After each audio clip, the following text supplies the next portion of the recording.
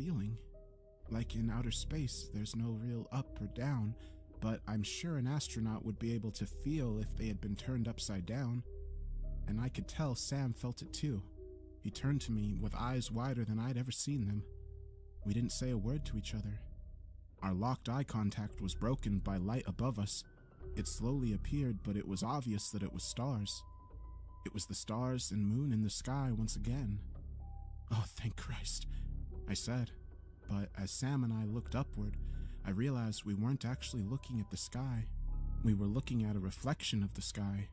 It had a slow, rhythmic motion refracting the light in a strange way. Then I realized we were looking at water. I looked overboard and saw that beneath us was the night sky, beautiful and bright now, unmoving, and above us was the ocean, daunting and dark but reflecting every star off its surface.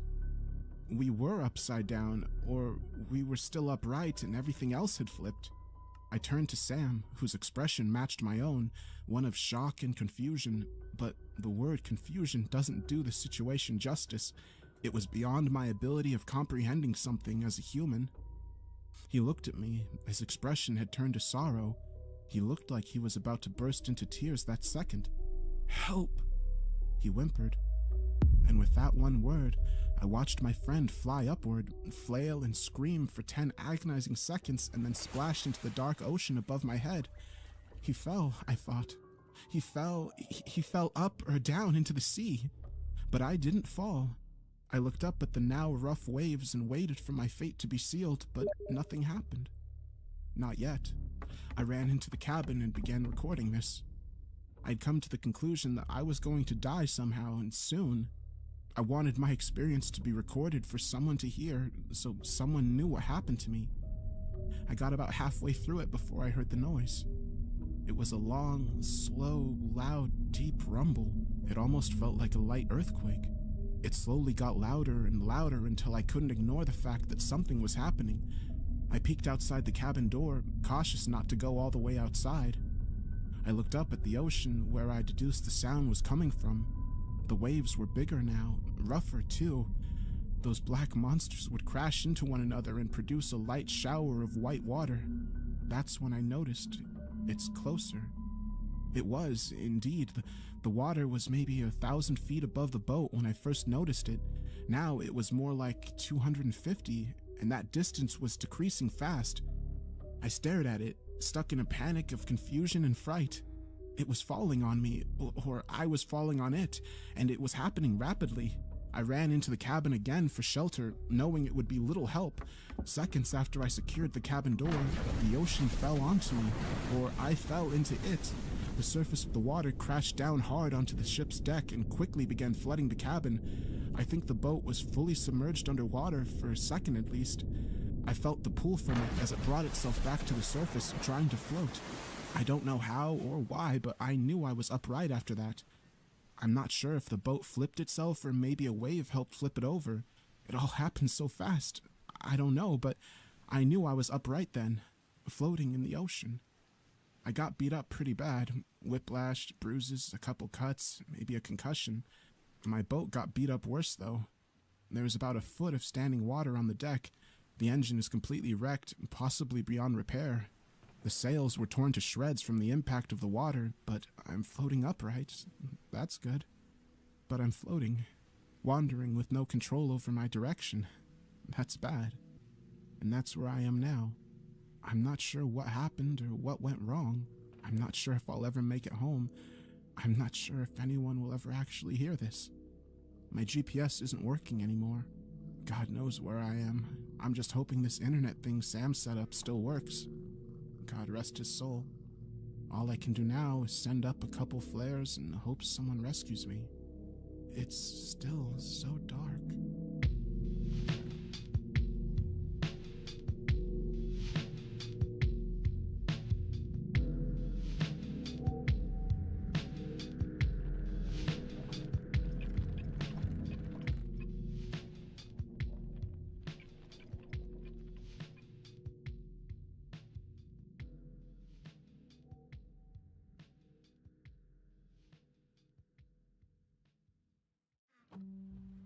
Yo, you've reached Richie.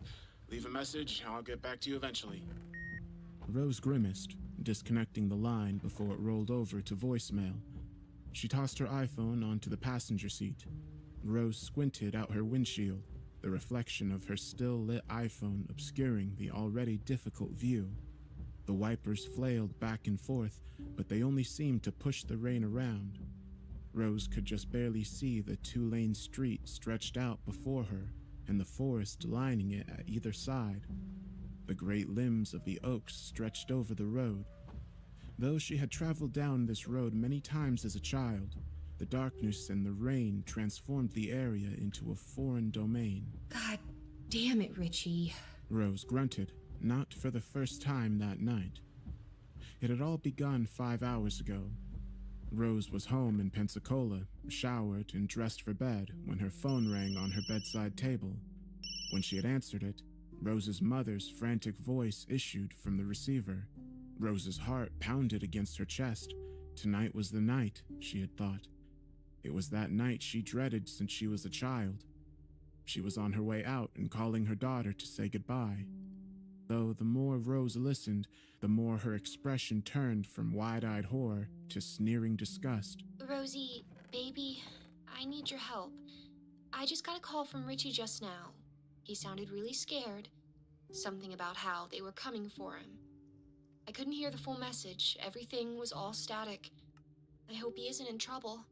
Even now, driving in the middle of the night through this torrential rain, she rolled her eyes. I hope he's sitting in a jail cell. Rose thought. It would serve him right.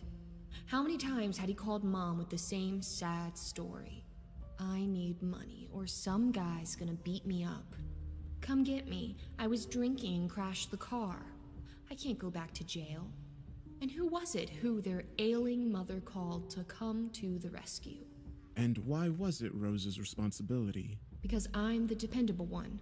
She thought, the reason that her mother would never put into words. Because how could she say something negative about her precious boy? Rose snorted, and her face felt hot. He wasn't the one who worked his ass off to get a degree. He didn't have to fight through high school because he was gay.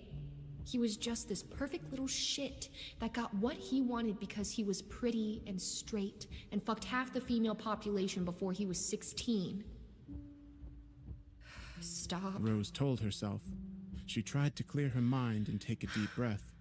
Richard wasn't worth this much strife. Rose turned the knob of the radio. The only thing that greeted her ear was static, nothing particularly out of the ordinary. Irvine, Florida was, as Rose often put it as a teenager, the land that time forgot, so finding anything worthy of note, let alone a radio station, was a chore. It was its own little burg nestled between a nature preserve and the Gulf. The nearest chain store beside Walmart was a good hour away in Ocala, and if you wanted something more gourmet than Chef Ronald McDonald or Colonel Sanders, you were shit out of luck. When she first left for college in North Florida, she swore she would never return. She turned the knob to 95.3 FM, Irvine's best hits. Sure, it was probably nothing but country songs, but at the moment, Rose would rather listen to Keith Urban sing about how he lost his girlfriend than the endless drone of falling rain. Yet, as the dial came to rest on the radio station, nothing but static escaped her speakers. Rose waited, part of her unable to grasp the fact that the station wasn't coming through. She used to turn it on during a hurricane, and the broadcast came in so clearly it was as though the reporter was right next to her. Things can't have changed that much. Sure, she had been away from Anne for a few years, but how much could a small town change over the course of a decade? Rose shut off the radio and let the silence consume the car once again. A faded white sign passed by. Rose didn't have to see it to know what it said. Welcome to Irvine, home of Lover's Lake. Population 7,390. It was one of those things that became ingrained in your memory when you grow up in a small town, like how the way the grain from McGibbon's farm smells, or how the fish bite out of the lake. It was the same monotony, the same provincial stasis that Rose had longed to get away from. The rain lessened, and the trees faded as she turned onto 7th Avenue. Squad brick shops with dark windows lined the road. Street lamps dotted the sidewalks, casting ghostly yellow light over the night. Looming over the town at the end of the road was the old Irvine Courthouse, a 3-story, perfectly square structure. A clock tower rose from the heart of the courthouse, giving the whole street an antiquated feel. A heavy silence hung over the deserted avenue like a blanket. Figures. Rose thought. The only things open at this hour were probably Jack's Bar and the 7-Eleven at the corner of 7th and 10th. Granted, Rose already suspected which one Richie was at. Rose pulled over in front of Tot's Toys, her Trailblazer nearly perfect in the show window's wet reflection. The purr of the engine was almost comforting in the near silence of the night. She snatched her iPhone and redialed her brother's phone number. She pressed it to her ear and almost immediately got the same automated message as before. Yo, you've reached Richie. Leave a message, I'll get back to you eventually. Rose sighed. At least there was a ringtone before. Prick probably has his phone off. Or it's broken. She sighed, throwing the phone on her lap. The preluding ache of a migraine tightened her forehead, and Rose raised a hand to rub out the pressure. Jack's Bar was probably the first place she should check, yet as she searched her memory, she couldn't remember where it was. It had just been another building when she was a child, one that was just swept by as the family went to school or that special meal at Pizza Hut. When she was old enough to recognize the bar for what it was, she didn't much care to go in. If she were to drink, it was preferably alone or with a few friends. Drinking with more than a handful of people was a surefire way to make an idiot of yourself. For the third time in the past 45 minutes, she snatched her iPhone and opened up the Maps app. She typed in the name of the location. No more had she pressed enter had a message appeared at the bottom of her screen. A route cannot be shown because your iPhone is not connected to the internet. Rose checked her connection to find that she had 2 bars. She tried it again. Still, the same message persisted. Give me a break. She muttered. Rose took a deep breath and tried to center her thoughts for her next move, though the growing ache between her eyes was making that difficult. The street was eerily quiet. A low mist rolled in, nearly obscuring the road in a ghastly white veil. The sky was nearly black, and the clouds parted only long enough for stray beams of moonlight to touch the world below. Every window was dark, showing nothing within except a foggy reflection. An aura of yellow light came from the end of the street, practically right across from the courthouse. The 7-Eleven. Rose sighed and crept the Jeep up to 7th Street. As she drew nearer, the old convenience store with its repurposed 1930s brick architecture came into view. There were no gas pumps out front. If you wanted gas, you'd have to go a couple of streets over to the Shell station. I should just go to Shell. Rose thought, feeling her stomach tighten at the thought of entering this particular 7-Eleven. She remembered the building briefly before its repurposing in the early 2000s. The only time she had been in the building when it was a funeral home was at her grandfather's funeral. She had been 9. On the way to the bathroom, she had somehow made a wrong turn and found herself locked in the morgue. By the time her mother found her 30 minutes later, she was in the corner, shivering in fright, waiting for any of the corpses to rise. Then she spotted Richie, 16 at the time, glancing from behind Mom and mockingly quivering. "Watch out, Rosie. All those guys from the funeral home are gonna follow you home," he had said for nearly a year after. "They're gonna come get you, and they want to be your boyfriend." At the time, Rose cried hysterically while Richie howled in laughter. It was that short time in the morgue and Richie's continuous mocking that made Rose weary of the building, even when it had been converted into a 7-Eleven. It was the reason why she had only been in the convenience store once since it opened. She had been in high school, and her friends wanted to grab snacks before heading back home. Rose only lasted a minute before she found an excuse to wait outside. Now, thinking of the incident made Rose's face hot. Any trepidation burned away. She snatched the phone from the passenger seat and parked in front of the 7-Eleven. The scent of rain lingered in the night, and the surrounding vapor made the air thick. Rose rounded on the storefront, her Nikes too loud on the quiet street. She caught a glimpse of her reflection and sighed. She hadn't had time to properly assemble a presentable outfit, so she wore a pair of old sweatpants and a large shirt she only reserved for exercising. Her auburn hair was matted and frizzy. Rose ran a quick hand through her unruly hair before grabbing the handle of the store's glass door. Trepidation flared within her once again, giving her pause. Her knuckles tensed against the door as though some force held her in place. "What's the matter, Rosie? Your boyfriend's waiting?" Richie's voice echoed in her head. Rose grunted, pulled open the door, and walked inside. She squinted at the assaulting fluorescent light. The interior had changed drastically from its bygone days as a funeral home. The building had once been divided into several smaller rooms and viewing areas. Now it looked as though a majority of the walls had been torn down to create an open space.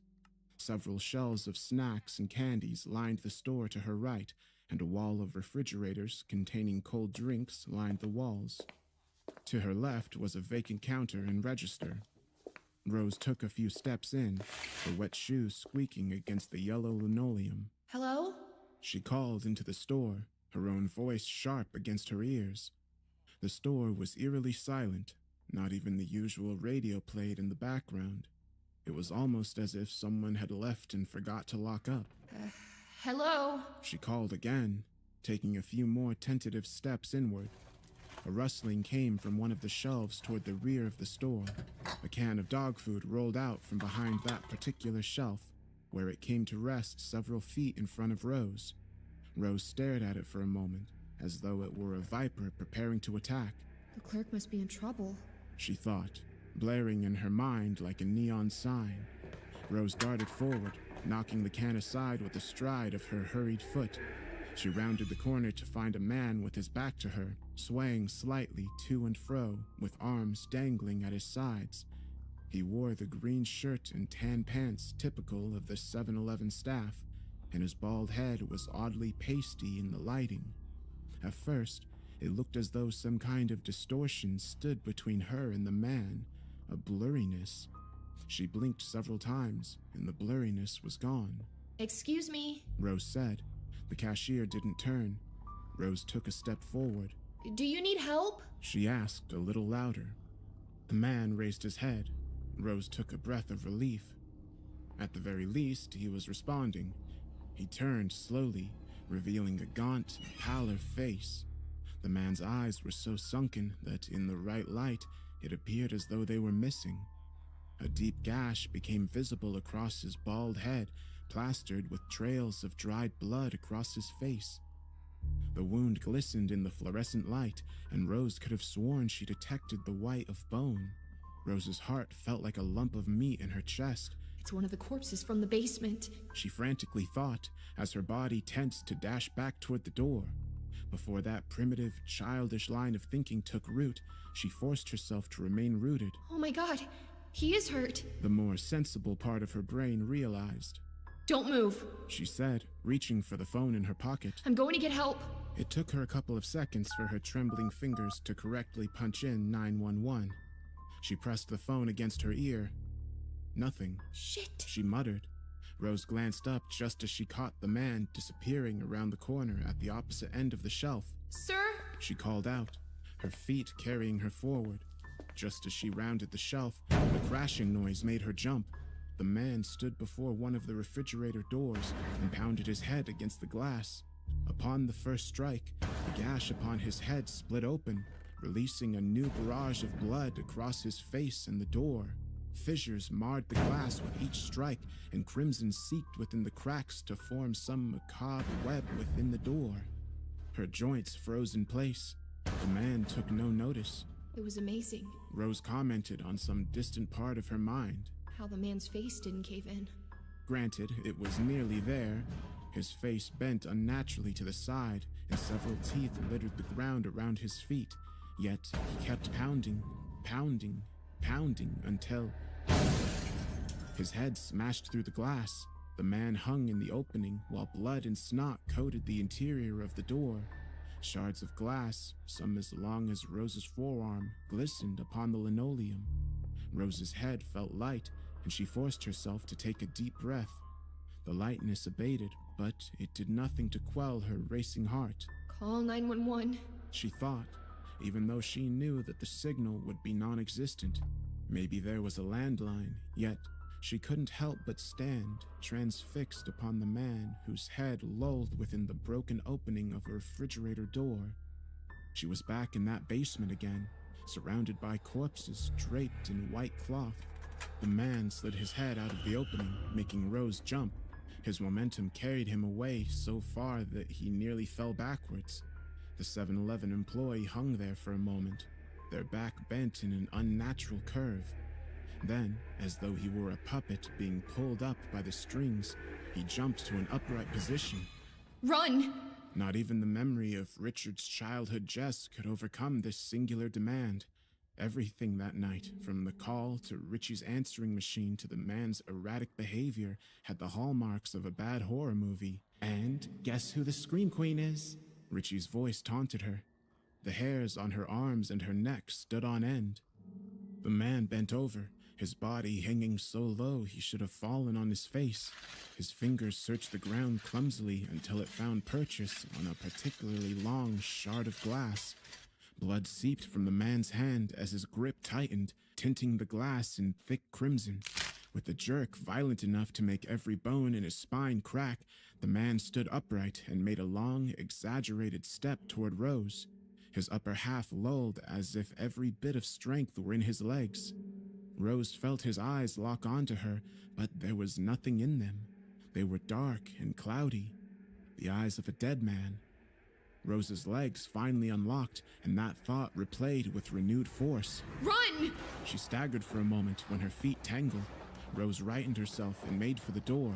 She expected to hear hurried footfalls behind, but all she heard were her own frantic steps toward the entrance. Pain radiated through Rosie's shoulder as she shoved through the door with enough force to make it slam against the wall outside. The glass shuddered, but it didn't break. Rose cried out, but ambled to her silver trailblazer. She pulled on the handle only to find the mechanism unrelenting. Panic blurred her vision. Rose pulled feverishly once and twice more to the same result. The whole time, Richie was whispering in her ear the old line from a Romero movie. "They're coming to get you, Rosemary." It wasn't until she felt the shifting weight in her pocket that she realized she had locked it. She dug her hands into her pants, her frantic fingers playing around the cold metal of her key ring. Something banged behind her. Rose glanced over her shoulder. The man stood before the door, his figure slightly humped and silhouetted in the fluorescent light of the shop. His head was bowed as though he couldn't summon the strength to lift it. Yet, in a brief, flailing motion, the man raised the shard and struck the glass of the door. "They're coming to get you." Rose wrenched the keys out of her pockets. Her fingers felt stiff as they cycled through the keys. She shoved the key at the lock. It recoiled off, leaving a healthy groove in the paint. Something moved in her peripheral vision. Rose didn't look up, only focusing on the key and getting into the lock. The key slid in. Rose tried the handle and the door popped open. She had just crawled in, shut, and locked the door behind her when the 7-Eleven's door burst open. The man tumbled into the misty night. Rose jammed the key into the ignition and turned. The engine turned over once before dying. A cold sweat dotted Rose's brow. She turned the key again. A half-hearted revving came from beneath the hood, but stopped just as quickly as it had begun. A shadow fell over her, followed by a... Against the driver's side window, almost as if by instinct, Rose turned toward the disturbance. The man from the 7-Eleven stood outside, the tip of the glass shard in his hand lazily gliding across her window. His head lolled as though his neck were broken. The blood from his forehead wound looked black in the dim light, and Rose could barely see his eyes within his sockets, though Rose was sure that he wasn't looking at her. Because he's dead. Her frantic mind protested. It was the thought that made her grasp and scramble across the seats so she could spill out the passenger door. Her shoulder struck the concrete, causing a spasm of pain radiating up her right side. As she stood, Rose noticed several other figures stumbling out of the storefronts and alleys. Some wore torn clothing while others looked pressed and unblemished. Most possessed some kind of trauma. Stab wounds or head wounds were the most common, though Rose's stomach twisted when she noticed a woman in her 20s ambling toward her with a slit throat. Rose opened her mouth, though she wasn't sure what sound spilled out. She wasn't sure where she was going, giving her feet control to zigzag around the people. Zombies. She told herself, They're fucking zombies. and sprinted down the back streets and avenues long since etched into her subconscious. Some animal instinct pressed her on without any comprehension of her surroundings. Buildings and streetlights became blurs. Regardless of how fast she ran, it was as though the undead were always just a step or two behind. The night was dead silent, only amplifying her dragged steps across the road. Rose didn't dare look over her shoulder, didn't dare see how many were following. 10, 20? Hell, maybe even an army. Maybe they were swarming out of the graveyards and morgues just to chase her, yet she didn't look back. She couldn't make that nightmare a reality, or else her knees just might give out, and then what? When Rose came back to her senses enough to comprehend her surroundings, she found herself looking down a familiar-looking street. Even in the non-existent moonlight, she recognized the nearly identical one-story house and the neatly trimmed lawns. This was a street that she had ridden her bike down, had played out in the neighbors' lawns all day on a Saturday afternoon, or almost ran over a mailbox the first time she tried her hand at her mom's Malibu. As though to punctuate the point, Rose turned to come face to face with the same house she had lived in throughout her childhood. The house was blue, its windows dark and its driveway vacant. Had her mother sold it already? She said that she was going to, as her mother had long since moved into an assisted living community nearly across the state. But there was no for sale sign. Rose pushed the thought away and darted toward the front door. Her steps felt heavy, and it sounded as though the shuffling of zombies were growing louder and louder, closer and closer. Rose wrenched open the screen door, turned the handle. Locked. She tried it again as though it would somehow magically unlock itself. Rose shoved her hand into her pants once again, hoping that she still had the key to this place. Her face drained of color as she realized her pockets were empty. Help! She screamed, pounding on the door. Help! The strike sounded hollow against the wood. A shiver ran through her. Maybe that was the whole town. Hollow. Just one big corpse pretending to still be alive, waiting to attack. A shadow fell over her as the shuffling footsteps, what sounded like an army of footsteps, sounded as though they were directly behind her. The door opened, revealing a shadowy figure. Rose's breath caught in her throat as she reeled back. The figure grabbed her arm and pulled her inside.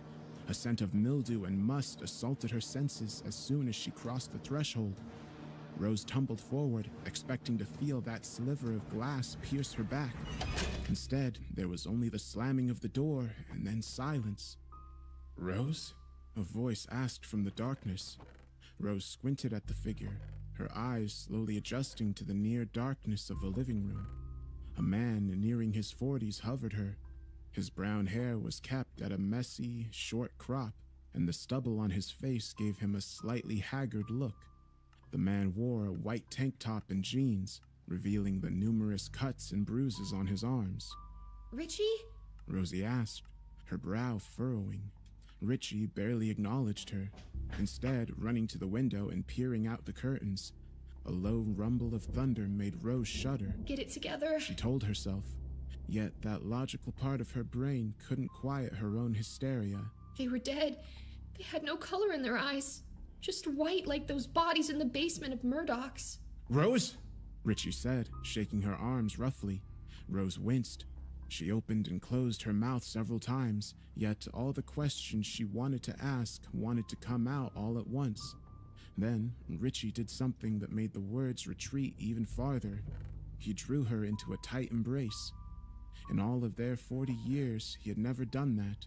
Smelling his musky aftershave made her want to vomit and pass out at once. "Jesus Christ, I can't believe you came." Rose finally wrenched away, eyeing Richie carefully. Something about him was off, though she couldn't tell what exactly. What happened? she finally whispered. Richie sighed as he released her and wandered back toward the living room's window. It wasn't until then that he noticed how bare the room was. The old couch she and Mom used to watch movies on, the old grandfather clock passed down from Rose's great aunt, the antique coffee table that her brother had bought for her mother's birthday. The only real nice thing that Richie ever did for me. Rose thought. They were all gone, leaving a shaggy gray carpet and the indentations where the furniture was supposed to be. It was as though it wasn't her house anymore. In all seriousness, it wasn't. It hadn't been Rose's home for a long time, or so she had thought. The memory of the home that was gone lingered in the back of her mind like a ghost. Sitting here in this hollowed-out husk left her with an empty feeling within her chest. "What happened?" Richie asked, grabbing a pack of cigarettes from his back pocket. He plucked one out, put it between his lips, and drew from it. Rose watched the ember glow as she waited for him to continue. After what felt like half an hour, Richie exhaled a cloud of gray smoke. "It was a few nights ago. I was down at Jack's having a beer. It was slow that night for some reason. I know you never cared for bars, but on Friday nights, it's usually rockin'. But something was off that night. I'm not sure what it was. Like the air was heavy and thick. It must have been what put people off. I just thought rain was on the way. About 9:30, Jimmy Mann comes running in, nearly scaring the shit out of us. 'They're coming,' was the only thing he'd say. 'They're coming out of the lake.' Mann was really losing his shit. Lou, the bartender over there, finally got a drink down him, and after a few minutes, got him calmed down enough to talk right." Richie took another long drag from his cigarette, the ember running down the length of it, nearly to the filter. He let out a long jet of gray smoke that seemed to linger there in the dark. Rose suppressed a cough. Jesus, She thought as she watched the feat. how can you do that and not hack up a lung? Richie placed the butt on the windowsill before turning back to his sister. "He said he'd been night fishing out on Lover's Lake when there was this big bang and a flash of light. He couldn't see what it was as the light was coming from the middle of the lake and he was on the pier, though he thought he saw some big metal thing where the flash came from. Said it sank too quickly for him to get a picture. Then he said they came out of the lake." The room momentarily brightened as a bolt of lightning struck across the sky. Moments after, the pitter-patter of rain struck the roof. You mean the zombies? Rose asked, her voice small and shaking. Is that what he meant? The zombies? Richie's eyes furrowed. He bowed his head so the shadows played across his face. For a moment, his eyes were hidden in the darkness, reminding Rose of the man in the convenience store. Her chest tightened, and the tingling sensation of an oncoming panic attack numbed her fingertips. Richie stepped forward, and the image was broken, leaving Rose cold and trembling. "They're not zombies," Richie replied, his voice low, a similar voice he used when he was trying to scare her. Was he trying to do that now? However, the usual smirk that played across his face when he tried to do that was absent. Instead, he stepped forward, grabbed Rose by the arm, and pulled her up. Rose's body hung limp at first, from exhaustion or a mental break, she wasn't sure, and it took what little willpower she had left to remain upright. He held her, if a bit rough, to the window. "Look behind them," Richie whispered in her ear. "Watch the rain." Rose refused to look out. She couldn't bear to look out at those pale faces, their stiff movements, the way their heads lolled on their shoulders. Richie brought his hand under her chin and forced Rose's gaze to the window. A thin veil of rain distorted everything, reducing the walking corpses to blurry figures. The air behind them shimmered, as though the rain hit and slid down something that couldn't be seen. The more Rose stared out into the rain, the clearer their forms became, or at least what the placement of the rain revealed. The outlines of humanoid creatures stood behind each corpse. They stood at least 10 feet tall, with bulbous, featureless heads bent down over the corpses they followed. If they did have any distinguishing features, Rose couldn't see them. It was like looking at glass. The area where the creature stood was distorted, but only betrayed an outline. Rose watched as the corpse of a young man stumbled forward a few steps, and the invisible creature held its long, thin arms over him. With every movement the young man took, the creature followed, as though it were a puppeteer and the corpse was a puppet. "Do you see them now?" Richie asked. Yes. Rose replied, her voice nearly a squeak. What are they? "I don't know," Richie replied. "We thought Jimmy had lost it when he told us. That was before corpses started getting back up in the morgues. Then the killing started. Bullets didn't stop them. Phones, cars, computers won't work right around them. We couldn't call for help. By the time everything was said and done, the streets were red with blood. Had it not been for the rain, they probably still would be." Rose chanced another look out the window. The rain slowed to a drizzle, so the giant's outlines became less defined. Why do they need corpses? She asked. Richie walked to her side, parting the curtain to look onto the street with her. He looked paler than she remembered. Probably from everything that's happened. Rose thought. I bet I look like a ghost myself. For the first time in forever, Rose felt sorry for him. "They can't touch anything that's not dead," Richie said. "They can't interact with most things on their own. I think they want to populate the world, but most of them can't get humans right. Most can't walk right, can't speak, can't emote. Not yet, anyway." Richie turned abruptly toward Rose, embracing her once again. The movement was so sudden that it nearly drove what little breath she still had in her lungs out. "I'm so glad you're here," he said. "We need to get out of here. Let people know." We will. Rose found herself saying. She raised her arms, where they hovered a moment before she wrapped them around him. It was a stiff hug, this being the first time she hugged him, really hugged him, and meant it. It wouldn't be so bad if his skin didn't feel like ice against hers. As Rose pulled away, her hands grazed the back of Richie's head. Something wet and sticky clung to her fingers. She brought her hand to the light to find a thick layer of blood coating it. Richie? Rose started, her eyes tight with confusion. When she looked into his eyes, she felt her skin grow cold. They were milky in the dim light. Dead. Rose opened her mouth, but what came out was barely audible. Richie smirked, his pale skin stiff and cracked. "Are you scared, Rosemary?"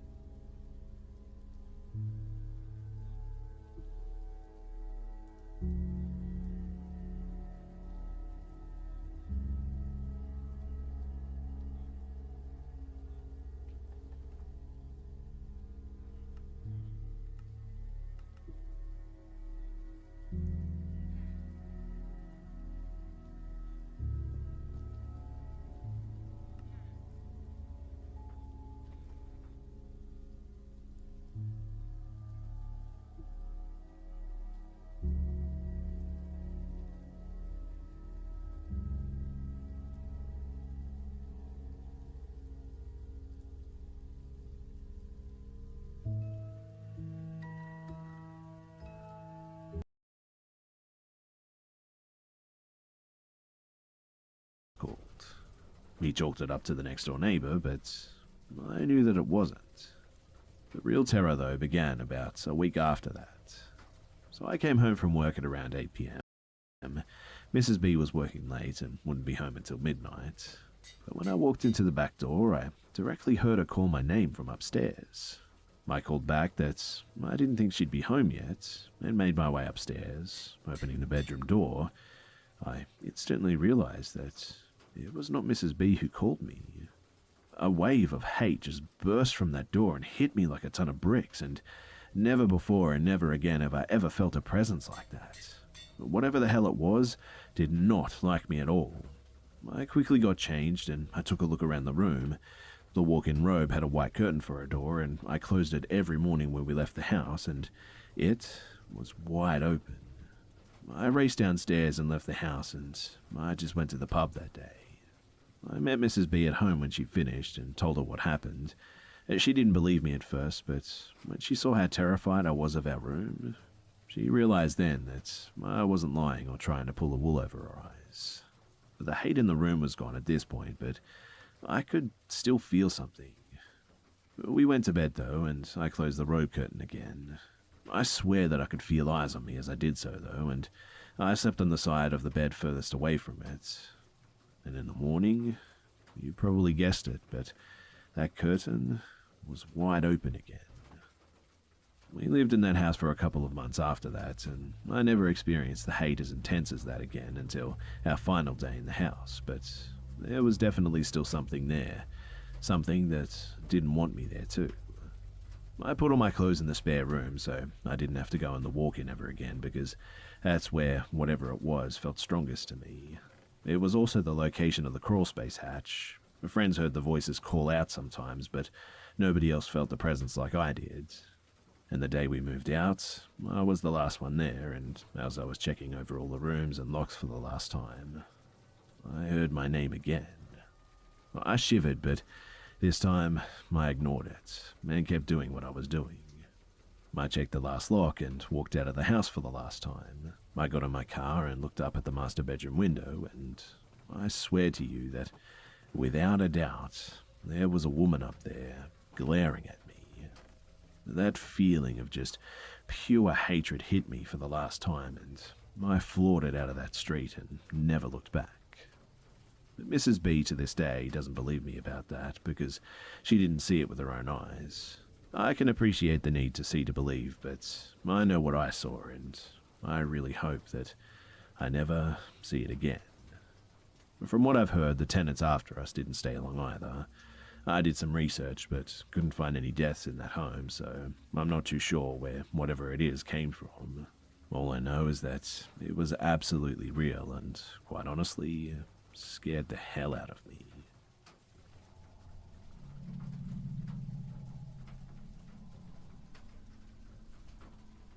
A few years ago, my boyfriend and best friend of 4 years had just dumped me.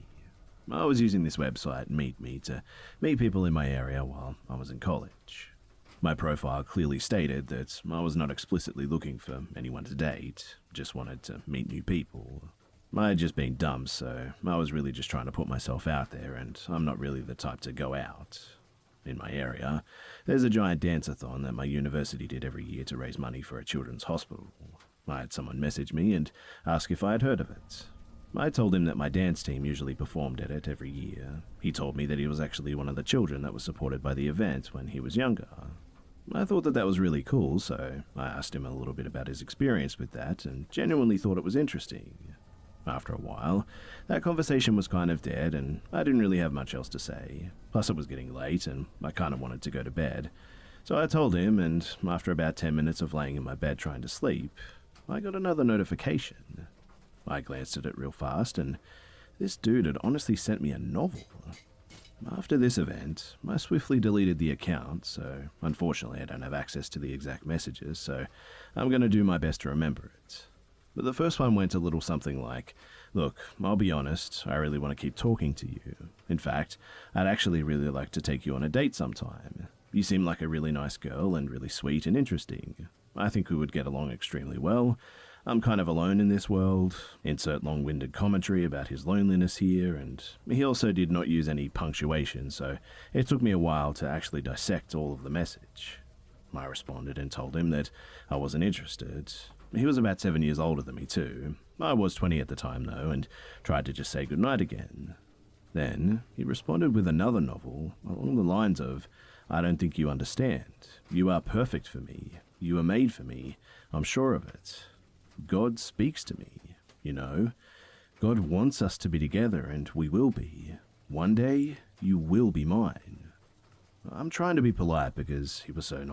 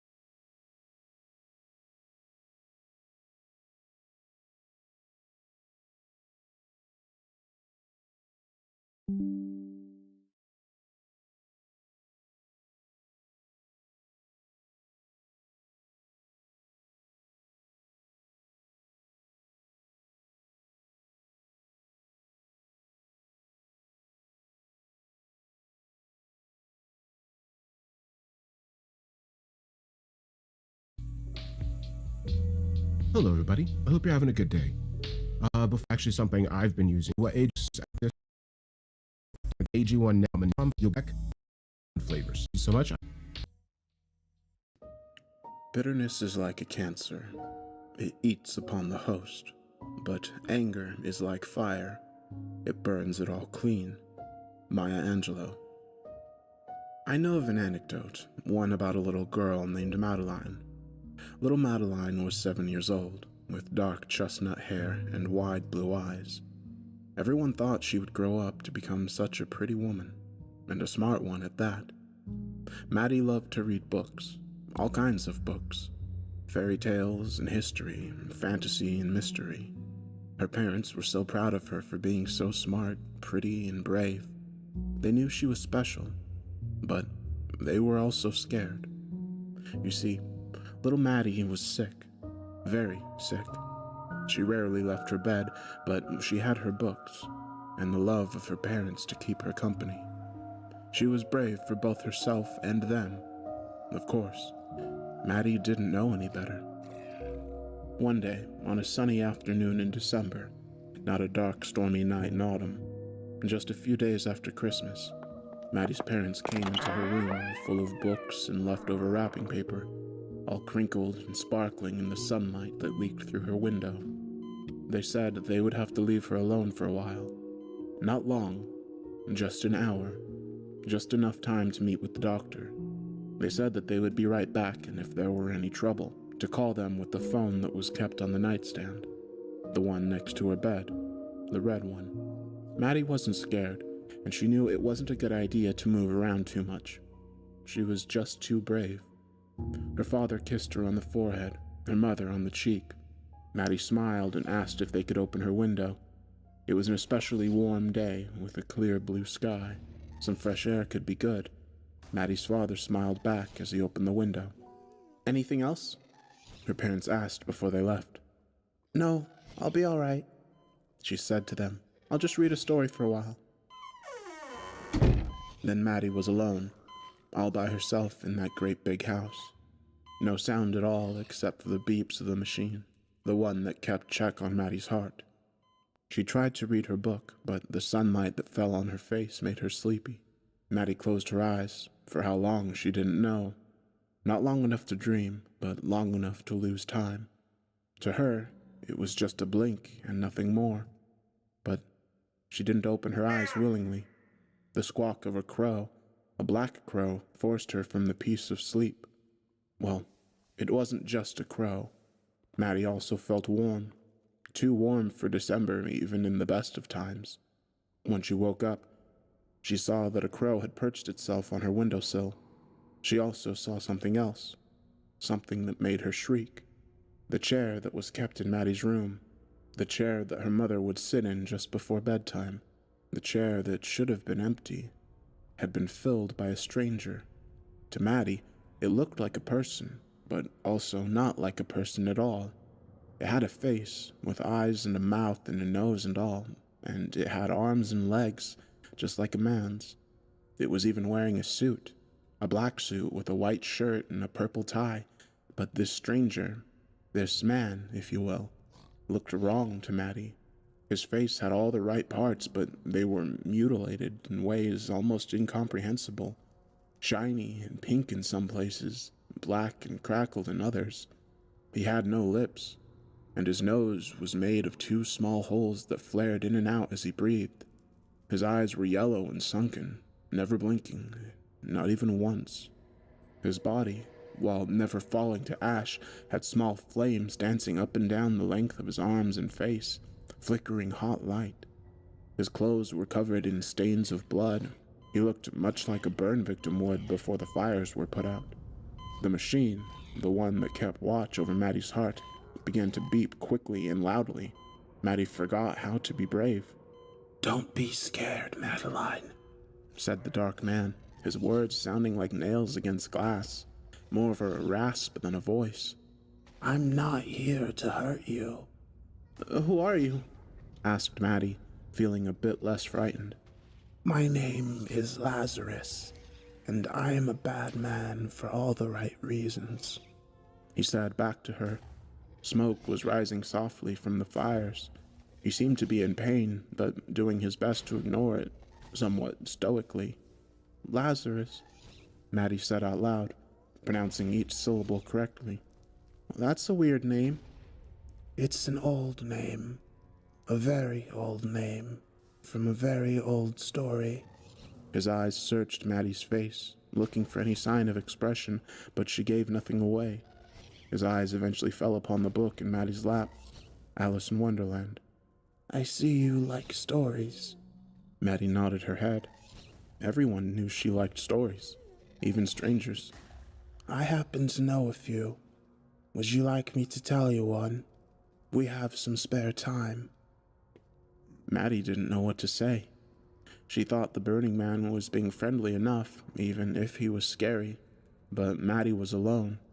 She was always alone, she realized. She never got to meet anyone new, so she decided it best to let Lazarus stay. Besides, she loved stories, even bad ones. Okay, she said. You can tell me a story, but you'll have to leave before Mom and Dad come home. I don't think they'd like you. Lazarus inhaled deeply, a wheeze through his mouth and an exhale of smoke through his nostrils. He nodded in agreement. There was once a family of rabbits, a mommy rabbit and 3 baby rabbits. They lived in a rabbit hole in the forest. They were happy. The baby rabbits would jump and play all day under the shade of the trees or in the tall grass of the sunny meadow while their mother looked for food in the forest. At night, they would return to their hole and they would snuggle together in the warmth and safety. They never worried about anything, as there was always plenty of food and fun things to do. They always had each other for comfort when they got sad or frightened. It was good. But one day, while playing in the meadow, a fox hiding in the grass approached the 3 little rabbits. They were unaware of the impending danger. Their mother came out of the thickness of the forest just in time to see the fox, but was far too away to call to her babies. She knew that she could not reach them in time to get everyone safely into the rabbit hole, and even then, the fox would always know where to wait. What did she do? Asked Maddie.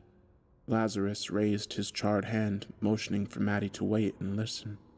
Well, the mother rabbit had a difficult decision to make. If she wanted her children to get away from the fox, then she would have to take action, but all actions have consequences. And she knew this, but she also loved her children more than she feared the fox. So, she ran out of the forest as fast as she could go. She ran toward the fox hiding in the grass, and when she was close enough, she called out to her children. "Go! Run back to the hole!" she yelled. The 3 little rabbits heard their mother just as they saw the fox, but the fox was no longer interested in the little ones. The mommy rabbit had caught his attention. As she led the fox further into the meadow, away from their hole and away from them, the little rabbits got away. Their mother was not so lucky.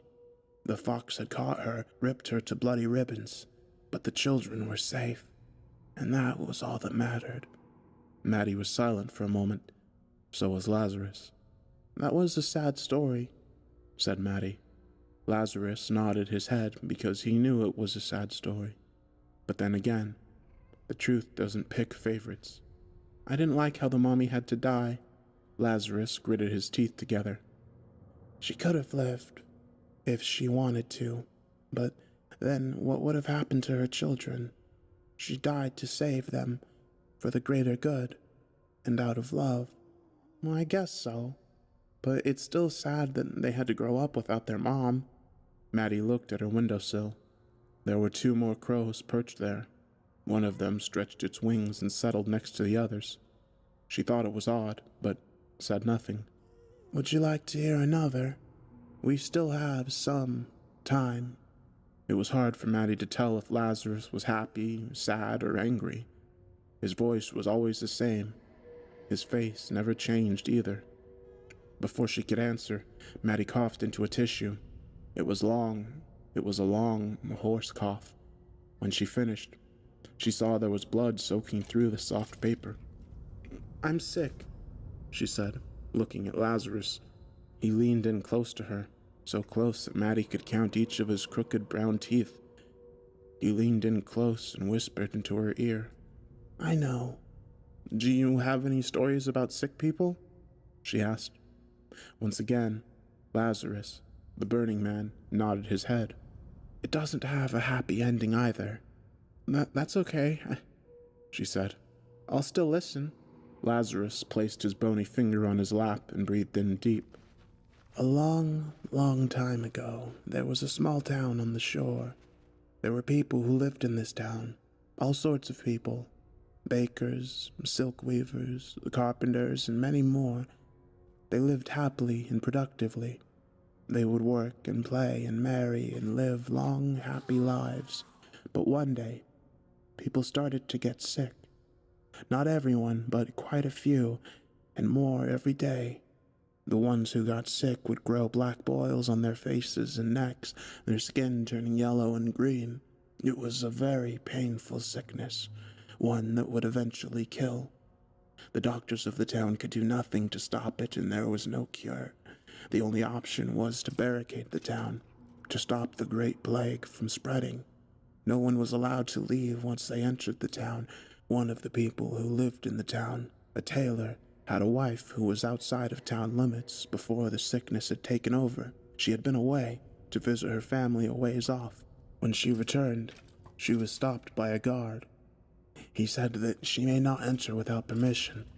The tailor's wife begged and pleaded to the guard, telling him that her husband, the man she loved, was in the town. The guard finally told her that if her husband would allow it, then she would be able to enter. He also warned her that she would not be allowed to leave again. Word was sent to the tailor that his beloved wife was awaiting his permission at the gates. At first he was overjoyed at the prospect of seeing his dear wife again, as he had been very lonely since her initial departure, but as he thought upon it, the tailor's heart began to sink. He realized that if he were to allow his wife to enter the town, that he would condemn her to the same fate as so many others. The thought of her suffering through the sickness, the sores and the bile and rot, the festering misery, he could not allow it.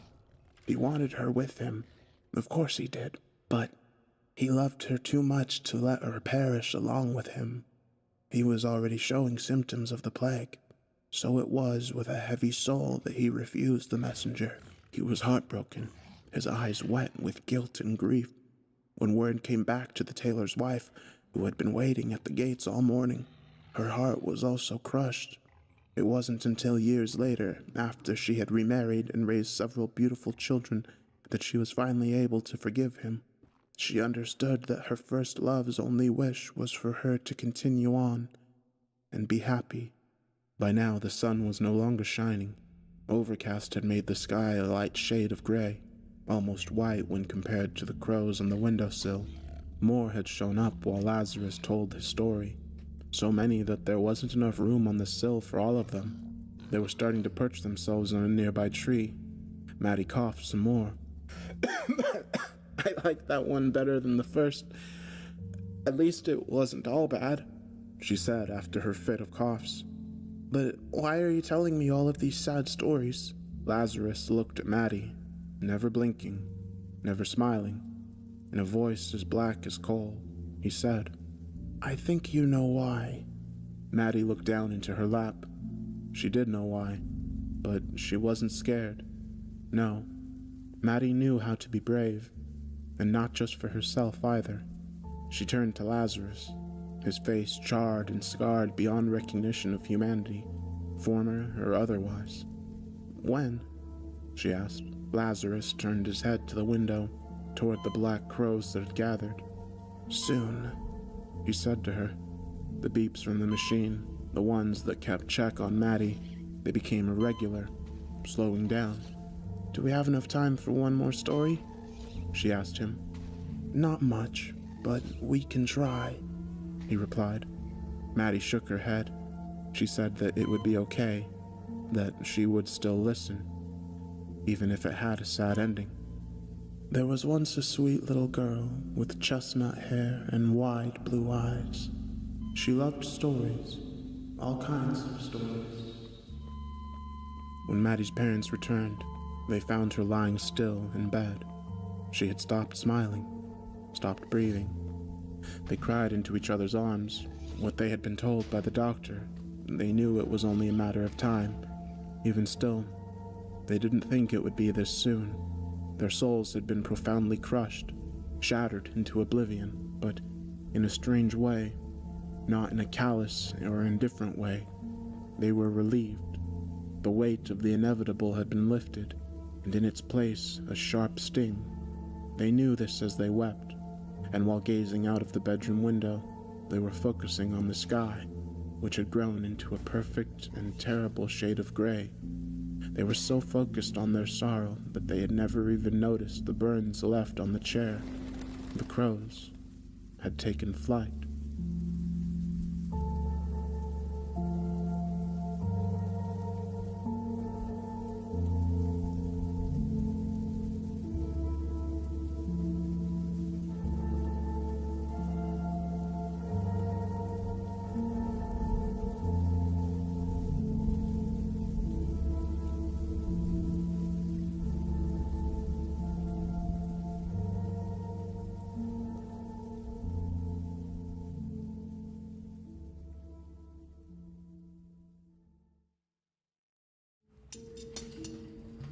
Am I going to die? The kid asked me as he was being rolled into the operating theater. It was a question I'd heard 1,000 times before, but answering it truthfully hadn't become any easier, even after years at the hospital. Of course not. We're gonna fix you right up. I lied. He'd been crushed in a horrific car accident, and though we would put all of our effort into saving his life, hope was a limited resource. The fact that he even remained conscious despite losing most of his blood was bizarre enough, but after 10 years on the job, nothing surprised me anymore. The anesthesiologist quickly put him under while we scrubbed in for surgery. Damien would be the surgeon, a specialist in polytrauma cases, and I'd assist. No sooner had we opened him up before we shared a look of disappointment.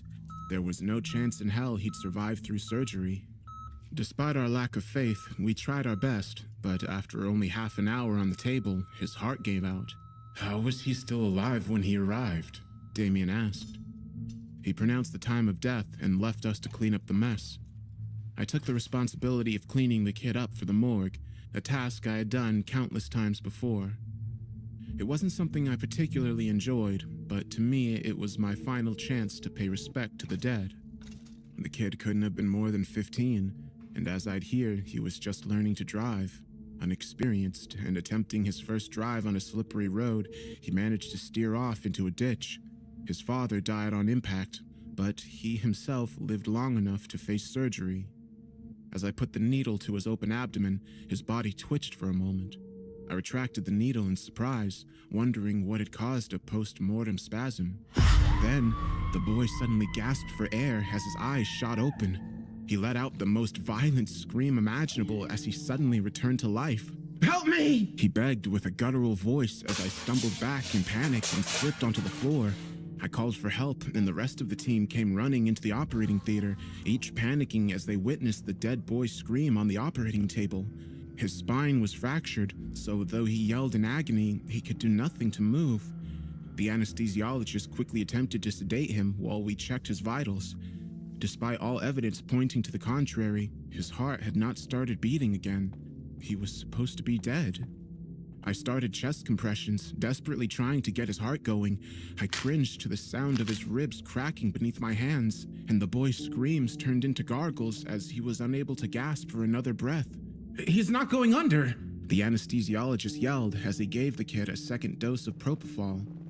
Of course, without a functioning heart, there'd be no way for the drug to flow through his veins, even as I tried my best to pump for him. After an hour of compressions, the chief of surgery had intervened and ordered us to stop. At that point, we caused more damage than we helped.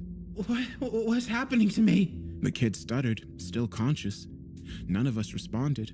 We couldn't find any words to describe the horrific sight before us.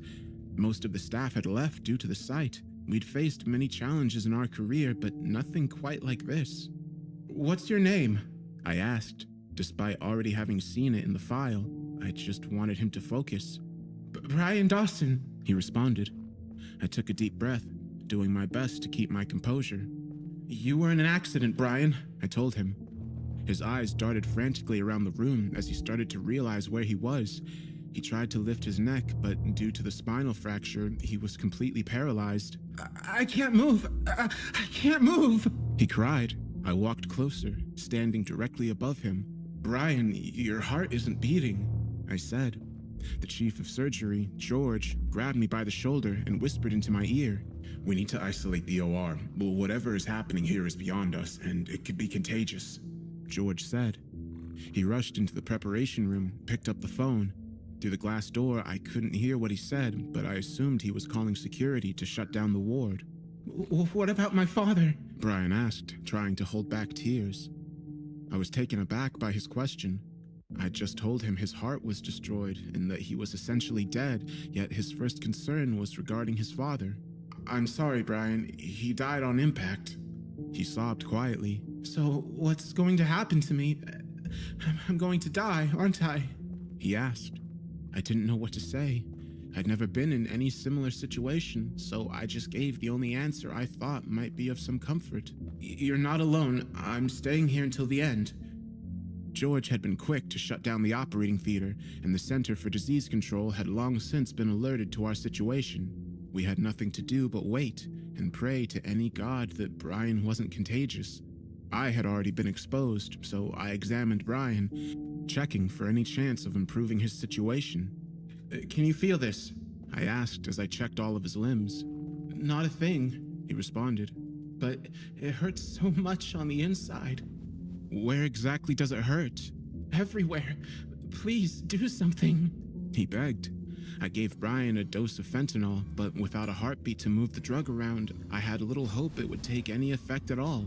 To keep him distracted from the pain, I asked mundane things about his life, what his hobbies were, family stuff. He was smart enough to realize my intentions, but went along with it, either out of fear or because he actually hoped someone could save him. Hours passed while we waited for someone to tell us what to do. Half of the surgical staff had been put into quarantine, terrified that they might be infected. Finally, the CDC arrived on the scene, fully geared in hazmat suits. They allowed us to roll Brian into his own space. A pre-operation room had been evacuated, so he could stay somewhat comfortable. The rest of us would be put into the surgical office while the situation was being assessed.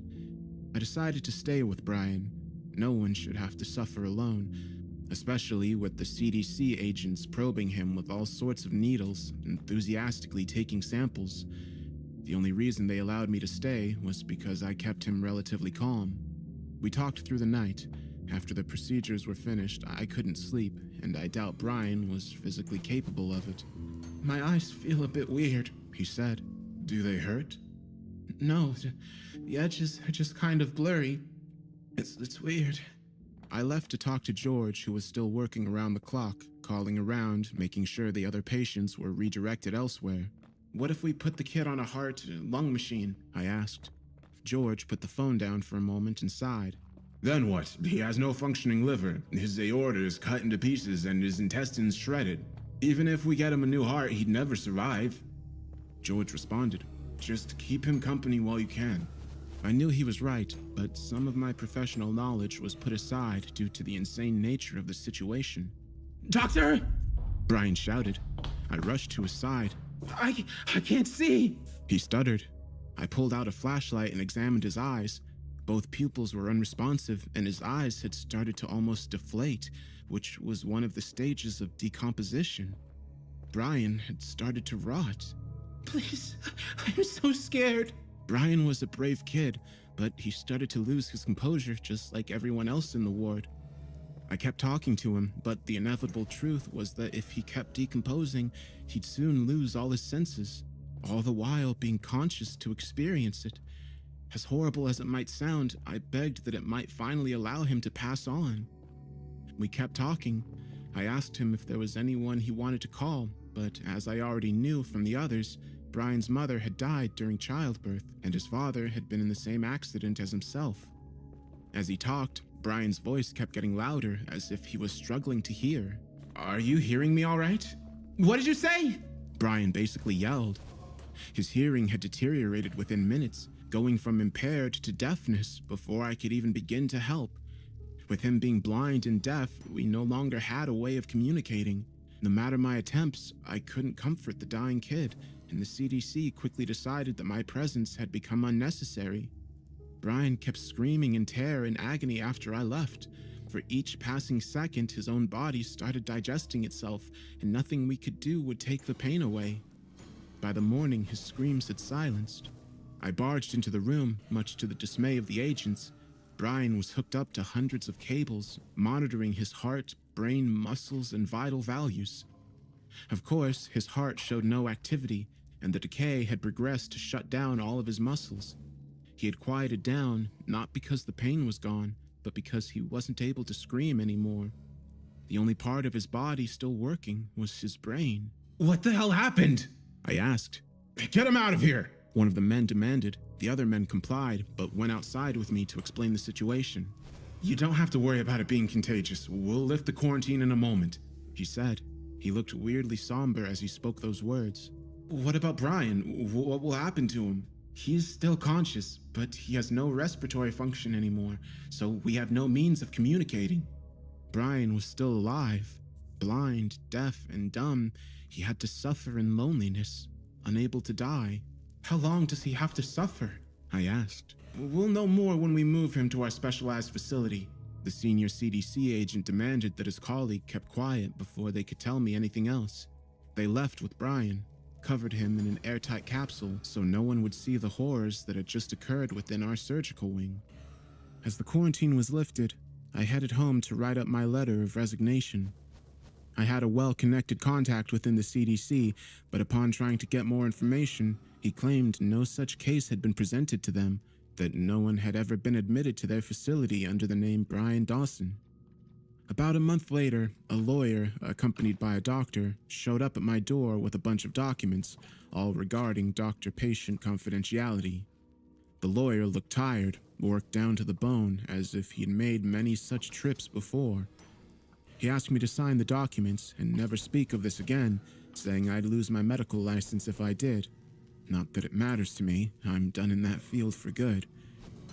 I was given an injection by the doctor. He told me that Brian's disease was not unfamiliar to them and that it was extremely contagious, but only upon death. He explained that half the population is infected with a disease that keeps the brain conscious for hours, even days following death. Brian's case was special in the sense that he actually retained some motor function and was able to speak to us. The injection given was not a cure, it only prevented me from spreading the disease. But once I die, I'll suffer a fate similar to Brian's. I just hope someone will stay with me when it happens.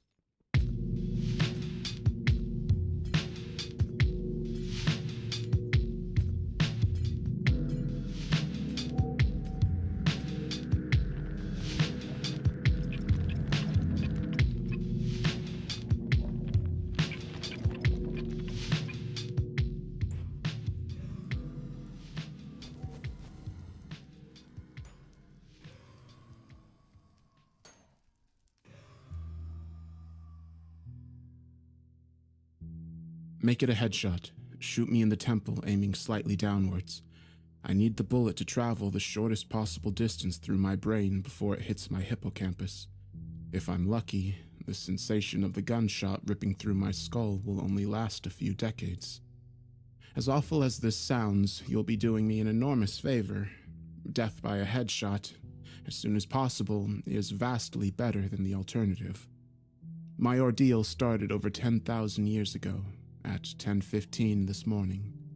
I earn extra money by participating in drug trials. I'm a so-called healthy subject who takes experimental drugs to help assess side effects. Once it was a kidney drug. A few times it's been something for blood pressure or cholesterol. This morning, they told me the drug I took was a psychoactive substance intended to accelerate brain function. None of the drugs I'd ever tested so far had ever done anything like this, in the recreational sense. In other words, none of the drugs I've ever tested have given me a killer buzz or mellowed me out or anything. Maybe I've always ended up in the placebo group, but nothing I've ever tested has affected me at all.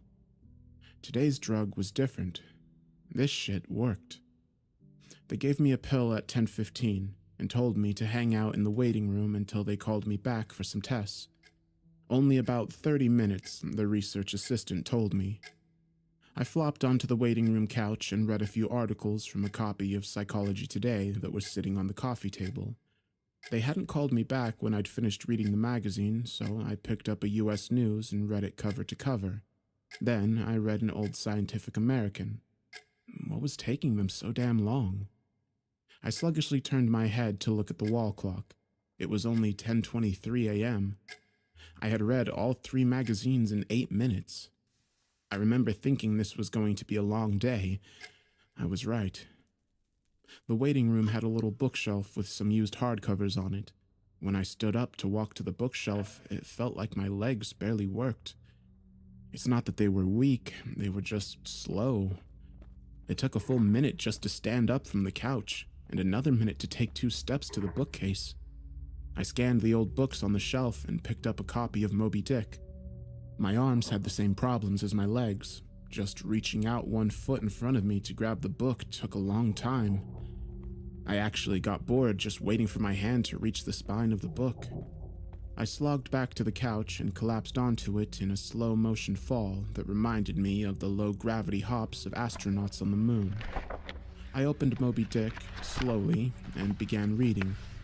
I started with "Call Me Ishmael" and got as far as Ahab throwing his pipe into the sea, which was all the way in freaking chapter 30, before they called me back. "How are you feeling?" The research assistant asked me. "I feel slow," I said. "Actually, it's the other way around. Everything seems slow because you're so fast." "But my legs, my arms, they're moving in slow motion." "Your body seems like it's moving slowly because your brain is fast. Your brain is running 10 or 20 times faster than normal. You are thinking and perceiving reality at an accelerated pace, but your body is still constrained by the laws of biomechanics.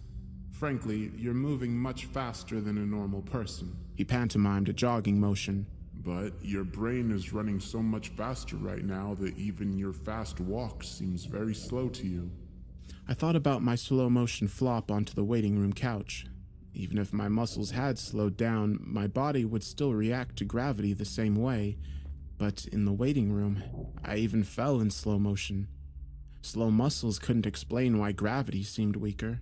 My brain was going at warp 10. That's how I managed to read 3 magazines and the first 30 chapters of Moby Dick in 15 minutes. They ran a series of tests on me. They made me juggle 3 balls, then 4, then 6. I had no problems keeping 6 balls in the air because they seemed to be moving so slowly. It was boring, frankly, waiting for each ball to move through its arc so I could catch it with my slow-motion hands and toss it back into the air. They threw Cheerios in the air and I caught them with chopsticks. They dropped a handful of coins and I counted the total value before they hit the ground. The cognitive tests were less fun, but very illuminating. Finish a 50-word search, 3 seconds. Solve an intricate maze drawn onto the poster-sized paper, 2 seconds. View a slideshow projected at 10 images per second and answer detailed questions about what I saw, 95% correct. They told me I measured over 250 on the Knopf scale. Apparently, that's deep into the superhuman range of thinking speeds. Then they sent me home. "It'll wear off in a few hours," they said. "which will seem like days to you. Try to use the residual effects to get some work done. Catch up on work emails while you're still in high speed mode." The ride home was horrible. It was only 3 metro stops, and in real-world time, it only took about 35 minutes. But in my drug-accelerated hypertime, it felt like days. Days. Just walking out of the medical research suite to the elevator seemed like it took an hour. I sprinted out of the office, willing my legs to push me faster, but the laws of biomechanics held me prisoner. As accelerated as my brain was, I couldn't do anything to make my legs work faster. The huge disconnect between my body and mind made it extremely difficult to judge how and when to slow down, turn, or rotate my body. I had basically turned into a giant slow-motion spaz. I misjudged my speed and rammed into the wall by the elevator button at a pretty good speed. Even though I could see the wall coming at me, I couldn't make my finger, outstretched to hit the elevator button, move away fast enough, and I jammed it against the wall, hard. The pain was intense. If my brain had been running at regular speed, it probably only would have hurt for 30 seconds or so, but in my accelerated state, the intense pain seemed to last for half an hour, 45 minutes maybe. The elevator ride was horrible. It felt like I spent 4 or 5 hours just descending 7 floors, with nothing to look at but the interior of the elevator car. I sprinted to the metro station. I have to admit, this part was almost fun, even though my body moved at what seemed to me super slow speed. I could still carefully choose how and where to place my feet, swing my arms, and turn my torso. It only took a block or two to get used to having a brain that ran 24 times faster than my body. Then I basically sprint danced the rest of the way, twisting and juking between people on the sidewalk and dodging moving cars with inches or minutes of clearance. I spent an hour, in my time frame, descending into the subway and running to the platform. Endless tedium waiting the 6 minutes for the Red Line train to arrive. Although there was more to look at on the metro platform than inside the elevator, it was still intensely boring. I should have stolen that copy of Moby Dick. The red train roared into the station in slow motion. The normally high-pitched squeal of its brakes was frequency shifted by my high-speed mind to a long, low tone, like a monotone tuba solo. It wasn't just the squealing subway train that was 3 octaves lower than normal. All sound was slowed to the point of near inaudibility. Voices were gone, shifted below the threshold of frequency of my hearing. I did manage to hear a screaming baby on my subway car. Her shrieks slowed to sound like whale songs. Sharp sounds like a car horn or trucks bouncing over potholes were low, muddied roars like distant thunder. Back at the research office, I could still hear and communicate with the research staff, but now, verbal communication with anyone would be impossible. The effects of the drugs were still intensifying. I spent what seemed like days on that Red Line train. Days listening to the whale song of the screaming baby and the tuba solo of the brakes. Where ordinary voices were frequency shifted out of my audio range, smells didn't seem to be affected. I never became nose-blind to the body odor, the stench of the train's brakes, and the melange of farts and other smells wafting through the metro car. I finally got back to my apartment. Sprinting through my open door and into the front hall at full speed was like a slow, relaxing drift down a lazy river. I was relieved to be home. At least I had stuff I could do there. I picked up the book I was reading, 100 Years of Solitude, and finished it, despite turning the pages so quickly that I tore many of them. It seemed like most of the time I spent finishing the book was spent on page turning and not actual reading. 3 minutes had passed since I got home. I tried surfing the internet. My God, it takes a long time for computers to boot these days, but it was too frustratingly slow. Hours, seemingly, to load each new page, and a fraction of a second to read it. 100 articles in my newsfeed read and just 3 more minutes done. I dipped into my pile of yet-to-be-read books and finished 2 more. 4 more minutes had passed. I decided to try to sleep off the remaining effects of the drug. Unfortunately, whatever part of my mind is responsible for perception, the part that's been accelerated to hyperspeeds by the drug, isn't the same as the part that governs sleep. Despite being awake for what I perceived as days, my physical brain still thought it was 1:25 p.m. It was not ready for sleep. Nevertheless, I tried to sleep. I walked to my bedroom, a slow 45-minute drift through my apartment, and flung myself into bed, lazily falling like a feather onto the mattress. I closed my eyes and laid there for hours and hours, 10 minutes of reality time before giving up. Sleep would not come. I was facing what was going to feel like days or maybe even weeks of being trapped in a slow-motion prison. So I took an Ambien. The sensation of the pill and the splash of water I used to swallow it sliding down my throat was sickening. A lump that blocked my breathing, moving like a slug down my esophagus. I read a book. 10 minutes had passed. I read another. 18 minutes since I took the Ambien. I threw the book across the room in disgust at my situation. The book slowly pirouetted and spun through the air like a leaf blowing in the breeze. It hit the wall with a long, faint rumble, the only sound I heard for what seemed like hours, then drifted to the floor like a flip-flop sinking into a swimming pool. The force of gravity hadn't changed since I took the pill. The laws of physics were the same. It was just my perception of time that had gone wacko. This meant I could use the speed things seemed to fall in as a way of judging the effects of the drug. Based on how long it took the book to drift to the floor, I estimated the effect of the drugs were still intensifying. I read a magazine.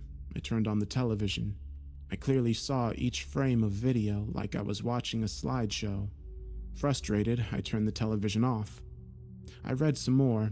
The first 2 books of Churchill's A History of the English-Speaking Peoples. Not exactly a light read. Frankly, I hated it, but given the hours of tedium it would take to get another book off my shelf, just sitting on the couch and reading Churchill was better, or at least less worse. It had been 35 minutes since I took the Ambien. I lay down on the couch and closed my eyes. Time passed. I inhaled. An hours-long process. Time passed. I exhaled for more hours. Sleep would not come. I needed a new plan. I decided to go back to the offices where they gave me the drug. Maybe they would have something that could counteract its effects, or at least something to knock me out until it wore off. I exited my apartment as fast as possible, taking hours in my time frame to do so. I didn't even bother locking the door. It would have taken too long. Down the stairs, it's faster than the elevator if you run. Through the lobby, out the front door and onto the street. These few things felt like a long day at the office. Sprinting down the street, dancing and weaving between pedestrians with what must have looked like to them superhuman dexterity. Down the first flight of stairs at the metro, across the landing, another hour. Then onto the second flight of stairs. That's when the Ambien hit me. The Ambien didn't make me sleepy, not at all. Instead, it must have had a severe cross-reaction with the experimental drug I took this morning. I was bounding down the second flight of stairs, moving in slow motion, but still making perceptible progress, then wham! Everything stopped. The dull roar of the street and the metro noise ceased, replaced by the most perfect silence I've ever experienced. My downwards motion seemed to completely freeze before the Ambien kicked in. My perception of time was maybe a few hundred times slower than real time. After the Ambien took effect, time moved thousands of times slower.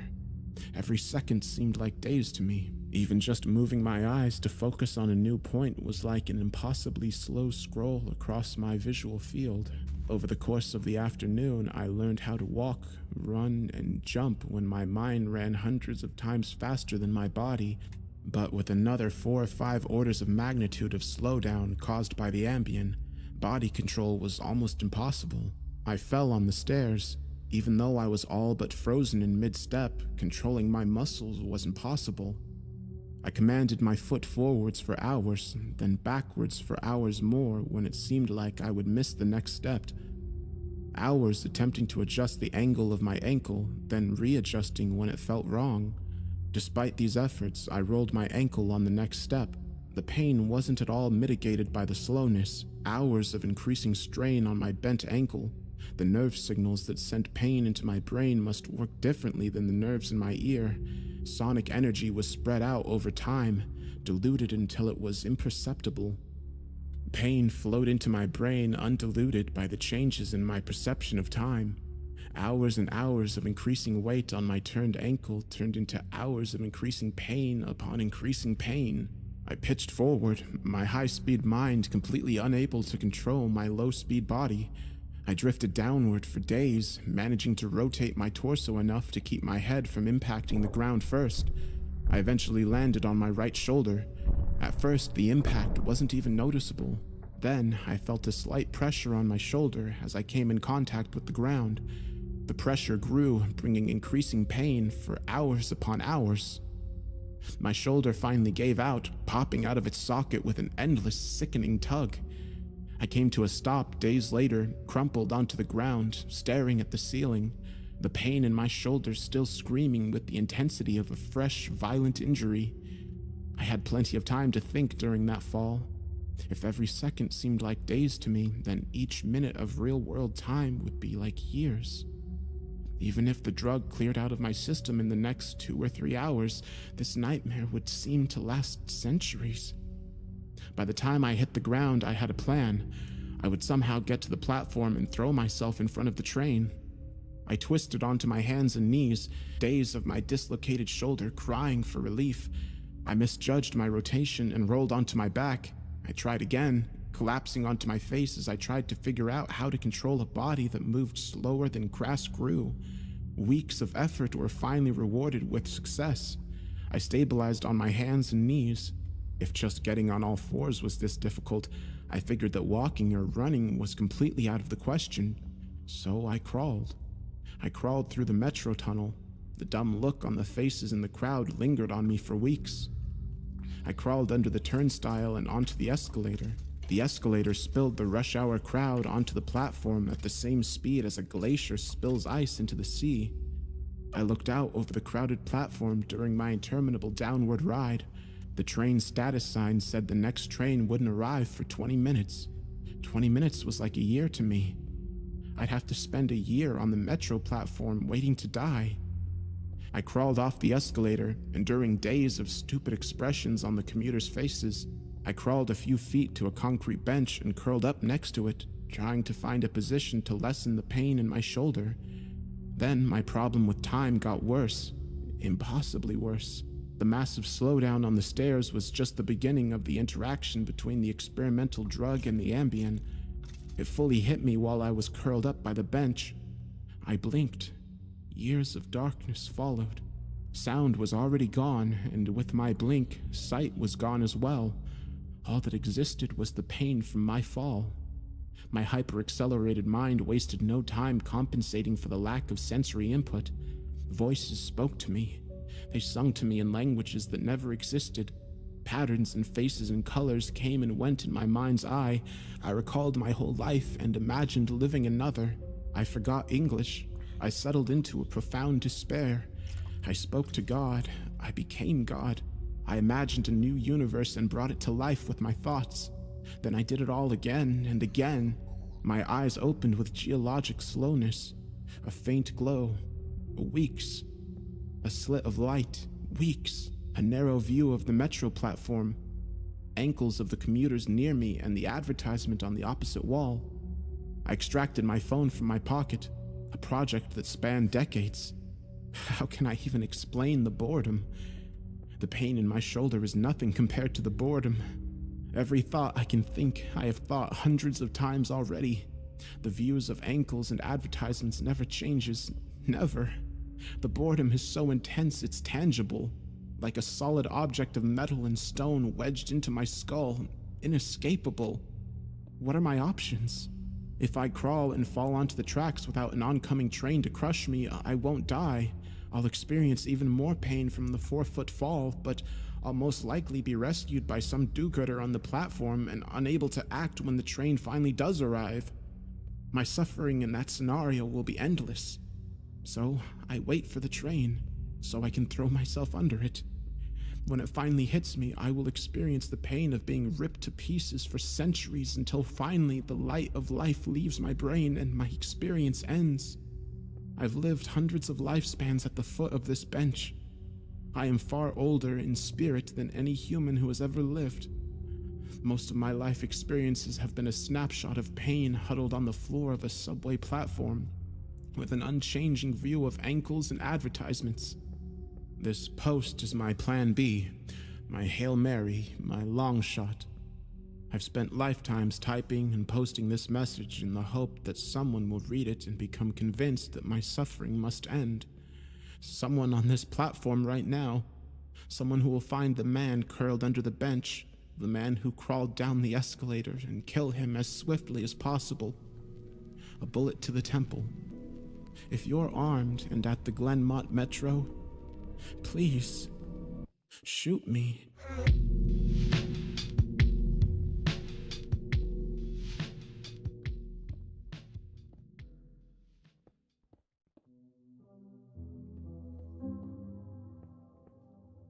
No person, well actually, no living thing, has experienced more suffering than clinical trial subject S-47.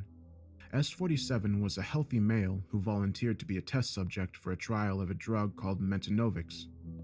Mentinovix typically yields mild improvements in memory and cognition. S-47 had a different reaction to the drug. I'm the research scientist who administered the dose of Mentinovix to this poor man, and I consulted with his doctors in the ER after he was found crumpled under a bench at the Glenmont Metro station. I have first-hand knowledge of the devastating trauma that a Mentinovix cross-reaction can produce, so I couldn't understand why someone would beg me to put them through what S-47 had experienced. Then, I took the drug myself. Mentinovix is essentially a calcium ion accelerator paired with a protein that binds to certain dendritic neuroreceptors. It makes signals flow faster through the brain, a lot faster. When I administered a mental speed assessment to subject S-47 30 minutes after I gave him 25 milligrams, he was able to perform incredible, inhuman mental feats. He finished a 50-word word search in 3 seconds, solved a maze drawn onto a poster-sized paper in 2 seconds. His mind worked fast enough to catch thrown Cheerios with chopsticks. Mentinovix had pushed him well into the superhuman range of thinking speeds. His mental speed was still accelerating when he left our offices. I told him to enjoy the extra time he would seem to have, since, to his super-accelerated brain, minutes would seem like hours. At the time, I thought S-47 would view the drug's effect as a positive thing. I pictured him at home, happily speed-reading through books he wanted to find time to read. That's what I would have done, or so I thought. It didn't occur to me that from his point of view, just getting home from our office would seem like it took days. He must have experienced hours of perceived time just in the elevator from our office. A day waiting for the next train, and another day crammed inside a crowded and smelly metro car. If I'd thought of that while he was still in the office, maybe I wouldn't have just sent him on his way with nothing more than a Mentinovix trial pamphlet. But what happened to S-47 was much, much worse than experiencing the equivalent of days on the metro. 90 minutes after I sent him home, I got a call from the ER at the White Oak Hospital. A man had been found behaving bizarrely under a bench in the Glenmont Metro station. By the time he reached the ER, he was unresponsive. Personnel in the ER found the Mentinovix trial pamphlet in his pocket and called my lab. I took a blood sample and ran an engram decay. I'm oversimplifying the neuroscience here, but basically, the cells in a conscious brain continuously make new connections and tear down existing connections. The new connections represent learning, and the torn down connections represent forgetting. When we sleep, cerebrospinal fluid washes away the metabolic debris from this activity. The test I ran measures how much engram decay, forgetting, has happened since the last sleep cycle. Engram decay is a good way of measuring the equivalent duration of consciousness, how long a patient has perceived they have been awake. We use this in the Mentinovix trials to measure the acceleration in thinking speed. More engram decay means the subject has perceived a longer period of consciousness. S-47's engram decay results were incomprehensibly large. I ran the sample 3 times to make sure nothing was wrong with the lab equipment. I got the same result each time. Subject S-47's brain had run so fast that in the 90 minutes between leaving the lab and winding up in the ER, he had perceived 8 million years of consciousness. The man had been awake so long, in his perceived time frame, that he had forgotten everything, literally. His mind had been running so fast that even the nearly instantaneous act of blinking would be perceived as thousands of years of darkness. From his massively sped-up perspective, his view of the metro station from under the bench must have been an eternal, unchanging scene. The near-complete lack of mental stimulation he experienced, and the 8 million years of perceived time were utterly devastating. His brain tore itself down in an act of forgetting. The ER sent me an fMRI scan. His cortex had no activity. His gray matter was essentially a collection of disconnected neurons. At the time, we had no way of knowing what caused this extreme side effect, but we noted that his blood work showed that he had recently taken a sleeping aid. We guessed that the 25 milligram dose of Mentanovex, already unusually active in this subject, interacted with the sleeping drug.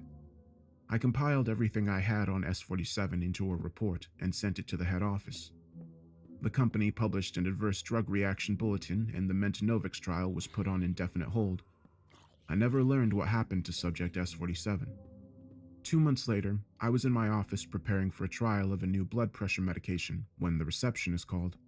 "There's a woman here to see you." Then he whispered. "She said she didn't need an appointment because of who she is." I met my unexpected visitor in the lobby, a woman in her late 30s or early 40s. She wore a black business suit and had a ratty red Jansport backpack slung over her shoulder. She introduced herself as soon as I walked into the busy lobby, as if she already knew what I looked like. My name is Helen Kazin. I work for the Department of Defense, and I need to talk to you about Mentanovex. As soon as we got to my office, she pulled a stack of papers from her backpack and dropped them on my desk. It was the Mentanovex Adverse Drug Reaction Bulletin. I need you to do this to me. You want me to induce the worst adverse drug reaction I've ever heard of? In you? On purpose? The bulletin says that a high dose of flumenzenil could potentially reverse the reaction. I want you to induce the adverse Mentanovex reaction in me, and when I give the signal, administer flumenzenil to slow my mind back down. The bulletin says potentially. Could potentially. That's 2 weasel words in a row. The bulletin has a mandatory future research section they needed material for, so they put in the only wild-ass idea they had. In reality, nobody knows how to prevent, induce, or reverse this reaction. I'm okay with uncertainty. Why would you want to do this to yourself? For what purpose? Science. I want to watch someone die with my own eyes. In extreme slow motion. I thrust the bulletin back at her. Whoever you are, Miss Kazin, your idea of what science is and mine are profoundly incompatible. I won't help you destroy your brain. I won't participate in what sounds to me more like a satanic death ritual than clinical research. 6 weeks later, I found myself escorted through security in Building G-164 at Aberdeen Proving Ground. My escort, Dr. Helen Kazin. Those 6 weeks opened my eyes to what a truly well-connected person can accomplish, no matter how demented their goals. Dr. Kazin had somehow gotten a national interest exemption to the Mentanovex ban. I received the original document, signed by the director of the National Security Council herself. Frankly, until then, I didn't even know there was such a thing as a national interest exception to a restricted drug. Helen had also somehow influenced the directors of the huge pharmaceutical company that developed Mentanovex. The CEO phoned me and asked me to participate in Dr. Kazin's important experiment. I asked her if she knew exactly what Helen was doing. She said she had no idea and didn't care, and just told me to give her whatever help she needed. The way she said it made it abundantly clear that I was not to ask any questions. Of course, I did have questions. Why do I have to participate in this was at the top of my list. But I already received a counseling letter from HR complaining about my lack of judgment for letting S47 go home while he was still in the grip of Mentanovex. I felt pressure to lay down and go with the flow, and that's exactly what I did. Helen met me in the lobby of the massive office building. When she visited me at my office, she wore a black business suit. Today, she was wearing a white lab coat with Kazin embroidered above the pocket. Thank you for coming. I trust you have the drugs? I showed her what I brought, a 100 milligram vial of Mentanovex HCl. She had requested the Mentanovex be compounded in an injectable form, and a box of Ambien pills.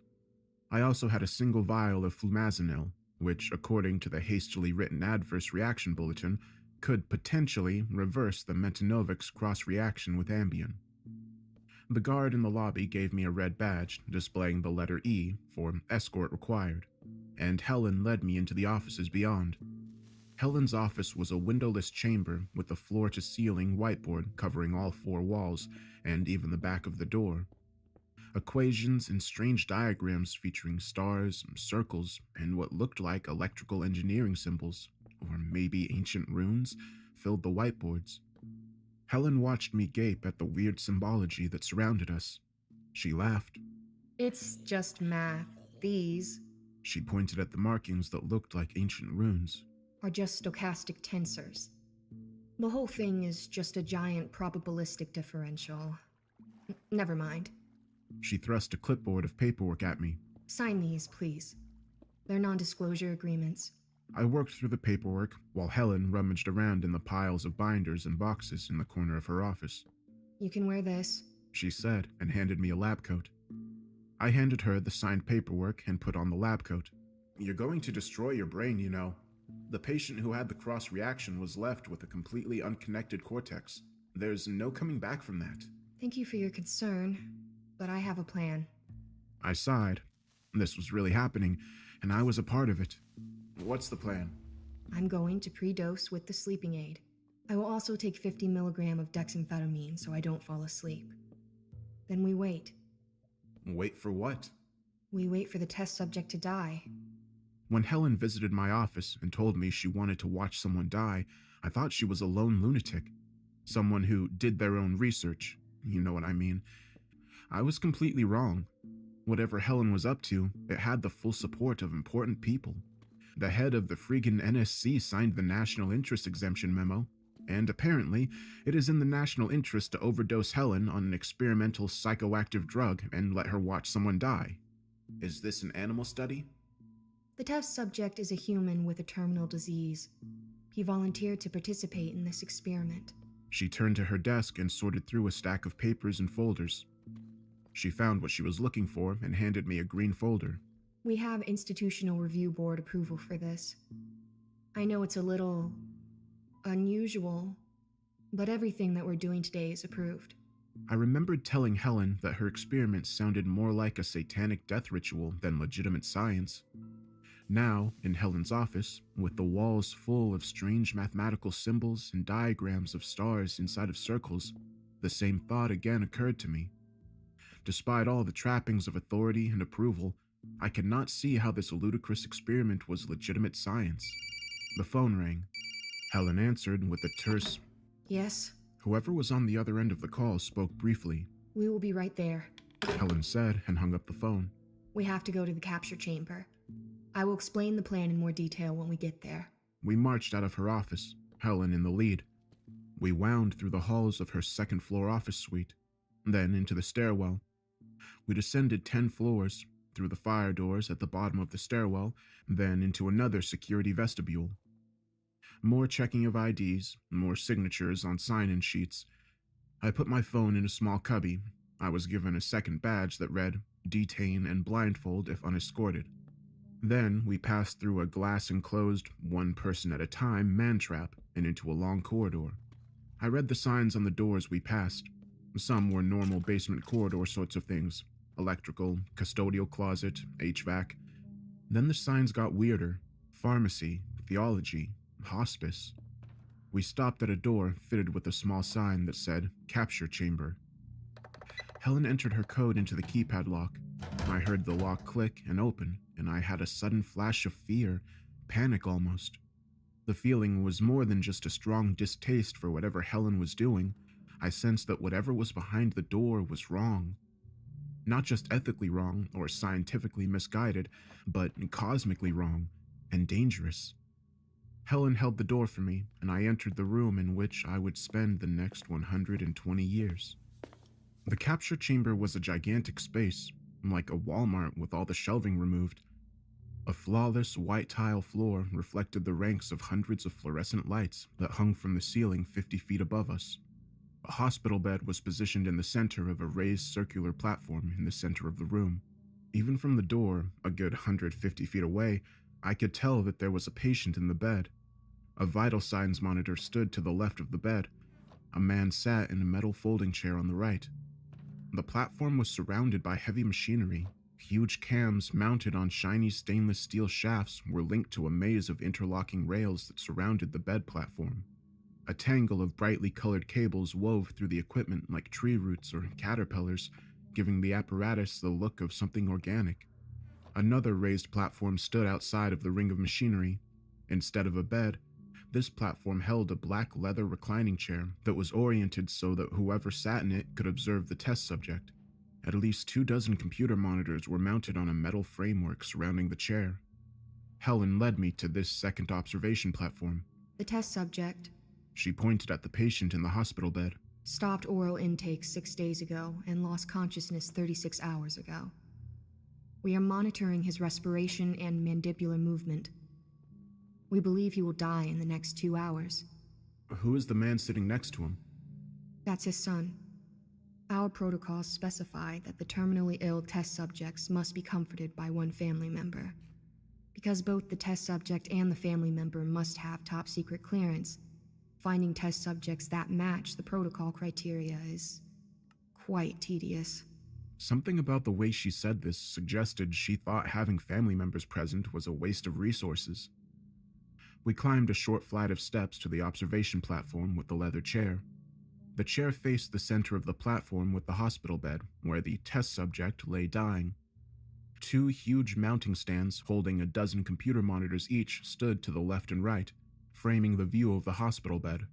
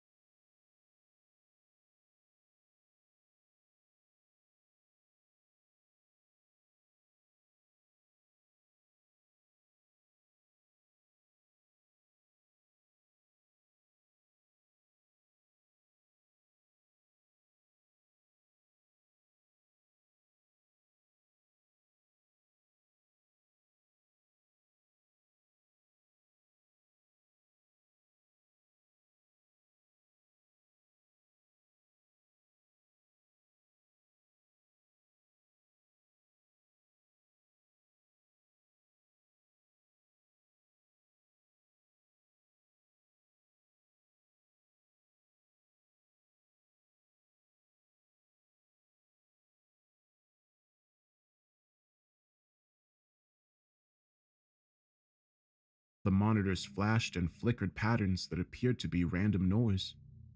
Helen walked to the leather chair, and I stumbled behind, slack-jawed, trying to make sense of this bizarre experiment, or whatever it was.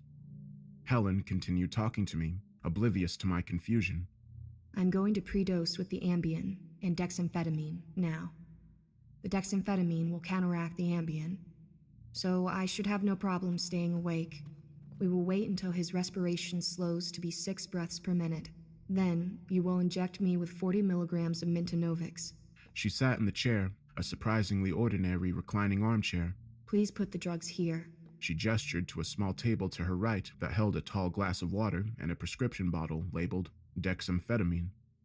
Bolted to the left arm of the chair was a gray metal box that held a small garden of switches and lights.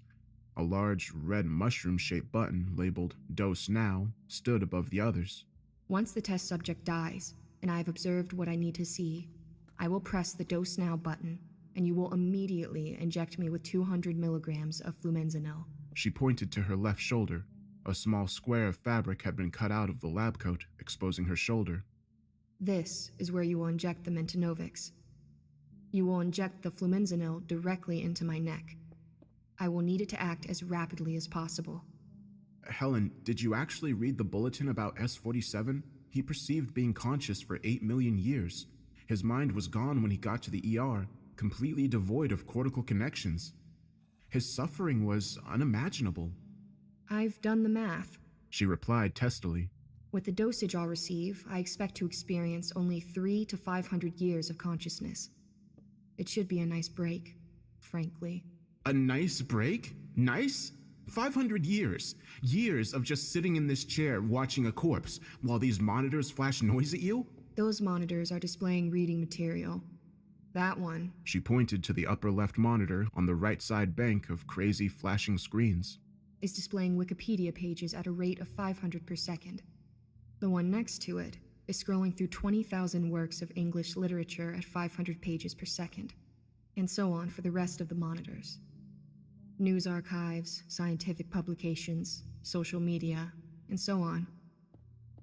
We bought special monitors with a 500 Hz refresh rate just so we could display information fast enough. I stared at the 2 banks of flashing screens. I couldn't perceive anything but painfully bright flickering. You're going to read for 500 years while you observe that poor man over there? And catch up on a few emails. She rotated a computer keyboard out of a slot in the arm of the chair. Let's get ready, shall we? She produced a headset from the pocket of her lab coat and put it on her head. This is Helen Kazin. This is the audio record of Observation Activity 54. Observation 54? How long had she been watching people die in this bizarre room? Helen continued talking into her headset. Current time is 14:23. I am predosing with 1 Ambien and 50 milligrams of dexamphetamine. She popped an Ambien out of the blister pack and downed it with a swallow of the water. Then she took 2 pills from the dexamphetamine bottle and swallowed them. Now, She said, turning to me. we wait. She pressed a few keys on her keyboard. One of the monitors in the right bank of screens stopped flickering and instead displayed a standard computer desktop background. Helen clicked on icons and slid windows around the screen. When she was done, the screen held 3 windows. At the top of the screen was a data strip, slowly updating graphs of what I assumed were the patients. Test subjects' vital signs. Blood pressure, respiratory rate, blood oxygen, and so on. Below that was Helen's email box. 1,478 unread items, and a word processing window open to a blank page. I understand that once the Mintonovix kicks in, audio energy will be attenuated to the point where I cannot hear anything. I will not have enough fine muscle control or breath control to speak, so I will type my observations and anything else I need to communicate here. She moved the mouse cursor to the word processing window. Please keep an eye on it as we proceed. It will be the only way I have to communicate. We waited. Helen ignored me while she read and wrote emails. The patient's respiration slowly decreased. I wandered off the platform to get a closer look at the machinery surrounding the patient. Stay away from that area! Helen shouted at me. I'm going to start the capture sequence soon, and there are a lot of mechanical hazards present when it's operating. Feeling a little like a chided child, I sauntered to the short flight of stairs leading to the platform with the hospital bed. Aside from Helen, the dying man and his son were the only two people in the huge room, or chamber, or whatever. The test subject was an emaciated man who looked to be at least 90 years old. He slept. Rather, he was in a state of unconsciousness that did not look at all restful. His bony, withered body barely made a dent in the soft mattress of the hospital bed. Bruises up and down both arms betrayed a long battle with disease that required a lot of intravenous medicines. "Hey," I said to the son, a middle-aged man sitting next to the patient. He looked up from the book he was reading. Before he could speak, Helen shouted across the chamber. No communication with personnel on the test subject platform! The patient's son rolled his eyes and whispered to me, "Helen's a bit of a stickler for protocol." I nodded in agreement and wandered back towards Helen on the observation platform.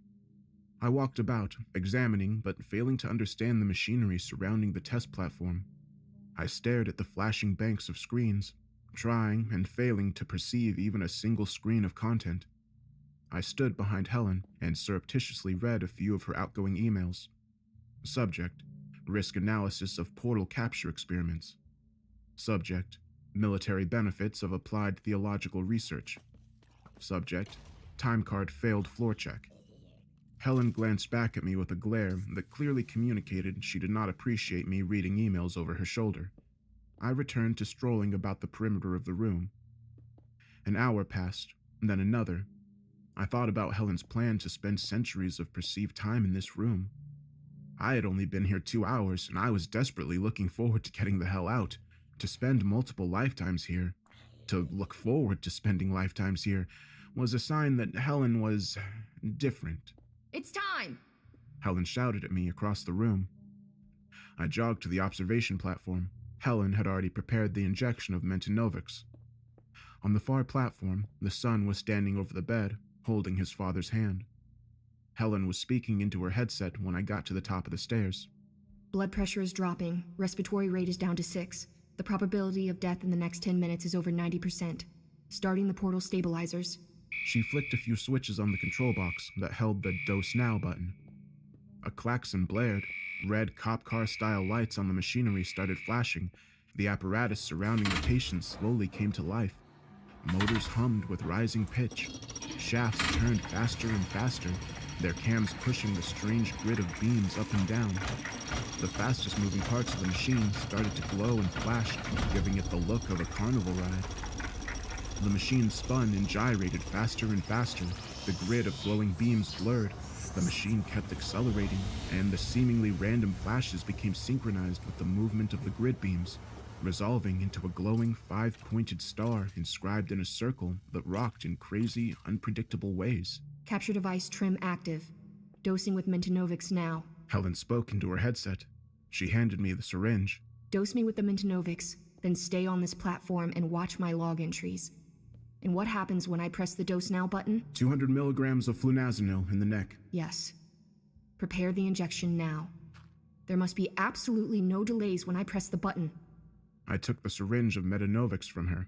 "You're probably not going to survive this, you know. You will suffer terribly for what you perceive as centuries. Eventually, your mind will tear itself down in a catastrophic act of forgetting." I'm aware of the risks.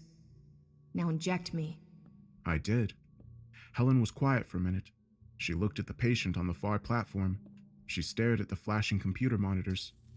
Then she snapped her head to face me and said, I think it's starting to take effect. She blurted the words out almost too fast to hear. "Your perception is definitely accelerated, maybe about 10 times faster."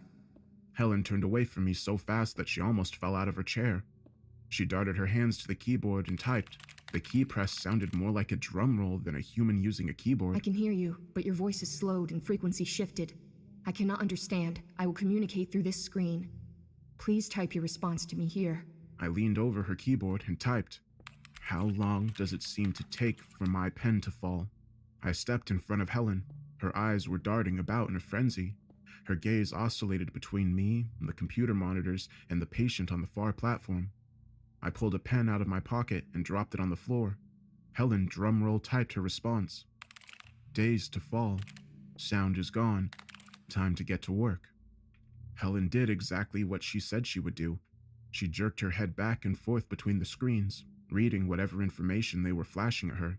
She opened emails and slammed text into the response window. Occasionally, her eyes would linger on the patient in the center of the whirling machinery. Then she would return to the frenzy of reading and writing. Minutes ticked by. I tried to calculate how long she perceived those 3 minutes to be. If the quarter-second drop of my pen seemed to take days for her, then each second that ticked by would seem to her to be about a week. 3 minutes would be over 3 years. I watched her closely. She didn't appear to be suffering. She could push the dose now button at any time, but so far had chosen not to. Her pattern of frenzied motion and typing suddenly ceased. She fixed her gaze on the patient for a second. 2 seconds. 3. 3 seconds were weeks of her time. Helen shot her fingers at the keyboard again. This time she typed a message in the journal window. He's dead. Chaos broke out.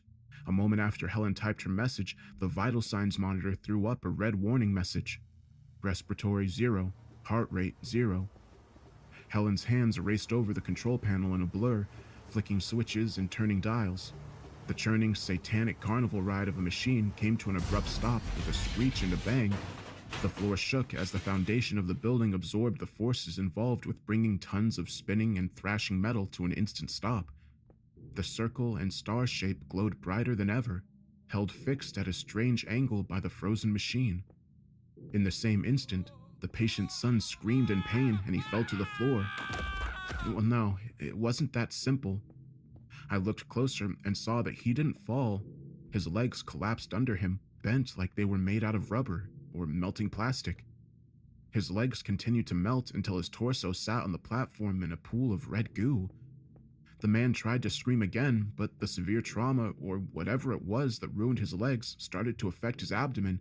With his diaphragm destroyed, screaming was impossible. So was breathing. Every instinct in me urged me to run to the door, to get out of that room, but I had a duty to administer the antidote to Helen. I would not be responsible for another person going through what S-47 had. Helen hammered out another message. He's taken his second death in the portal. Dose yourself with Mentanovex now, or you will die. I had no idea what the first line of Helen's message meant. Second death? Portal? Those words meant nothing to me, but the second line I understood. And there was no way I would dose myself with that drug. To live 1,000 lifetimes in this bleak underground facility? I'd rather die. On the far platform, the son of the man who apparently died 5 seconds earlier continued to dissolve.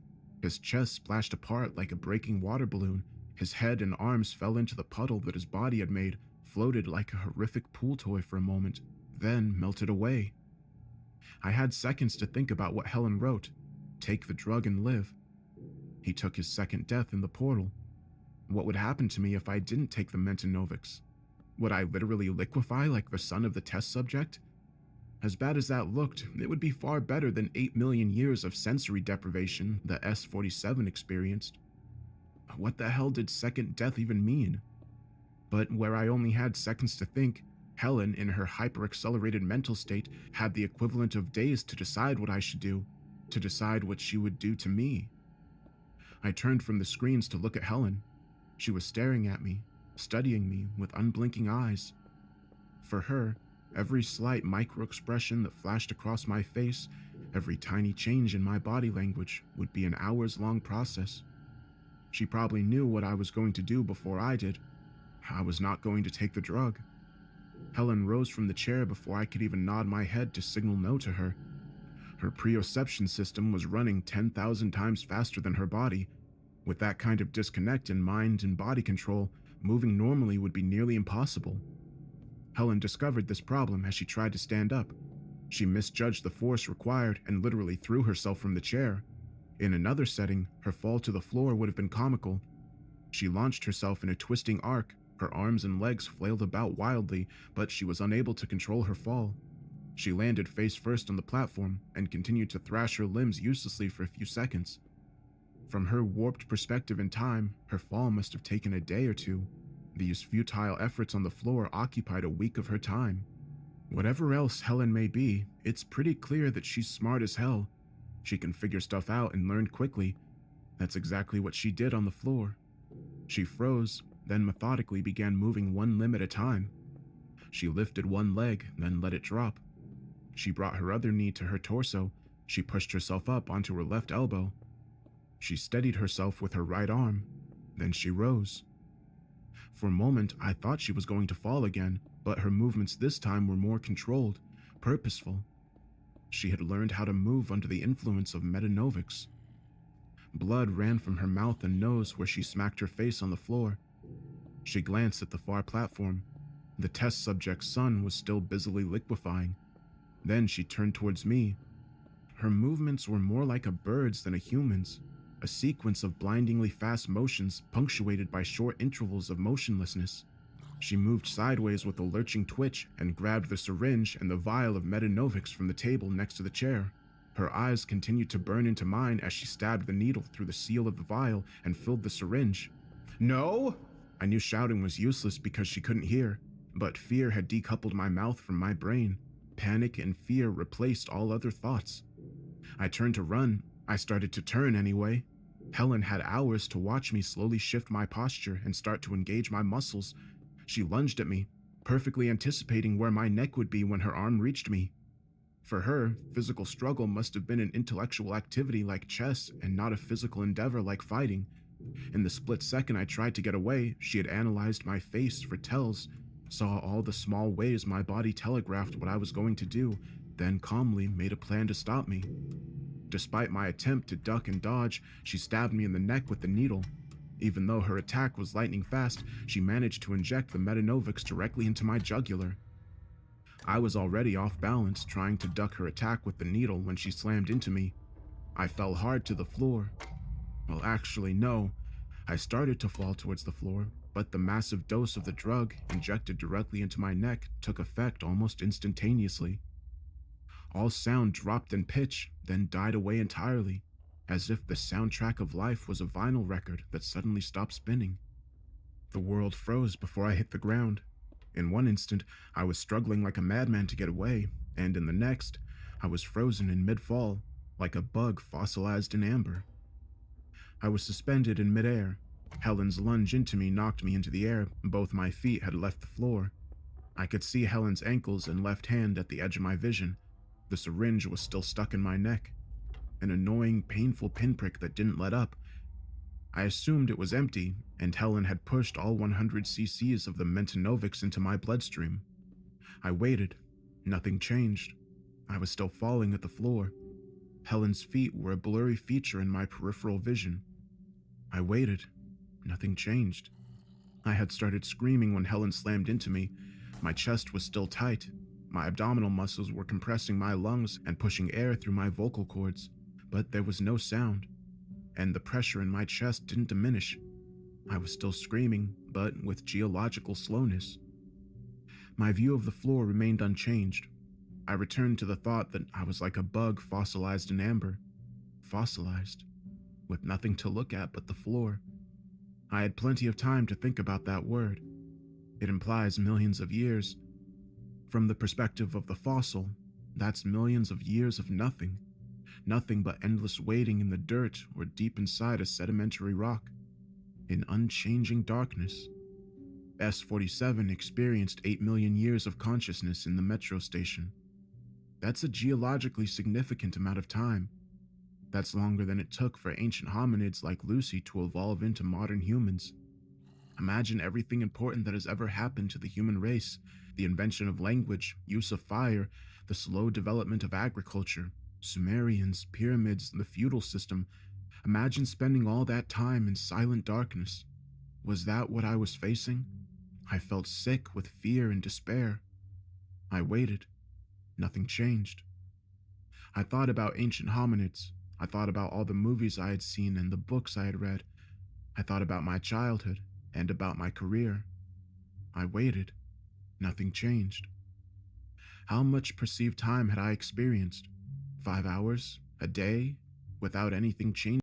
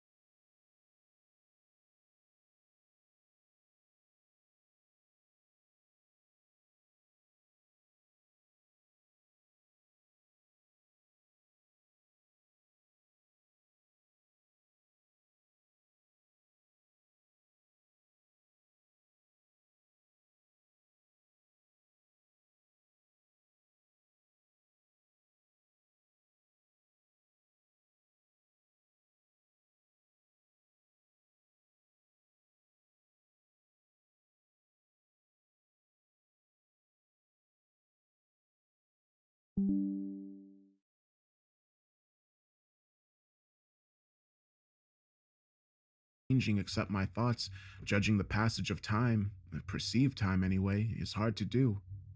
I was still screaming. Air was slowly moving out of my chest. I had not inhaled for hours in my time frame. I waited. Something changed. The floor was closer. Helen's feet and hand had shifted slightly, relative to each other.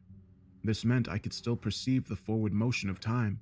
Perhaps 1/10 of a second had passed since Helen jabbed me with the syringe. I remember that I was falling face first out of control. It sounds funny, but I'd forgotten that I was in midair, reeling from a high-speed, high-energy collision with Helen. So much time passed in my time frame that my ongoing fight with Helen was a distant memory. Even though it would take days, a week maybe in my time frame before I hit the floor, I had to start planning for my landing now. I willed my arms to move upward to protect my head when I slammed into the floor. Then I found ways to pass the time. I wrote poems in my head and memorized them. Then I thought about Mentanovics. Helen pre-dosed with the sleeping aid for the drug that caused S-47 to have such an extreme drug interaction before I injected her with 40 milligrams of Mentanovics. According to the Adverse Drug Reaction Bulletin, the extreme mental speed-up that killed S-47 was likely caused by the interaction between Mentanovics and Ambien. But I hadn't taken the sleeping aid that caused the cross-reaction. Why was I having a reaction to the drug like S-47 did? Maybe because I got 100 milligrams of it directly to the neck. What did I know about the pharmacokinetics of Mentanovics? Quite a bit, as I was the principal researcher for the human trials. Because me, Helen, and S-47 had taken different doses in different ways, we had different absorption and distribution rates of Mentanovics. My extreme reaction could have been due to the enormous dose I received rather than interaction with another drug. What does this mean for the antidote? Will it work for me? Flumazenil is a benzodiazepine antagonist that is used for the complete or partial reversal of sedative effects caused by benzodiazepines. Mentanovics certainly isn't a sedative. It does affect the same GABA receptors that flumazenil binds to. My educated guess was that the antidote would work for me. The only problem was it could take years, from my perspective, to simply walk to the table with the antidote and inject it. My arms eventually moved upward, like plants slowly growing towards the sun. My arms started in an arms-out pose to push Helen away from me, and slowly rose to shield my head from the slow-motion fall. The floor was even closer to me now. I was accelerating toward it. The act of moving my arms introduced a twisting motion to my fall, and my view slowly changed from the floor to Helen. She was falling with me. The way she leapt at me had sent her into a trajectory that would eventually send her to the floor behind me. This complicated motion slowly developed and evolved over hours and days. Helen's ankles slid into view after I began moving my arms. I tried again to find ways to occupy my mind so that the days-long wait until I hit the floor would be bearable. I started writing a novel in my head. I eventually saw Helen's knees. I tried to remember the lyrics to every song I could ever remember hearing. Then the hem of her white lab coat moved into my field of vision. Then finally, her face. Her eyes were fixed on me. Was she studying how I moved through the air? Was she planning on optimizing her next moves based on how she predicted I would land? I fell through most of a year. If Helen hit me in springtime, I spent summer airborne preparing to hit the ground. When I finally felt my arm gently touch the floor, it was like the first day of autumn. Imagine spending an entire summer staring at one face that was looking back at you. An entire summer trying to imagine what she was thinking about what she was going to do next. Thinking. I was already so tired of thinking. Every conceivable thing I could think about, I had already dwelt on over and over again, all over the course of a second in normal time. I practiced meditation, learned how to clear my mind. It made the time pass faster. I landed on my shoulder.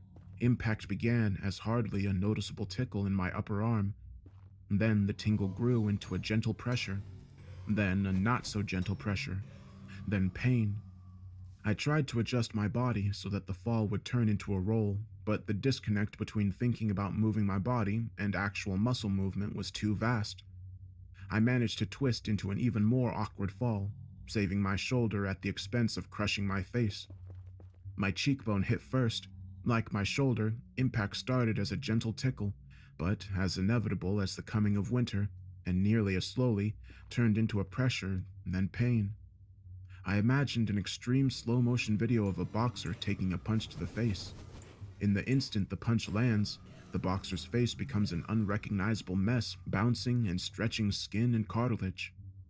It felt like the same thing was happening to my face, but in my sped-up time frame, my face was stuck in a distorted, crushed, and smashed mask for weeks. The skin above my eyes tore in a slow, painful unzippering, and something slowly bent and then snapped in my nose. Pressure on one of my molars simultaneously pushed the tooth into the inside of my cheek and popped it out of my jaw. I winced, what would normally be just a quick blink, and experienced days of darkness. I practiced meditation again. I got good at it. Zen master good. My eyelids finally bounced open, and I was rewarded with a different view. Between Helen's simultaneous fall away from me and the sudden twist in my neck that my head-first impact created, I found myself looking across the capture chamber at the far platform. The bloody and bizarre stuff happening on the far platform now seemed like a problem from years past, even though only a few seconds had passed since the test subject died, and his son liquefied in front of me. But whatever was going on over there had spurred Helen to inject me with Metanovix. Now, with 100 milligrams of it screaming through my brain, I saw what Helen saw. There was a hole in the space above the test subject's deathbed. A perfectly pentagonal black pit was hovering in the air about 3 feet over the bed. It wasn't a trick of perspective or the light in the room. It was a floating hole. A neat, clean cut through our 3-dimensional space to somewhere else. I remembered what Helen typed on the message screen immediately before she injected me. He's taken his second death in the portal. This floating 5-sided hole in the air must be the portal she was talking about. There was more, though. Something, a tongue or a tentacle, had reached out of the floating pit and was busy slurping up the goo that the test subject's son had become. I started to scream. Of course, in my hyper-fast state, no scream came. Sound would eventually come out of my mouth, seemingly months after my brain had sent the scream and blind terror signal to my lungs and vocal cords, but without the release of hearing a scream, my mind stewed in fear and terror for what felt like a long, long time. I eventually managed to mentally talk myself down to a more managed state of fear.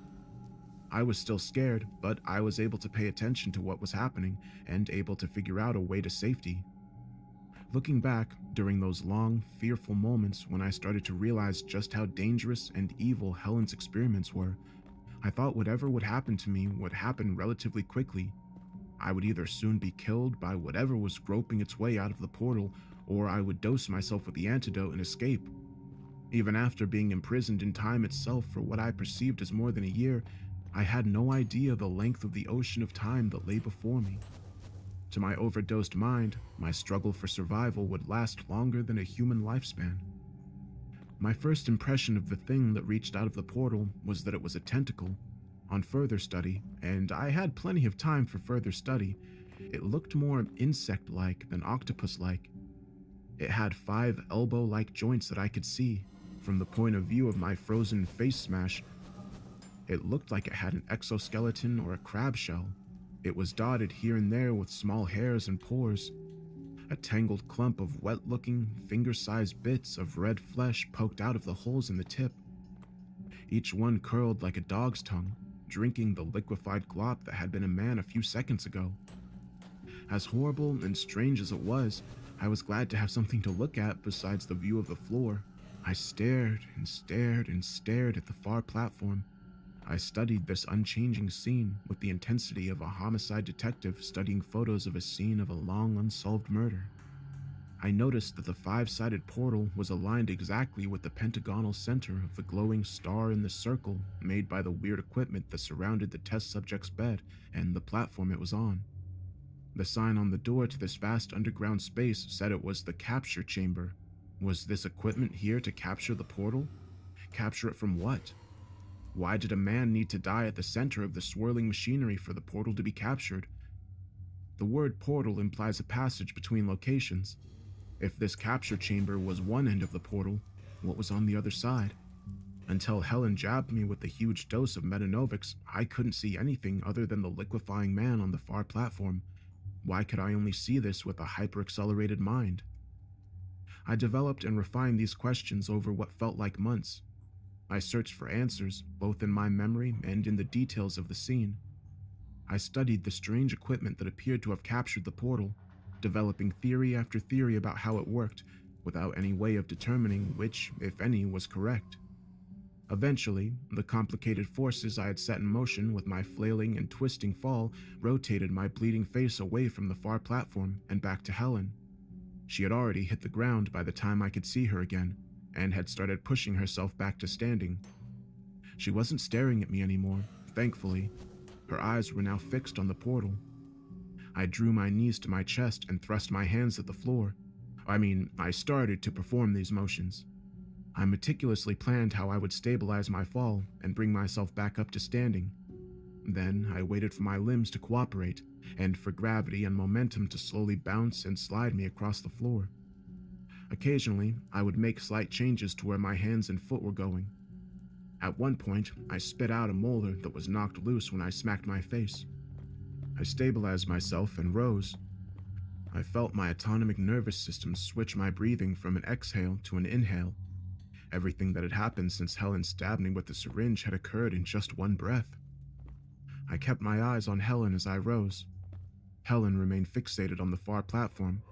Something about her looked different. I waited. I meditated. I designed a mechanical clock in my mind. I meditated more. Helen's face changed further. She now had a look of fear.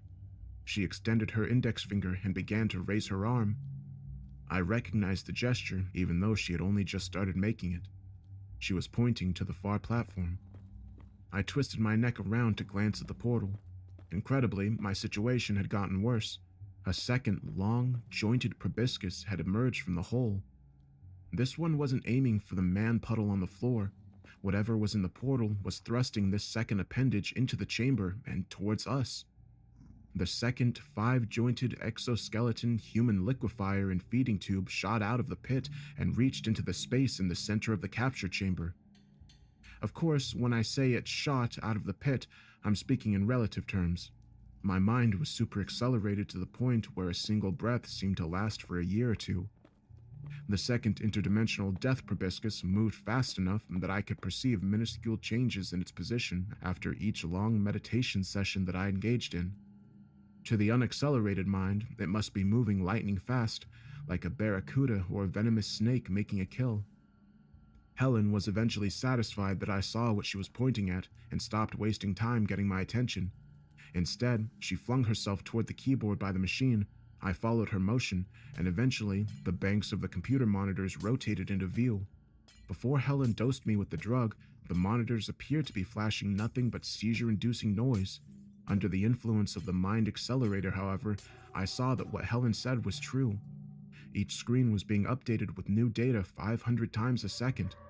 One monitor was displaying the Wikipedia page for Bolivia. The screen next to it was scrolling through some old work of fiction. He tossed the still-lighted pipe into the sea. The fire hissed in the waves. The same instant the ship shot by the bubble the sinking pipe made. The screen below that one showed part of an academic paper, full of equations. I couldn't even guess what the subject area was. I can't exaggerate the relief I felt at seeing this random and eclectic set of information on the screens. These computer monitors gave my mind something to do. I read the Bolivia page over and over. I memorized the page of fiction, and I studied the mathematics so thoroughly that I began to understand it. Eventually, the screen displaying the Wikipedia page updated. A slow process where I got to watch the screen slowly redraw itself, one row of pixels at a time. This is what a 500 Hz update rate looked like when overdosing on Mentanovics. Helen started typing. She could take her time, I thought. As boring as the information on these screens might be under ordinary circumstances, they gave me something to do, stuff to think about besides whatever my mind and memories could conjure up on their own. Days later, the first 2 letters of Helen's message appeared in the word processor window. We need to. She wasn't wasting time typing spaces. The second proboscis had visibly stretched further into the room. I read dozens of Wikipedia pages and about 100 screenfuls of the work of fiction that flew up the screen. It was Moby Dick. I wondered what Helen was trying to say. We need to what? Eventually, more of Helen's message showed up. We need to shut it I guessed what she was communicating. We need to shut it down. Shut what down? The portal capture machine? I took in more of the information scrolling past on the 500 Hz monitors. After the seeming eternity with nothing to look at but the floor or Helen's face or the horrific stuff unfolding by the portal, reading Moby Dick and random Wikipedia pages felt like pure hedonism. Helen finally finished her message. We need to shut it down. Breakers on distribution cabinets on left and right. Helen didn't spend time turning around to see if I understood. She jumped off the platform as soon as she finished the message and started running towards the equipment on the right side of the portal. I made a snap decision, which in my mental state meant that I thought it was over for what seemed like days. Helen, I guessed, assumed that I would take on the job of turning on the breaker on the left side of the chamber. She just ran off to the right without checking with me. What if I did this? What were the risks from coming close to the interdimensional horror that was thrashing out of it? Would I even recognize the distribution cabinet if I saw it? Would I be able to figure out how to turn off the power? There was simply no way to think out the answers to these questions. They could only be answered definitively by committing to the course of action. If the answer to any of them was the wrong answer, then things would get even worse for me than they already were. What was the worst-case scenario? That the portal monster would liquefy me? And in my mentally accelerated state, liquefaction would take months, not seconds. That was a pretty bad worst-case scenario. Frankly, it was utterly terrifying, but even after mulling over every possible way I could think about the situation, I couldn't come up with a better idea. Staying on the platform and waiting for Helen to shut off both boxes amounted to spending additional centuries in this room.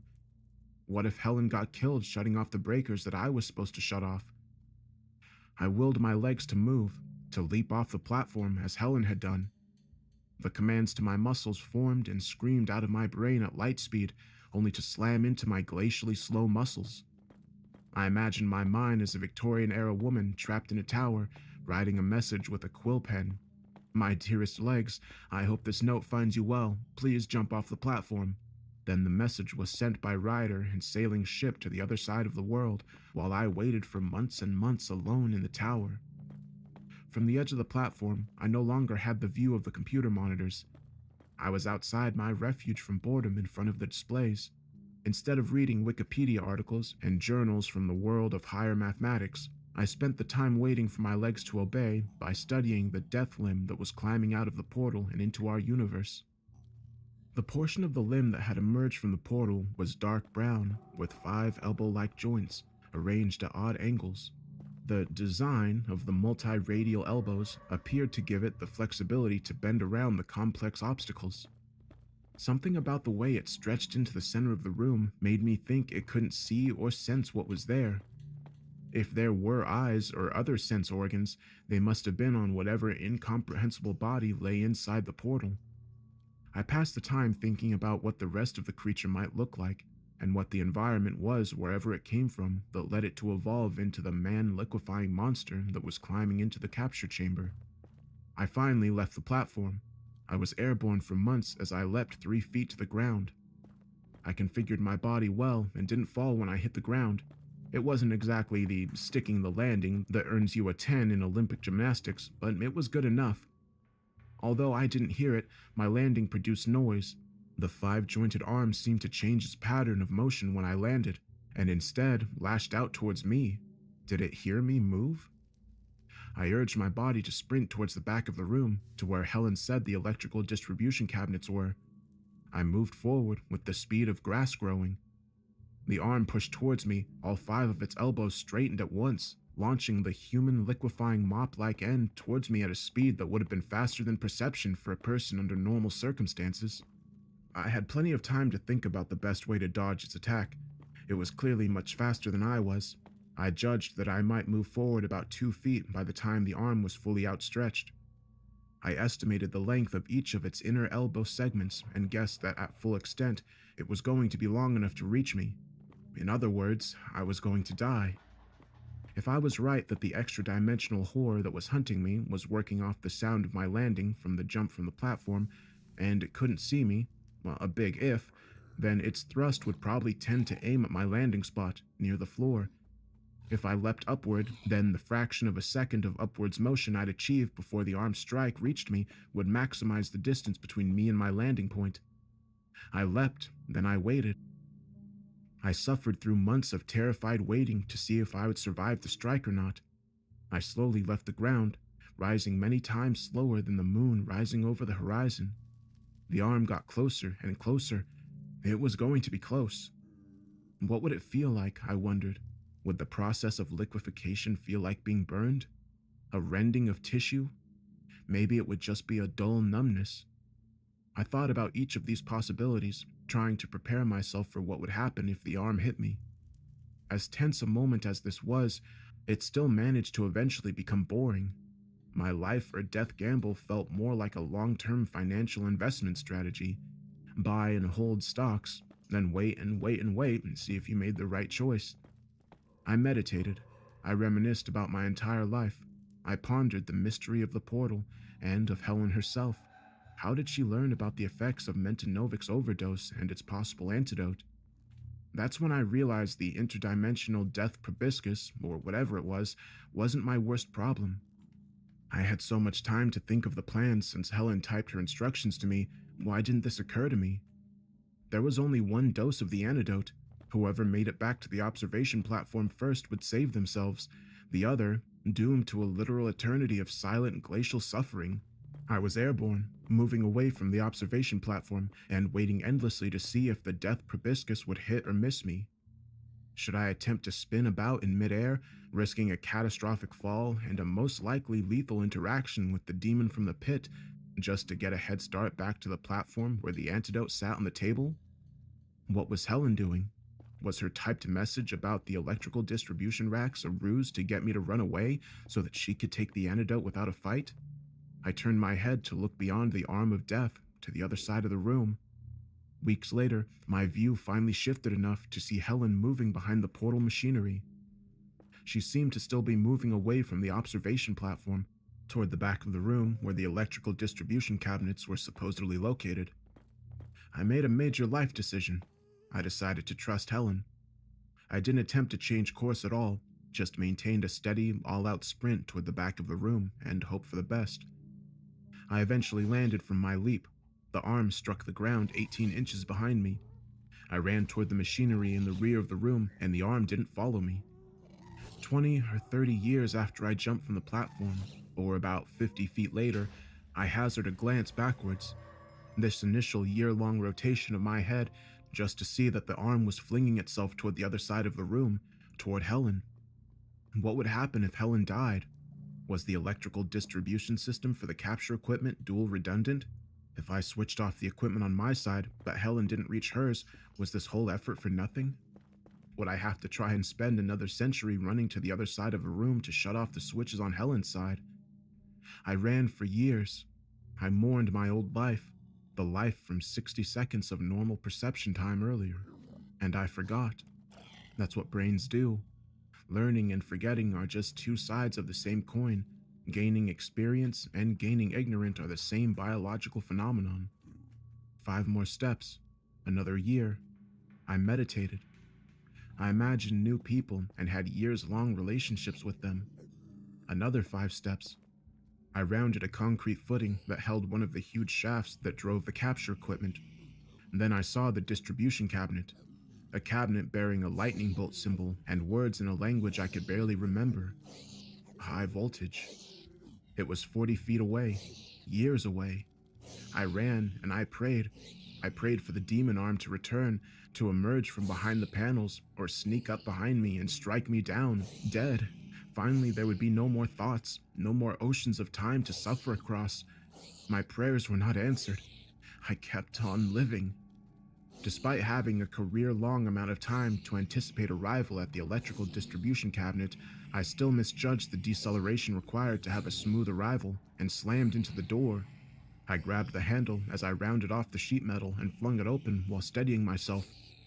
2 banks of 70-amp breakers were mounted in neat vertical rows.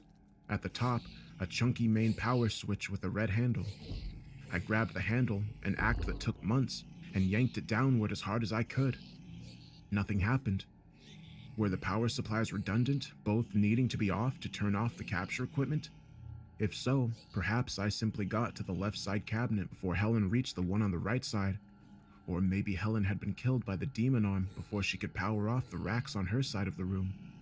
Or maybe she had betrayed me and was sneaking back to the observation platform to take the antidote. I invested the time in peeking around the equipment racks to look at the portal. It was still there. A perfect pentagonal cut in space-time, the star in a circle-shaped frame of moving machinery that somehow captured or created the portal still glowed a cherry red. The capture machinery was still powered on. Both of the dinosaur-sized, insect-looking arms still stretched out of the hole in space. One continued to slurp the liquefied man on the platform. The other arm, the one that had attempted to turn me into human juice, was busy with something that was obscured by the machinery. Then something changed. It changed fast, far faster than any phenomenon I'd seen since Helen injected me. It was the lighting in the room. 24 red emergency lights installed on the ceiling flickered on simultaneously. In my imagination, I heard an emergency klaxon begin wailing too, but my mind was far too sped up for something as slow-moving as sonic energy to produce a noticeable signal. The portal changed as well. The once sharp edges of the pentagonal hole in space were now blurry. I thought it over, then I thought some more, and some more. What else did I have to do? Helen, I concluded, had shut down the right side power distribution rack. Without power to the equipment, the portal was closing or destabilizing, or whatever portals do when their capture machinery powers off. The antidote.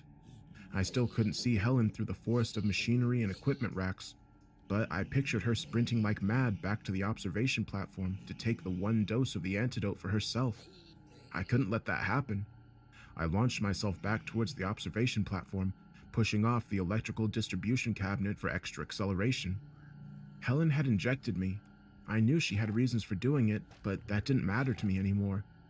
She co-signed me to a century of silent imprisonment in this room. I deserved the antidote, not Helen.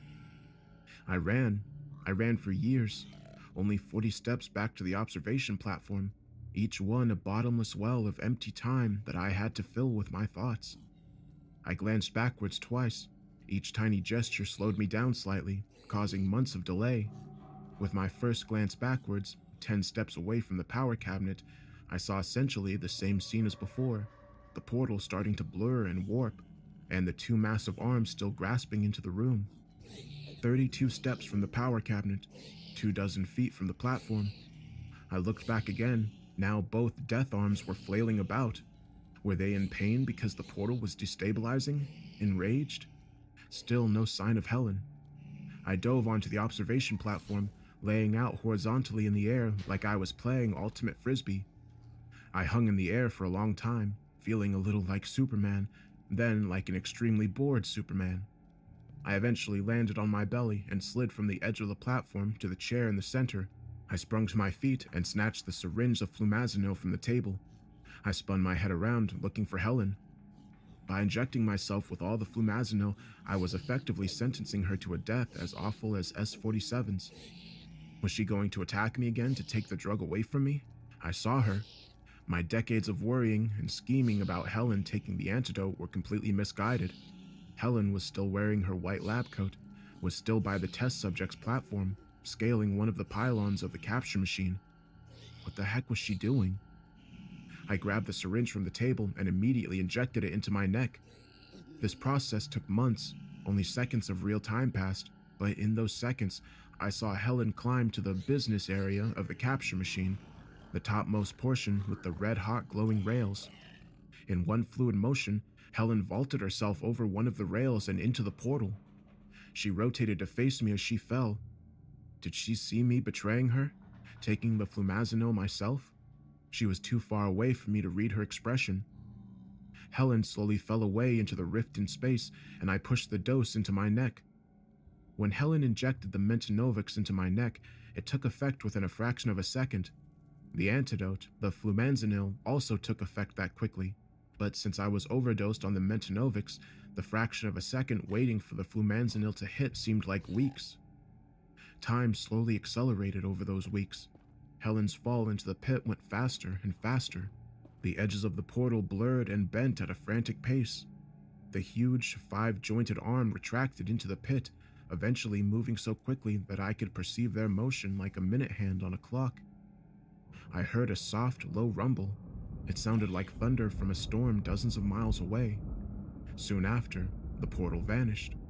I didn't know if it finally closed because the capture equipment was turned off, or if it was still there, invisible to me because my mind was not running fast enough to see it. The thunder sounded again, the sound rising in pitch. I felt my heartbeat for the first time in over a century, a slow squeeze in my chest. I sensed air rushing into my lungs. Then, everything was back to normal. The soft, distant thunder was suddenly the deafening sound of a siren blaring. I heard myself gasping in air. I coughed, I screamed. I didn't recognize the sound of my voice. My legs gave out, and I fell to the floor with terrifying speed. Everything moved too fast. There was no time to think about anything. Behind me, the door to the capture chamber slammed open. I screamed again, startled by the sound, and turned to look at the door. I didn't have to wait to see who was entering. My body immediately obeyed my wishes. A dozen men and women rushed into the room, security guards holding rifles as they might need to start shooting at any instant. People in lab coats holding Geiger counters and other sensors, a crew of paramedics. They moved so fast, it was overwhelming. How was I once able to exist at this speed? How can a person process information in a world where everything moves so fast? Half a dozen of them surrounded me, blaring commands to evacuate the chamber, asking questions about my conditions, questions about Helen. I tried to answer, but could only stumble out fragments of words. I had forgotten how to speak. They rushed me out of the chamber, the room where I had spent the bulk of my century and a half of life. I was basically thrown onto a stretcher and wheeled to a medical facility that was off the same hallway as the capture chamber. They gave me a bottle of water. I choked on it. I had forgotten how to swallow. They took a blood sample. I heard someone say the words engram decay later. They gave me the results of my blood work. My engram decay showed I had experienced 120 years of consciousness. I was 32 years old when I entered the capture chamber. My body is still 32, but my mind is 152 years old. Most of my life has been spent in anguish, struggling to survive and escape my torment in that huge underground room. I was in the medical facility for a while, days I think. It was like a flash, a blip. I know how to spend a year's worth of time doing nothing other than stare at the floor. Passing the time in the medical facility was no biggie. I recovered my ability to talk and to swallow and to walk. Then they let me go. Someone in a lab coat, one of Helen's colleagues, escorted me out of the deep basement facility and to the front door of the building. It was so strange, repeating the journey through the offices and lobby that I took over a century earlier. "Good luck," he said, and held the door open for me. I stepped outside. I saw the sky for the first time in 120 years. I heard the wind whistle and felt it blow my hair about. I wept. There were so many cars in the parking lot. Which one was mine? I couldn't remember. I finally found one that looked familiar. It opened with my key, and I sat at the driver's seat. A to-go coffee cup lay on the floor in front of the passenger seat. Was it mine? I didn't remember. I opened the glove box and found the registration. It had my name and my address. Which of these cars was Helen's? Had she driven to work expecting to fling herself into another dimension? I couldn't drive. It was too frightening, only having seconds to react to the changing traffic lights and motion of the other vehicles on the road. I walked to the main gate and got them to call a cab. The taxi delivered me to the address on my registration, a vaguely familiar-looking townhouse whose door opened with my key. Recovery is going quickly. Everything is going quickly for me, compared to my life in the capture chamber. The days race by with terrifying speed. I spent a week writing down everything I remember from my long life in the capture chamber. I'm posting the record of my experiences here. Whatever is going on in that government lab should not be a secret. I know I signed an NDA in Helen's office, where I agreed not to discuss what I saw and experienced. Frankly, though, I don't care. What are they going to do? Put me in jail for a few years for divulging secrets? Believe me, I can do the time easily.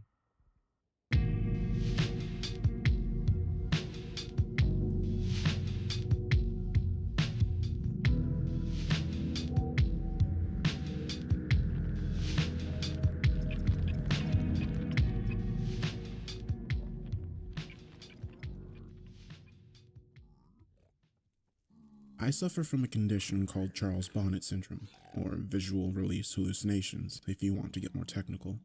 It's a condition that's far more common than you might realize. It's estimated that as many as half of people with gradual loss of vision will experience one or more bouts over their lifetime. Yet, I'm willing to bet most of you have never heard of it. The reason for that is because most sufferers are scared to tell anybody what we experience. I know I was. I'm getting ahead of myself. My name is Andrew, and I'm 26. 2 years ago, I woke up with awful, blurred vision. Every single edge and detail clouded as if somebody had smeared Vaseline on a camera lens. It never got better. I was scared then, and got over to Dr. Harper's surgery as fast as I could. Suddenly needing to take a cab rather than climb into the car I'd driven without incident ever since I'd bought it 3 years prior. The doctor did some tests, asked me some questions. Have you been much thirstier lately? How often do you urinate? How would you describe your tiredness level?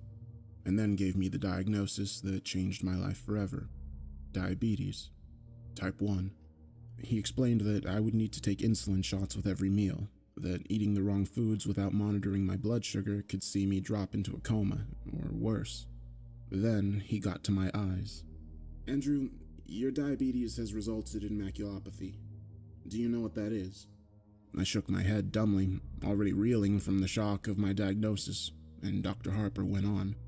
It's when diabetes affects the blood vessels at the back of your eye, blocking them and causing them to leak into the macula, the central part of your retina that helps you to perceive color and fine detail. When these blood vessels leak into the macula, it can cause significant damage. With a lump in my throat, I asked, "Okay, so how do we make this better?" I couldn't see Harper's face properly when he spoke, but his tone of voice was enough to tell me what I'd been dreading. "I'm sorry, Andrew," he replied gravely. "Perhaps if we'd caught this sooner, we might have had some treatment options available to us, but I'm afraid the damage has been pretty extensive. We can take steps to arrest the development of the condition, but I'm afraid it's irreversible." I felt as if my world had come crashing down around me. I was just 24, still at my physical peak. I was active, playing basketball, cycling a couple of times a week, and now my health, my body, and my sight had been taken from me. The first 6 months were tough. I broke up with my girlfriend, a sweet girl named Holly who tried to make it work but couldn't because I was so damn angry all the time. I lost my job because if there's one thing an architect needs, it's his eyes. I even fell out with a lot of my friends, making excuses not to meet with them until they stopped asking. In truth, it was jealousy on my part. Envy that they got to keep on living while everything I'd ever hoped for had been snatched away. I became a recluse, never leaving my apartment, barely bothering to wash, shave, or get dressed each day. I was so sure that my life was over, I stopped even trying to live it. I was an asshole. It took me too long to realize this, but in the end, it was the nurse assigned to visit me at home, a tall, no-nonsense, experienced woman called Lois, who brought this to my attention. You're an asshole, she said. "What?" I gasped, shocked at her language. So you've got diabetes. Do you know how many people do? She asked. Then, before waiting for my answer, she continued. Do you think they all hide in their apartments refusing to get on with their lives? Losing your vision is a terrible thing, and you have my sympathy.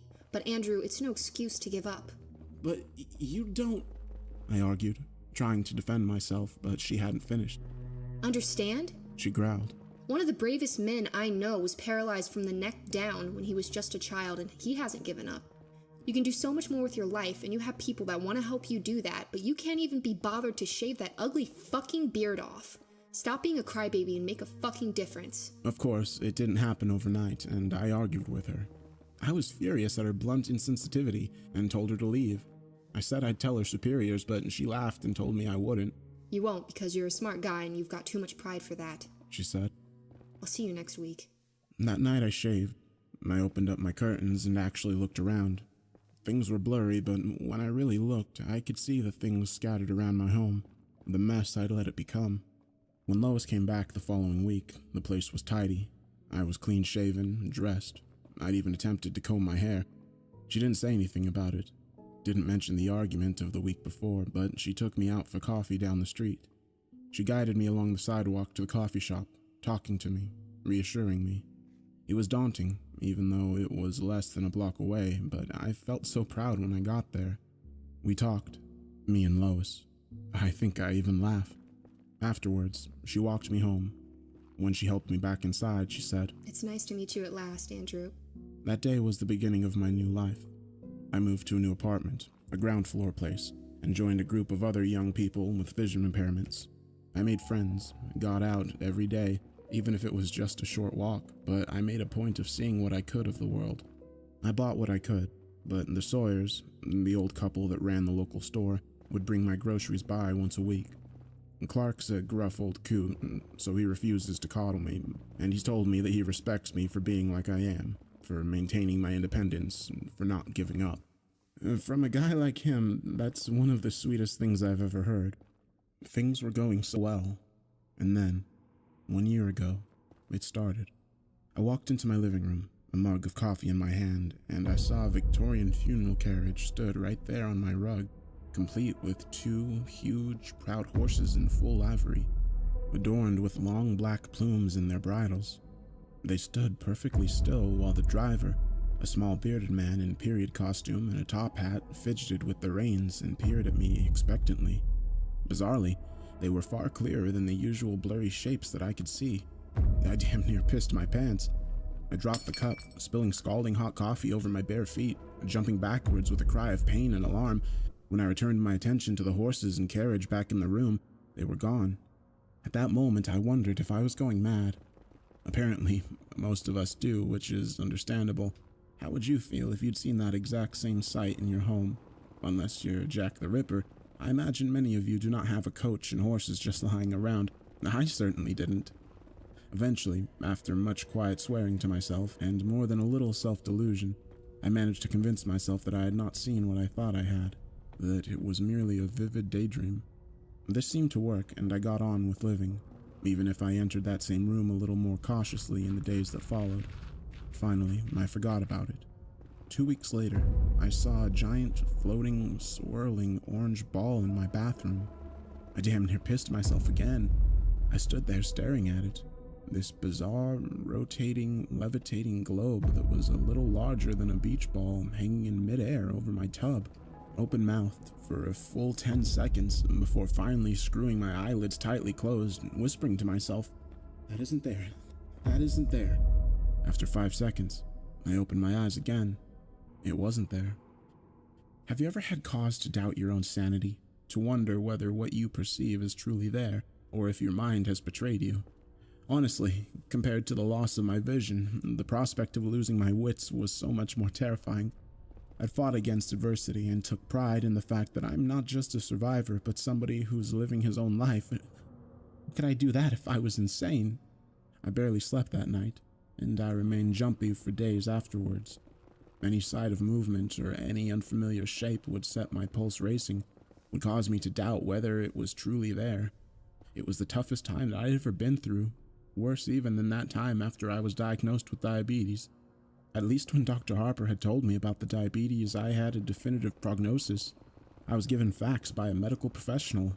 My affliction was physical, it had a name, and most important, it had a treatment plan. This was something else. My own mind had turned against me. My senses and perception of reality had become twisted and unreliable. It's only when you're in that position that you realize just how terrifying it is. Your senses and the way your brain interprets them are your only true defenses against danger. You perceive danger and you avoid it. preventing your body from becoming harmed, but what happens when you can't trust your perception to alert you to the dangers that are truly there? Lois picked up the problem first, noticing my skittish manner. She asked what was wrong, if I needed to talk about anything, but I told her no. I was fine, but I hadn't been sleeping well. That last part was true. I hadn't been able to sleep a wink. Just the very thought of being institutionalized, spending the rest of my days a sedated, blue pajamas-clad zombie in a white room with only the echoing cries of my fellow inmates for company, had terrified me beyond measure. But what was the alternative? Live life as a risk to myself and others? Ultimately, I chose to ignore it. I reasoned that if I was able to function around other people without them realizing what was going on, that was good enough. A full month passed before the next incident, and I really did think that maybe I'd put this whole mess behind me. With every passing day, my confidence had grown, so that Wednesday morning I'd stepped out onto the sunny street feeling pretty carefree. Each Wednesday I'd treat myself to a latte down at Joe's, the same coffee shop that I'd visited with Lois. It was a custom that gave me a great deal of pleasure, one that had seen me forge friendships with other regulars as well as the staff, including Joe himself. As I made my way down the street, white stick in hand, I glanced about me, taking in the colors and shapes of the world around me. I enjoyed the feel of the sun on my face and the sounds of the birds singing. It was a good day. And then I saw them, a party of pilgrims, 6 of them, all dressed in settler-era attire, sitting cross-legged on the asphalt. They didn't look at me. Instead, they were engaged in a heated yet strangely silent conversation. I froze, staring at them. Still, they argued, gesticulating furiously at one another. However, I couldn't hear their angry voices, despite the fact that, judging by their ill temperament, they must be screaming at one another. Paralyzed by shock, the white stick fell from my numb fingers, clattering onto the sidewalk. I turned to leave, desperate to flee from the haunting sight of the colonists in the road, but I was so panicked, in such a hurry, that I stepped onto my cane. It rolled underfoot, and before I knew it, I pitched over, tumbling to the hard ground below. I didn't quite break my fall in time, banging my cheek hard on the floor and skinning my palm. I heard a cry from a passerby, a friendly, concerned woman who rushed to my side. She knelt beside me, helping me up, applying a Kleenex to my throbbing cheek, which she informed me was now bleeding. I tried to tell her that I was okay. There was nothing to worry about, but this good Samaritan insisted on driving me to Dr. Harper's office to get my injuries looked at. Now I think back to it, I'm pretty sure she knew my obvious distress was nothing to do with the fall. At the time, I was embarrassed and angry, but now I realize I owe her a debt of gratitude. Without her intervention, I don't know how much longer this would have gone before I cracked up and ended up in an asylum after breaking down through sheer stress. Andrew, why don't you tell me what happened? Dr. Harper asked, gently dabbing at my cheek with disinfectant. I explained that I had just lost my balance and that no harm was done, but I think he saw through my feeble protestations to my underlying agitation. He didn't press or force the matter. He simply asked what might have caused my clumsiness. Then he asked how I'd been as of late. When I finished mumbling my way through the most non-committal answer I could muster, he placed a gentle, reassuring hand on my shoulder. Andrew, he repeated gently, why don't you tell me what happened? I burst into tears. I told him how scared I was, how I'd fought so hard for my independence, and now I knew it would be taken from me. He listened patiently, and then asked me to tell him why I ever thought that. I paused then, took a deep breath, and thought about it. This was the point of no return, but really, what other option did I have? So with tears running down my cheeks, I told Dr. Harper everything. I told him about the horse and the carriage, the orange globe, and the pilgrims. I told him how I had been living each day in fear, how I was terrified that I was losing my mind. Dr. Harper thought for a while, and then he said, Andrew, I don't think you're losing your mind. The sense of relief at that moment was so powerful it overwhelmed me, rendering me speechless. You say that even though you've seen these things, you've never heard any noise from them. Have you detected any odors or experienced any other physical sensations, such as touching them? I shook my head no, and he patted my shoulder once again. Andrew, have you ever heard of Charles Bonnet syndrome? He asked. Who? I asked, confused by this sudden, unexpected turn of conversation. Okay, let me explain. Dr. Harper said kindly.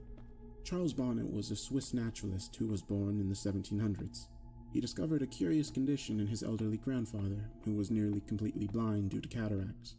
The old man regularly experienced visual hallucinations, including random patterns and even people and places. Sound familiar? Yes, I replied, still confused. Am I suffering from dementia? No, Andrew, not at all. Dr. Harper reassured me. Do you know how perception works? In layman's terms, your eyes take in light via the iris and pupil, which is then processed via the retina and translated into electrical signals which are decoded by the brain, which simply organizes these signals into recognizable images. You with me so far? I nodded, finally starting to understand. When the retina becomes detached, such as those that have undergone macular degeneration, those signals become warped and jumbled. Dr. Harper went on. The brain still receives them, so it does its job, translating these distorted signals into an image. It kind of fills the gaps for you. Sometimes it fills these gaps with colors, patterns, creatures, and places that aren't present. And this is called Charles Bonnet syndrome. I nearly wept with relief. So, I'm not mad, I cried. No, not at all, the doctor replied. This is an entirely physical condition. Your mind is in full working order. If you were suffering from any form of mental illness, your delusions wouldn't be limited to just one sense. You'd hear these interlopers, smell them, even feel them. This is a condition solely related to your eyes, not your brain. As I left Dr. Harper's office, I felt as if a weight had been lifted from my shoulders. Sure, my vision was still an issue, but I knew it was only a problem with my eyes, not my mind. I knew I could handle the situation. I was ready to face the world again. Since then, I've seen plenty of weird visions. I saw a huge waterfall in the park, complete with a hazy mist and butterflies flitting about. I saw a Native American warrior, complete with a huge feather headdress, sitting at a stool at the counter in the coffee shop. I saw an intricate and quite impossible structure of scaffolding crisscrossing the entire front of my apartment block. Hell, on the 4th of July last year, I even saw a great swooping green dragon in the sky, twisting and cavorting through the air overhead. All looked utterly and completely real. Yet, now I knew they were simply tricks of the eye. They were no longer disturbing. In fact, I actually came to quite enjoy them, even looking at them as unique and entertaining little shows or works of art that existed purely for my pleasure and nobody else's. I came to welcome them. Then, a month ago, I saw her. It was nighttime. It's always nighttime when I see her. And I was just getting ready for bed. I walked into the kitchen to get myself a glass of water and actually cried out in alarm when I spotted the figure in the corner. She was tall, by far the tallest woman I'd ever seen, and even though she stood hunched, she still had at least 6 inches on me. I was used to seeing characters in dated and bizarre dress, but this was different somehow. It didn't seem like an outfit from any one time, instead a bizarre mishmash of items. She wore a tuxedo jacket, figure-hugging in black, tailored to the female body shape, over a dirty old ruffled dress shirt. To complete the ensemble, she wore a bright red bow tie. On her hands, which she held out to either side as if shrugging, or maybe feeling for rain, she wore dirty white gloves. Her fingers were disproportionately long, almost spidery, and occasionally they twitched, as if she longed to grip and squeeze something in them. On her lower half, she wore shorts the same crimson as her bow tie, over opaque black nylons. Her legs were long and attractive, if truth be told, the legs of a dancer. She also wore red heels, the same hue as her shorts and bow tie, but they sparkled and shimmered, bringing to mind Judy Garland's ruby slippers from The Wizard of Oz. As strange as this ensemble was, I couldn't tear my eyes from her face.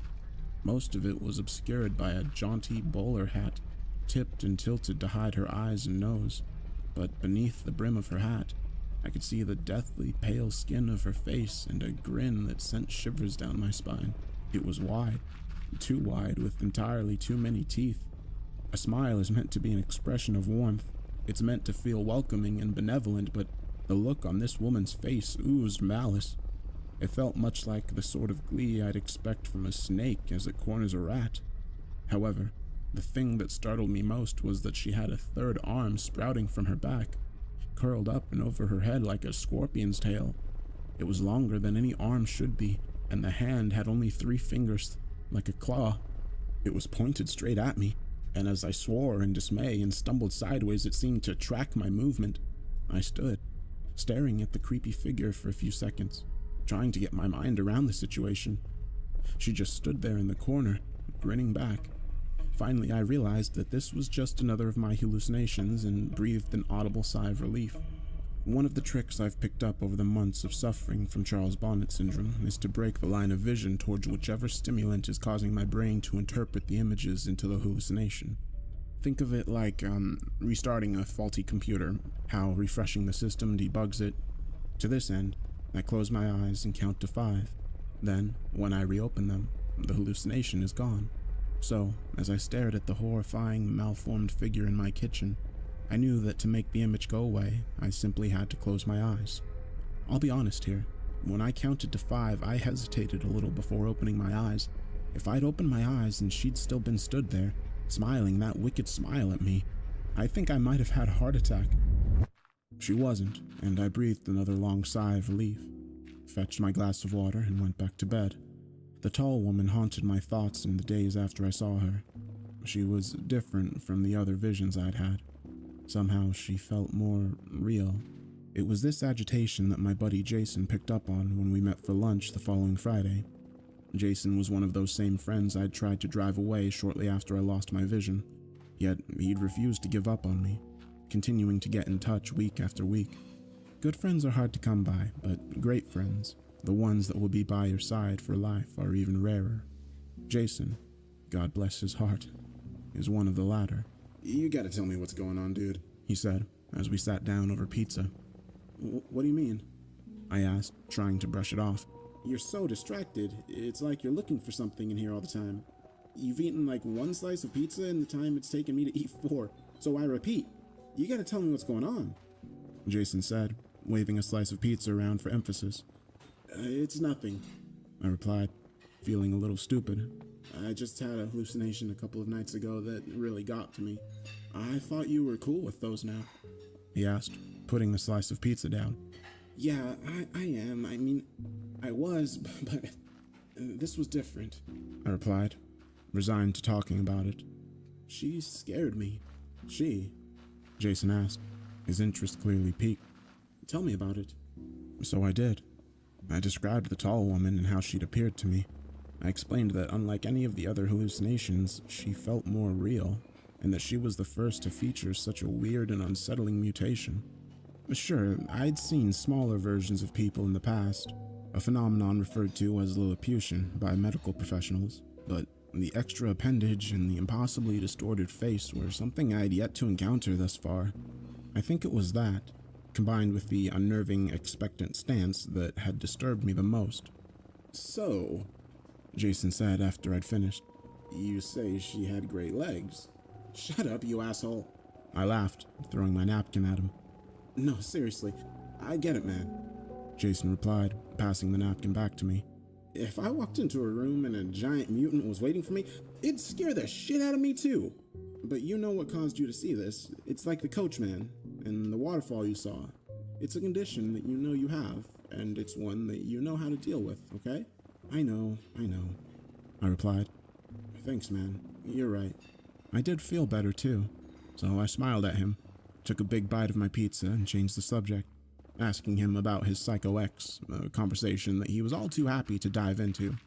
The next time I saw the tall woman was just under a week later. I was brushing my teeth. I was stood at the wash basin, brushing away, when I spotted a figure in the mirror. She was out in the dark hallway, peeking around the door behind me. That same sinister grin I'd seen before stretched her narrow face into a distorted grimace. The dirty bowler hat pushed down over her eyes once again.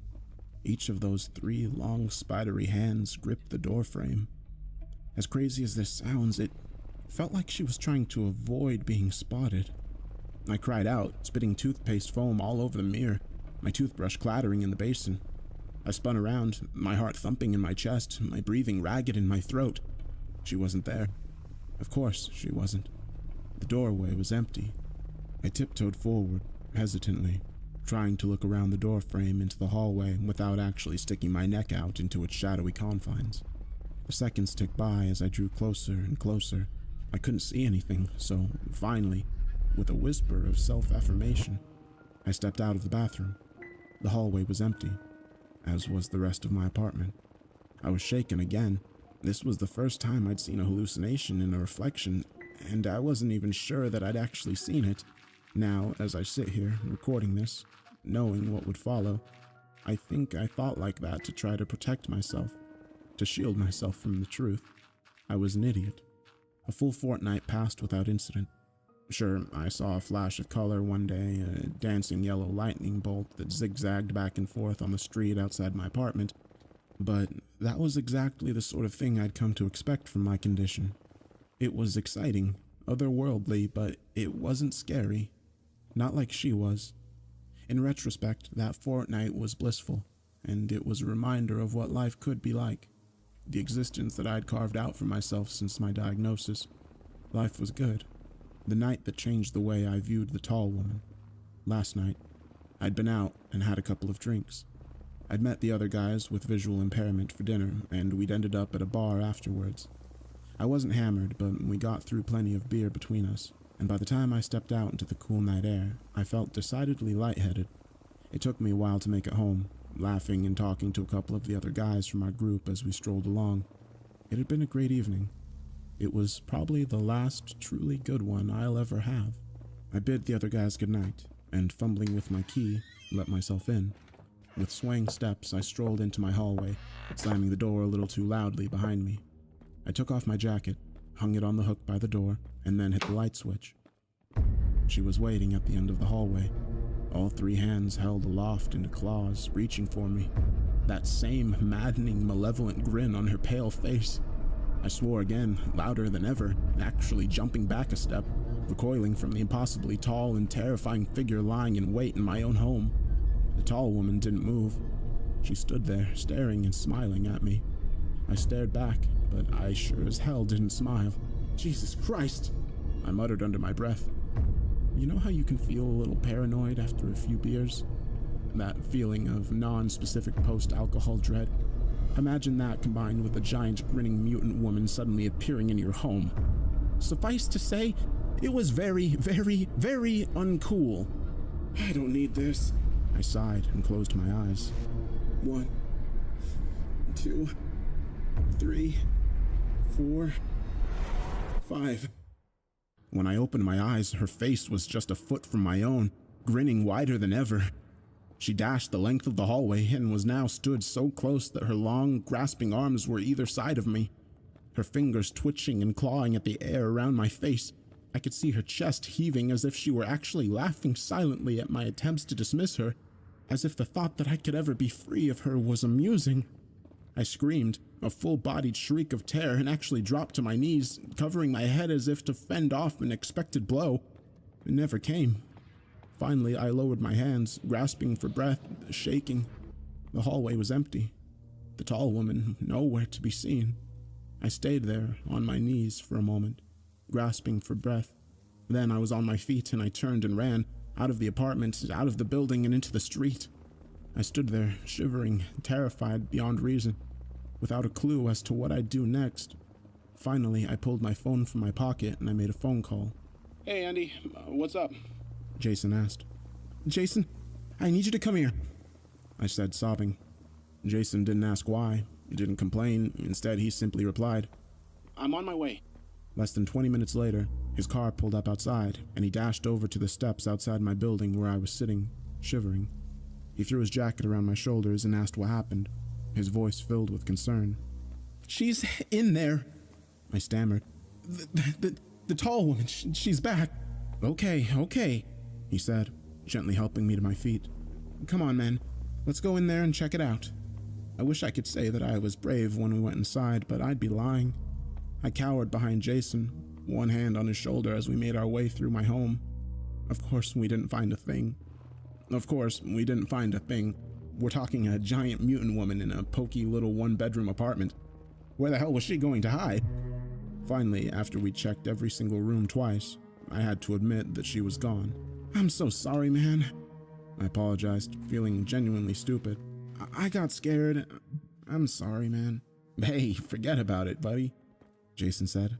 So, I'm here now. Where do you keep your booze? Half a bottle of bourbon later, we were both feeling pretty talkative.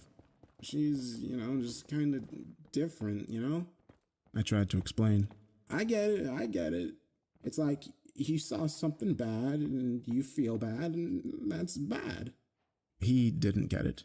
No, she's different, like, I've never had a repeat hallucination before, and they've never been scary, She's not like the others. Dude, Jason said, taking another sip of bourbon. You've got, like, Charles Boney syndrome, and you know how that makes you see shit. So? He waved his hand in the air like a magician who just performed a trick. I know. No, listen, Andy, he said. You know what makes you see shit. It's just your eyes, yeah? You didn't hear anything. You didn't feel anything. And this is how that stuff goes. It's your eyes, and I know it's scary, man, but you've been through, like, hell and high water in your life, so you're tough. One of the toughest, bravest guys I know, and you can handle some creepy hallucination bitch. I laughed. I couldn't help it. She is a very creepy hallucination bitch, though, dude. He laughed too, and we both took a drink. That could help, he said, finally, his voice thoughtful. What, drinking? I asked. No, well, yes, it does, he giggled. I mean, like, demystifying her. You should give her a name, something stupid so she's not scary. I've got to say, as much as I like creepy hallucination bitch, that's a bit of a mouthful. I laughed. Yeah, I get that, he replied. Suddenly, something he'd said came back to me. How about Helen? I suggested. Helen Highwater. Awesome. Then he raised his glass. Here's to Helen, buddy. To Helen. I smiled and drained my glass. Jason spent the night on my sofa, mainly because he'd had too much to drink to even think about getting behind the wheel of a vehicle. But honestly, I think the reason he drank so much was so that he'd have an excuse to stay and keep an eye on me. I'm glad he did. Knowing that he was there made me feel safer, and I was able to get some sleep. It gave me a sense of security to know that if the strange vision I'd just christened Helen was to appear again, I'd be able to call on him for support. This morning, we both needed support. It feels like a mule kicked me in the head, he groaned when I made my way into the living room. Yep, I replied, my own head thumping. Joe's? Joe's, he replied firmly and staggered to his feet. As we drank strong black coffee and ate muffins, we didn't talk much. Finally, Jason broke the silence. So, you feel cool now? He asked, his mouth still full of blueberry muffin. I nodded. Yeah, I think so. Not still freaked out about you-know-who? He asked. Helen? I replied with a smile. No, I really don't think I am. I reckon I can handle some creepy hallucination, bitch. Good, he laughed, giving me a hearty pat on the back. That's cool, man. I bet you can. Now, as I sit here cowering in my bathroom, too scared to go out into my apartment, I know we are both wrong. About everything. Remember how earlier I told you that the thought of being institutionalized, that the very idea of losing my grasp on reality was the most terrifying thing I could imagine? Now, I'd welcome that, because the alternative is far, far worse. After breakfast, I said goodbye to Jason, and he climbed into his car and drove away. The day passed without incident, and when Lois stopped by this afternoon, she even commented on how upbeat I seemed.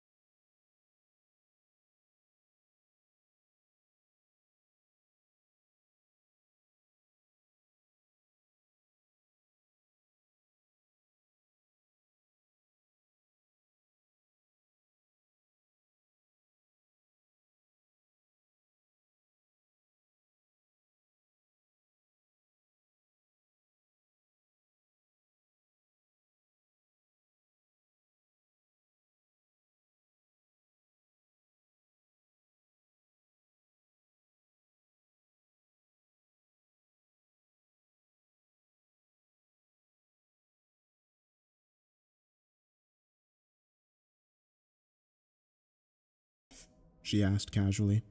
I laughed at that, wondered what she'd think if she knew the truth. Yeah, I chuckled. Something like that. Good for you. She sniffed. Make sure you treat her right.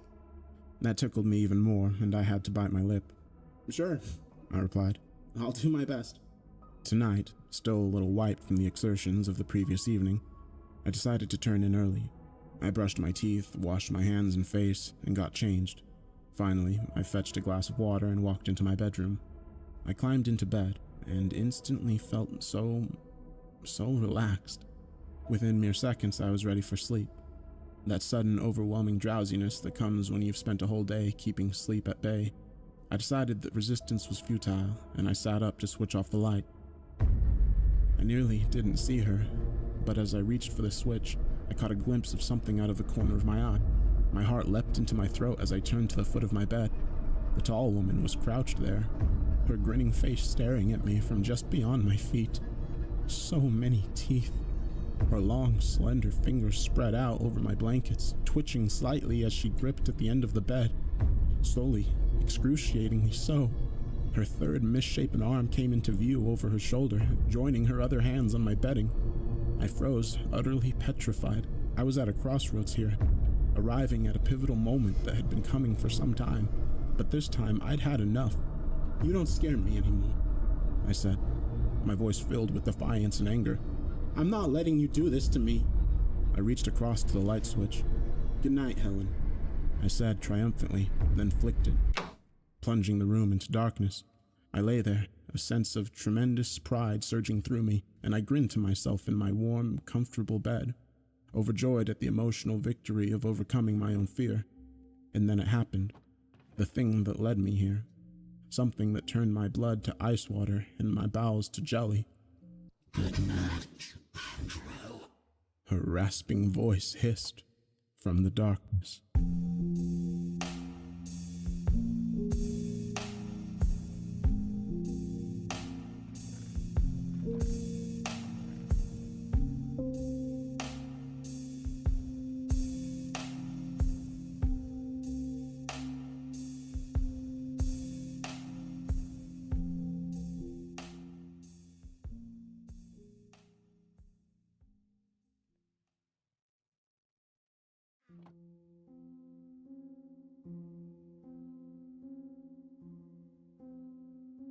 I don't need to watch to know where the woman has decided to hide.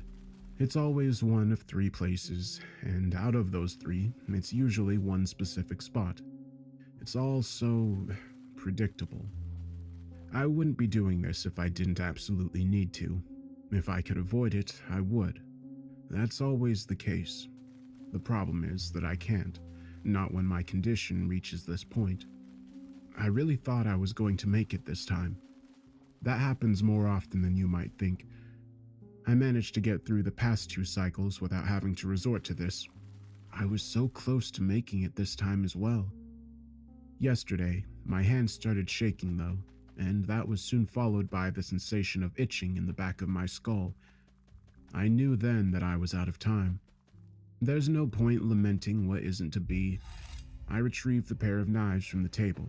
The blades bobbed up and down in the air due to my shaking hands, but I will just have to make them work. I slowly walked down the stairs leading into the main warehouse storage area. This would not be my choice of hunting grounds. Much of the space is taken up by crates and storage containers, and all the doors and windows are chained shut. It creates a claustrophobic environment that offers no chance for escape, which in turn takes away any potential thrill and makes for a tedious experience. Unfortunately, it can't be avoided.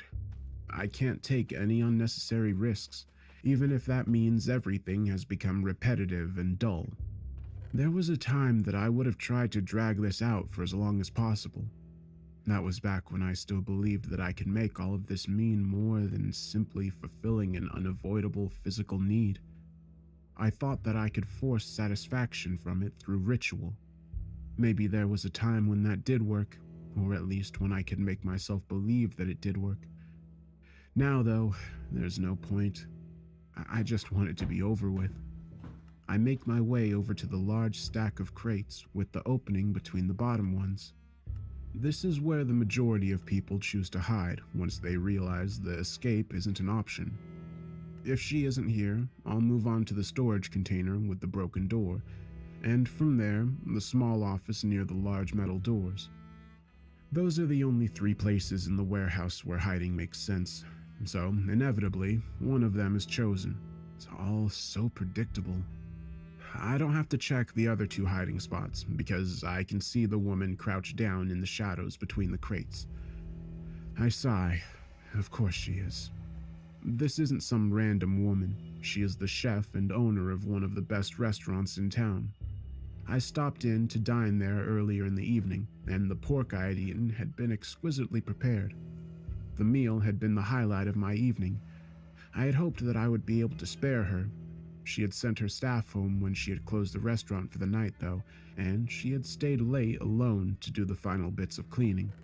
With no time to find someone else, my hands had been tied. She looked up at me with wide-eyed terror as I approached. It doesn't have to take long or be overly painful. I'll finish this quickly. I owe her that much for the pleasant meal. Television shows and movies would have you believe that people start screaming at the top of their lungs or try to fight back when their would-be killer approaches. I found that's not typically the case. Though it does happen from time to time, but usually they behave the way that this woman is. She is frozen in fear, her mouth moving but no sounds coming out. I suppose that this kind of reaction should make me feel powerful, maybe dominant. It does nothing for me. I hunch over slightly to enter the small opening. She's whimpering now, but I ignore it as I raise the knives. The shaking in my hands is worse now, and it's all I can do to keep my fingers wrapped around the wooden handles. I need to get this done quickly. The knives plunge into her body, and for the first time she screams. I swear loudly as blood leaks out onto my hands. The blades haven't gone into the points that I intended them to. I had tried to make the stabbing lethal so that she wouldn't have to suffer. Now I have to do things the messy way.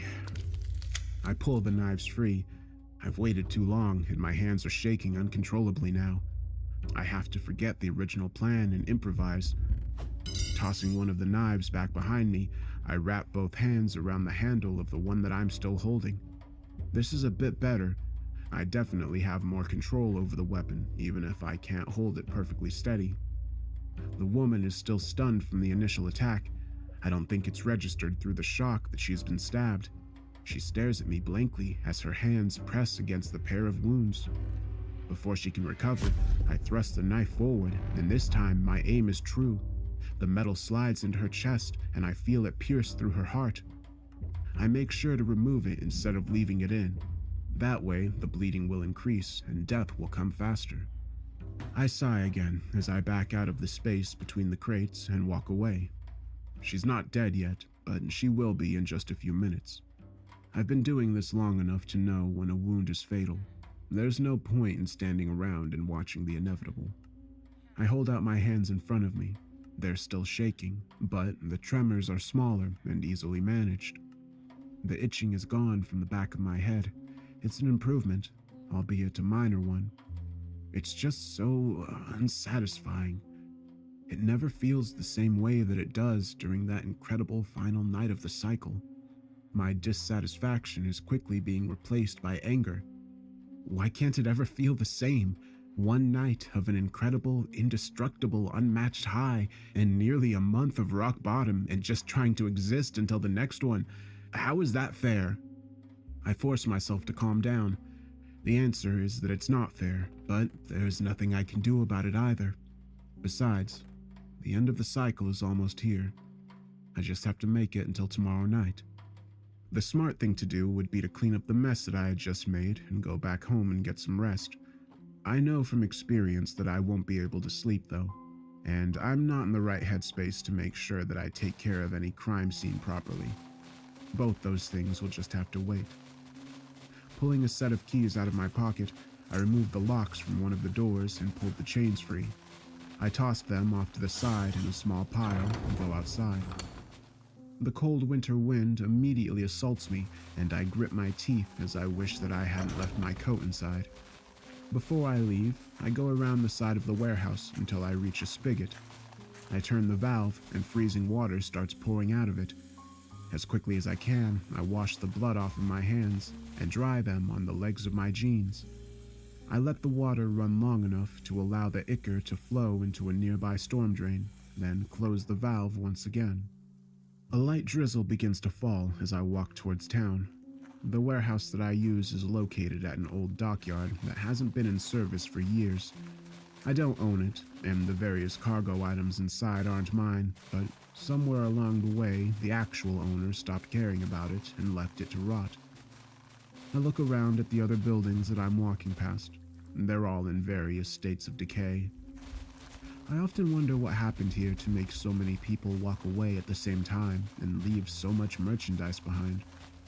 Having such a large area to myself, especially one that includes more contained sections throughout the site, has been extremely useful.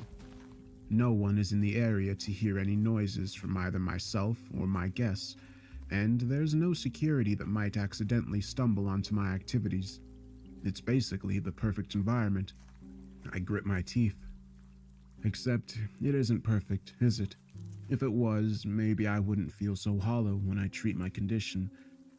Maybe I need a challenge, and this place is making everything all too easy. I shake my head firmly. That isn't it. I know that it isn't. The abandoned dockyard gives me safety when I otherwise wouldn't have it. I'm just irritable and lashing out. Another wonderful side effect of my condition. My car is parked at the edge of the dockyard. I ignore it and continue on foot. I've found that the best way to prolong the effects of the treatment is to remain active. The physical activity helps to distract from the return of my symptoms, at least for a short while. I check my watch. About 20 hours left. Damn. The road leading away from the docks is empty. That's no surprise, as there's nothing else out this way. There's no reason for anyone else but myself to be here. I walk down the middle of the road instead of off to one side. In a very real sense, this is my own personal domain. I walk for over 2 miles before I reach an intersection. I continue forward without so much as a glance to either side. Both the left and right paths lead to highways. The direction I'm headed in goes into town. Before it does, though, it leads right past a smaller diner that's open all night. That's where I'm going. After another mile, I arrive at the diner. I'm pleased to see that there are only 2 cars in the parking lot. I go inside and sit down at a booth in the corner. I'm alone in the eating area, and the cars must belong to employees. Speak of the devil, a woman comes out of the kitchen and gives me a smile. I see the smile slip a bit. It wasn't by much, but I definitely saw it. Do I still have some blood on me that I missed? Looks like you got caught outside in this lovely weather. Did your car break down or something? A truck, actually. I lie easily, my worries dissipating. Just down at the 219 ramp. I called it in, but I can't get anyone out till the morning. I had to walk here. I wasn't born a good liar.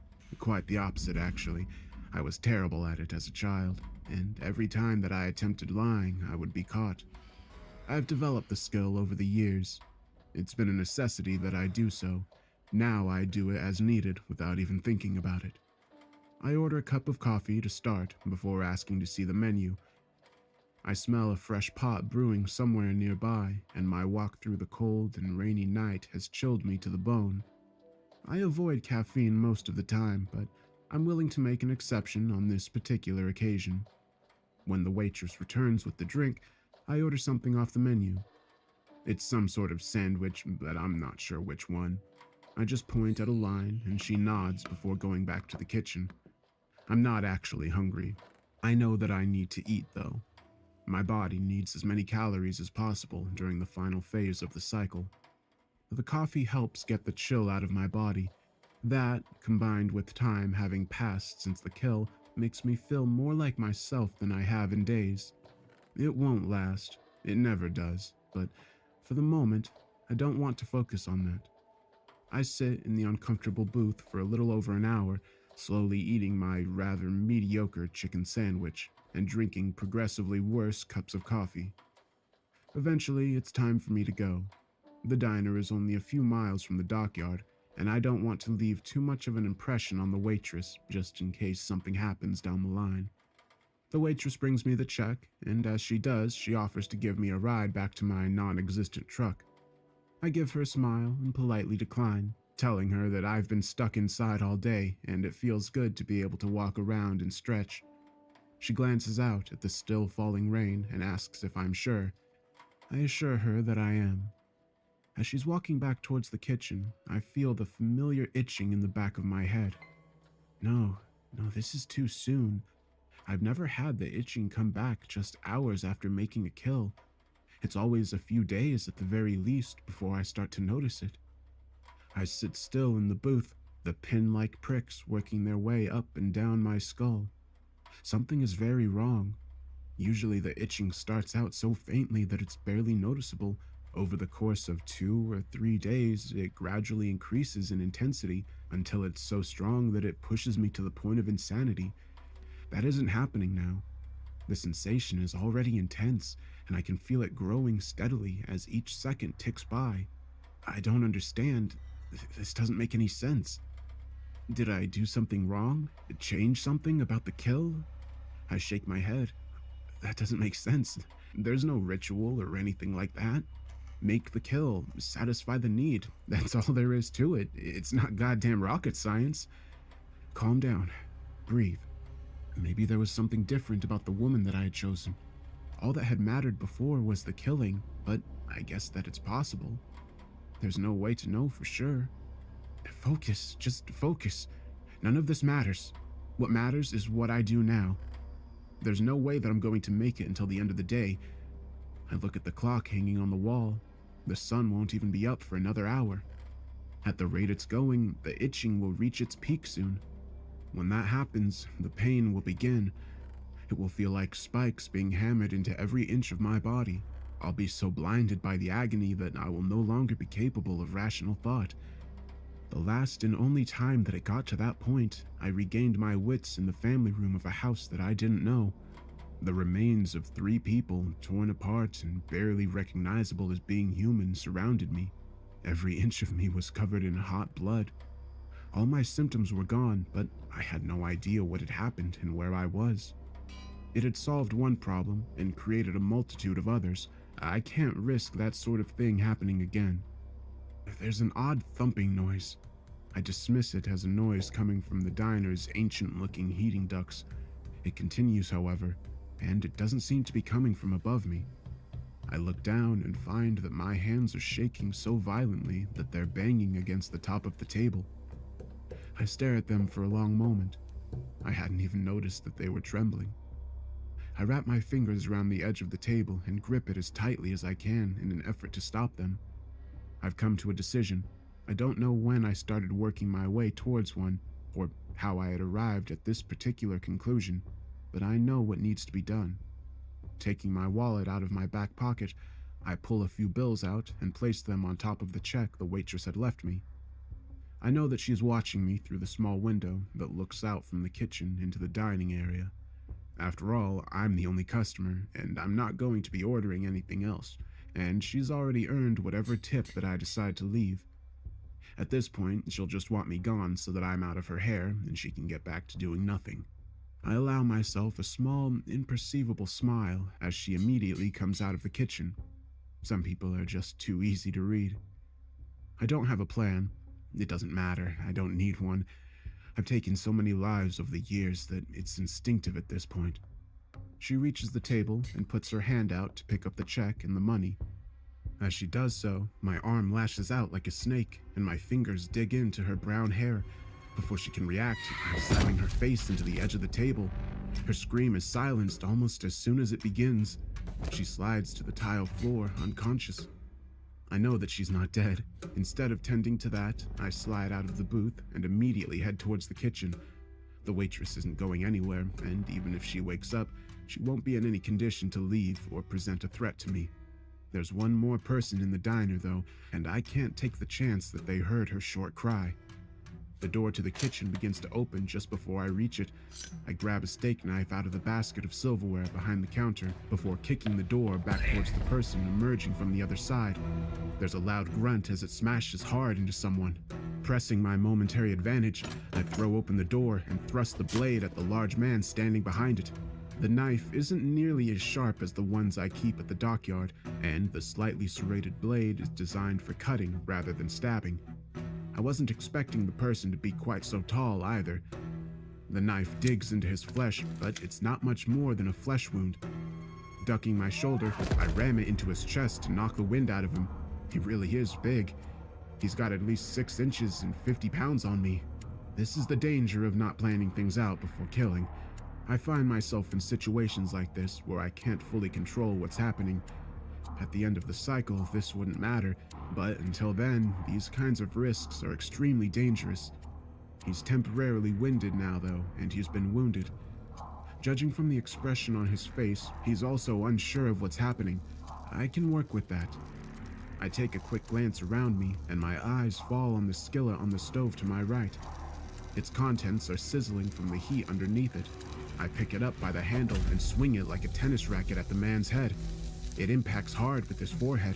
There's a sickening crunch of bone, followed by a crackling noise as the hot metal burns his flesh. His mouth opens, but he doesn't scream. Instead, he makes a gurgling sound as bloody foam spills over his lower lip.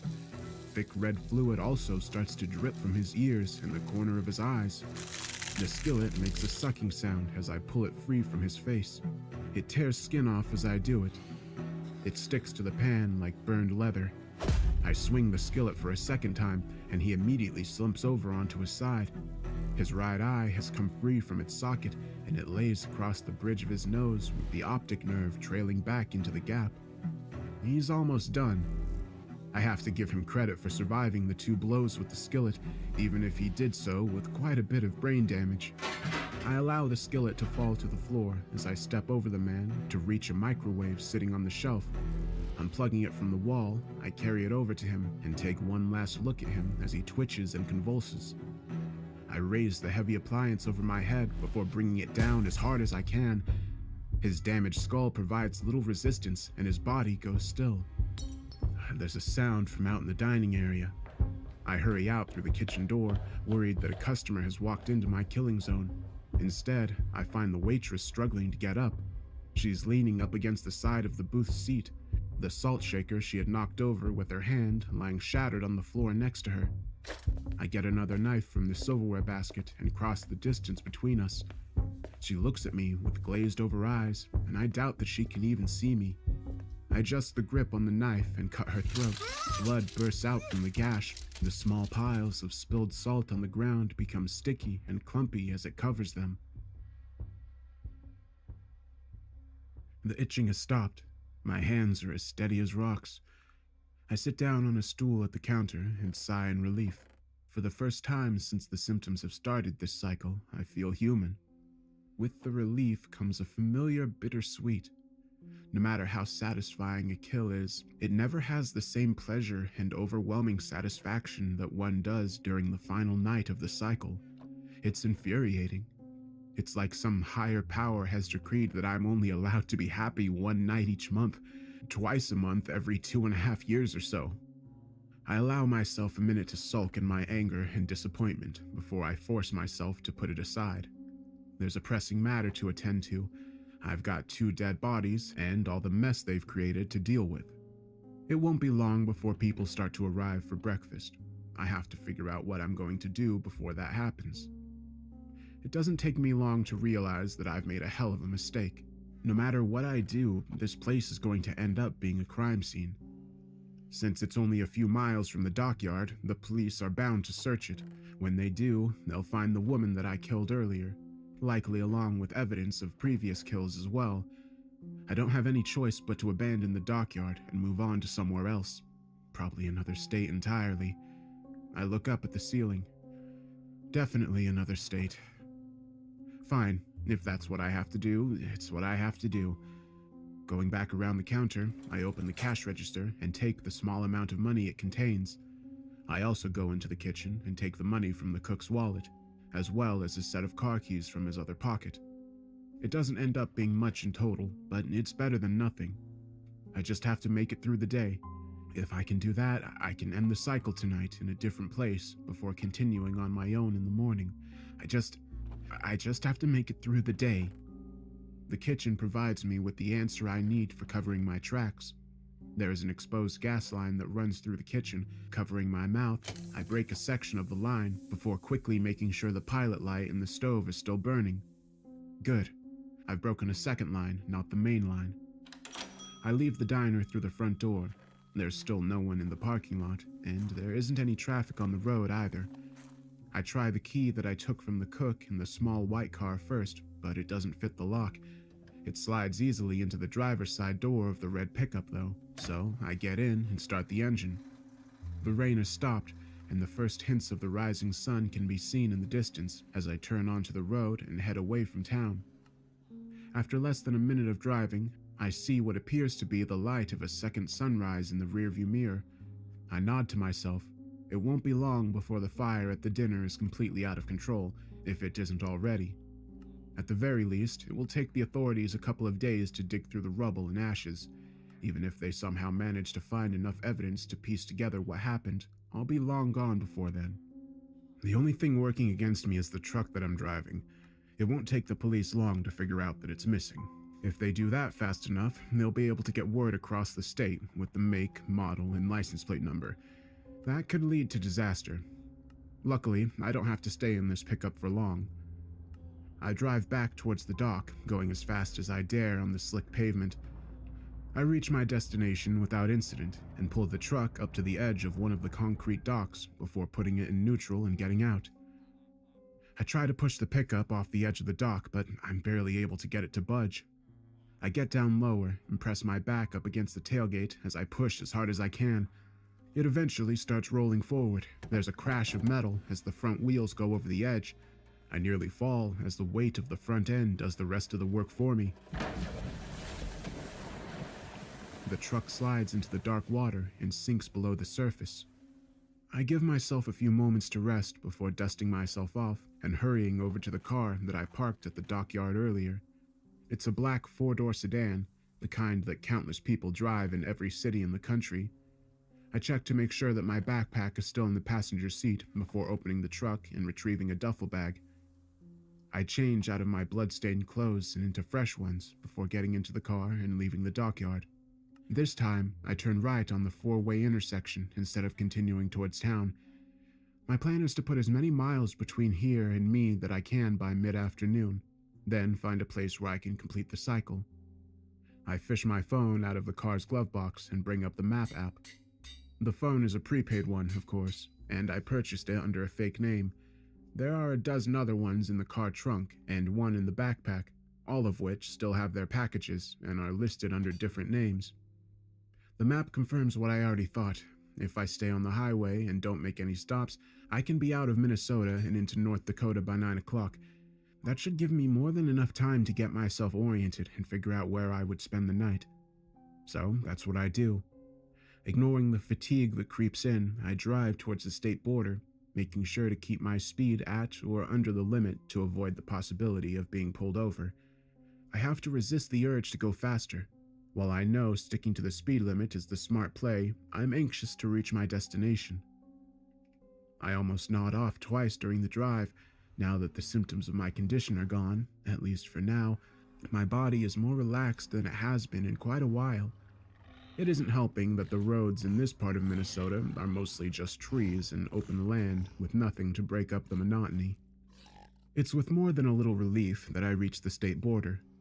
There is a sign for a rest stop a few miles past the line, and I gratefully follow it into the parking lot. I need to get out and stretch for a bit, get some fresh air. I've never been to this part of the country before, and I'm surprised to see that the rest stop isn't one of the standard ones with just a few bathrooms and vending machines. This one is quite a bit larger, with a cafeteria-like section housing 5 or 6 chain fast food restaurants.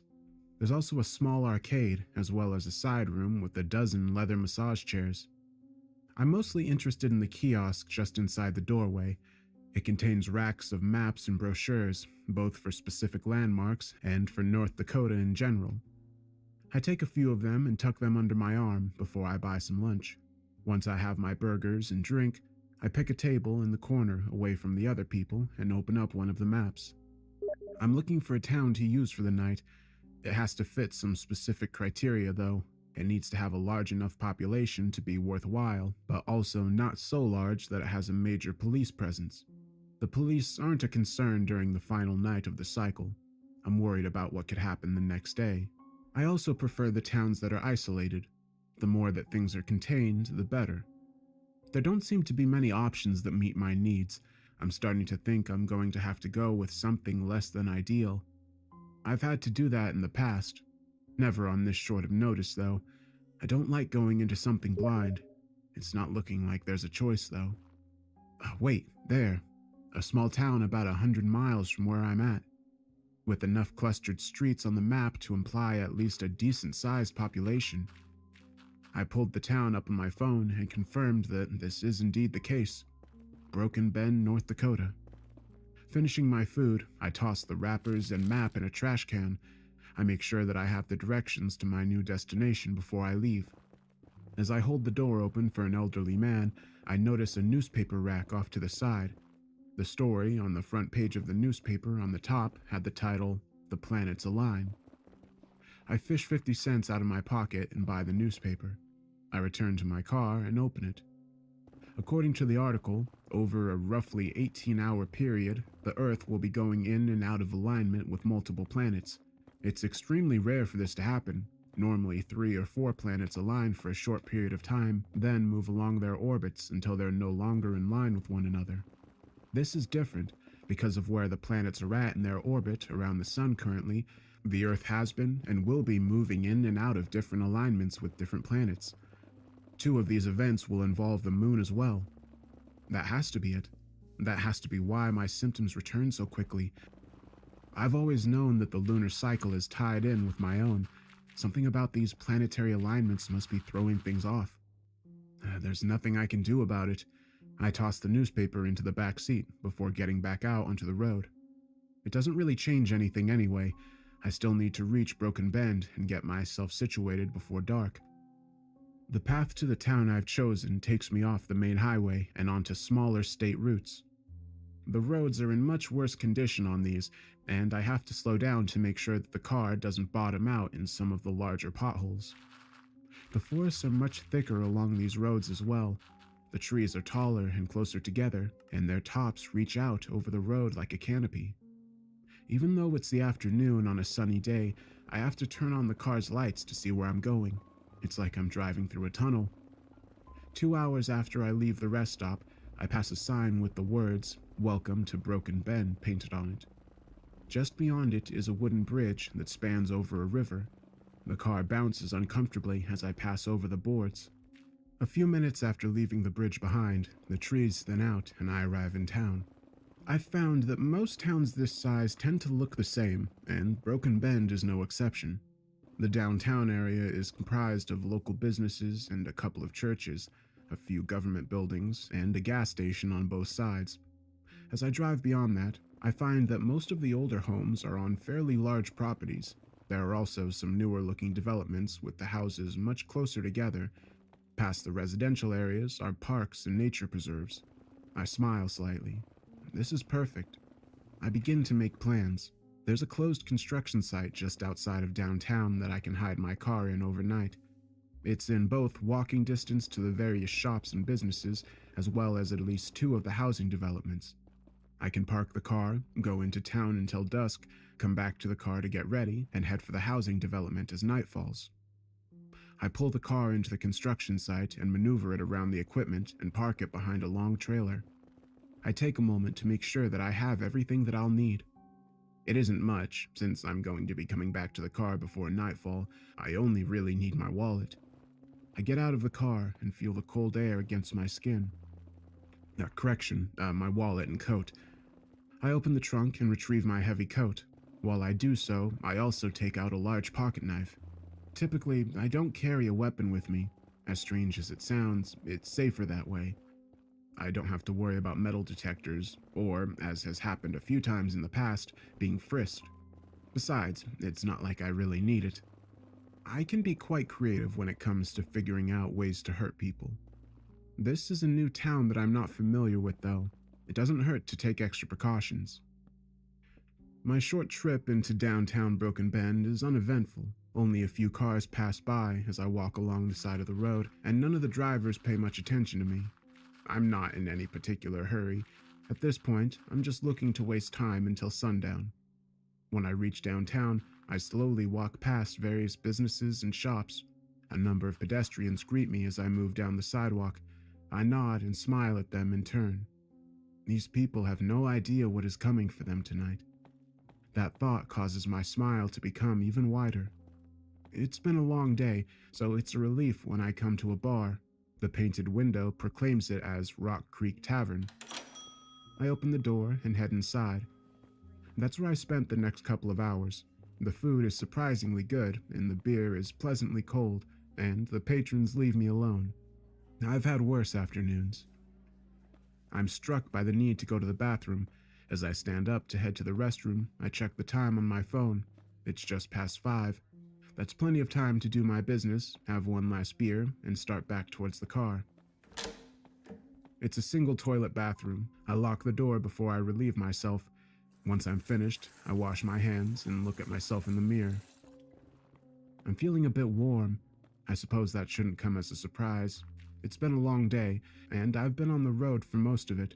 It's either from the stress or the beers. I look at myself closely in the mirror. I definitely look tired. My eyes are a bit bloodshot, and there are dark circles under them. I'm also looking a bit pale. Sighing, I run a hand over my face. I stop. My hand is shaking. I force myself to stay calm. The shaking doesn't matter. I'm only a few hours away from the end of the cycle. I need to make it until then. There isn't any itching at the back of my neck. Sweat begins to drip from my forehead. I'm getting warmer. Gripping the sink with both hands, I lean in towards the mirror and take a closer look at my eyes. The black of the pupil is no longer circular. Instead, it resembles a blot of ink that has run out across the blue iris. It's happening. The end of the cycle has arrived. The change is beginning. This shouldn't be possible. The change shouldn't happen until the moon begins to rise. The sun isn't even all the way down yet. I remember the newspaper story about the strange planetary alignments. There must be something about them that is just causing my symptoms to return faster, but also forcing the change to happen earlier. I leave the bar. If I hurry, I might be able to get to the car before...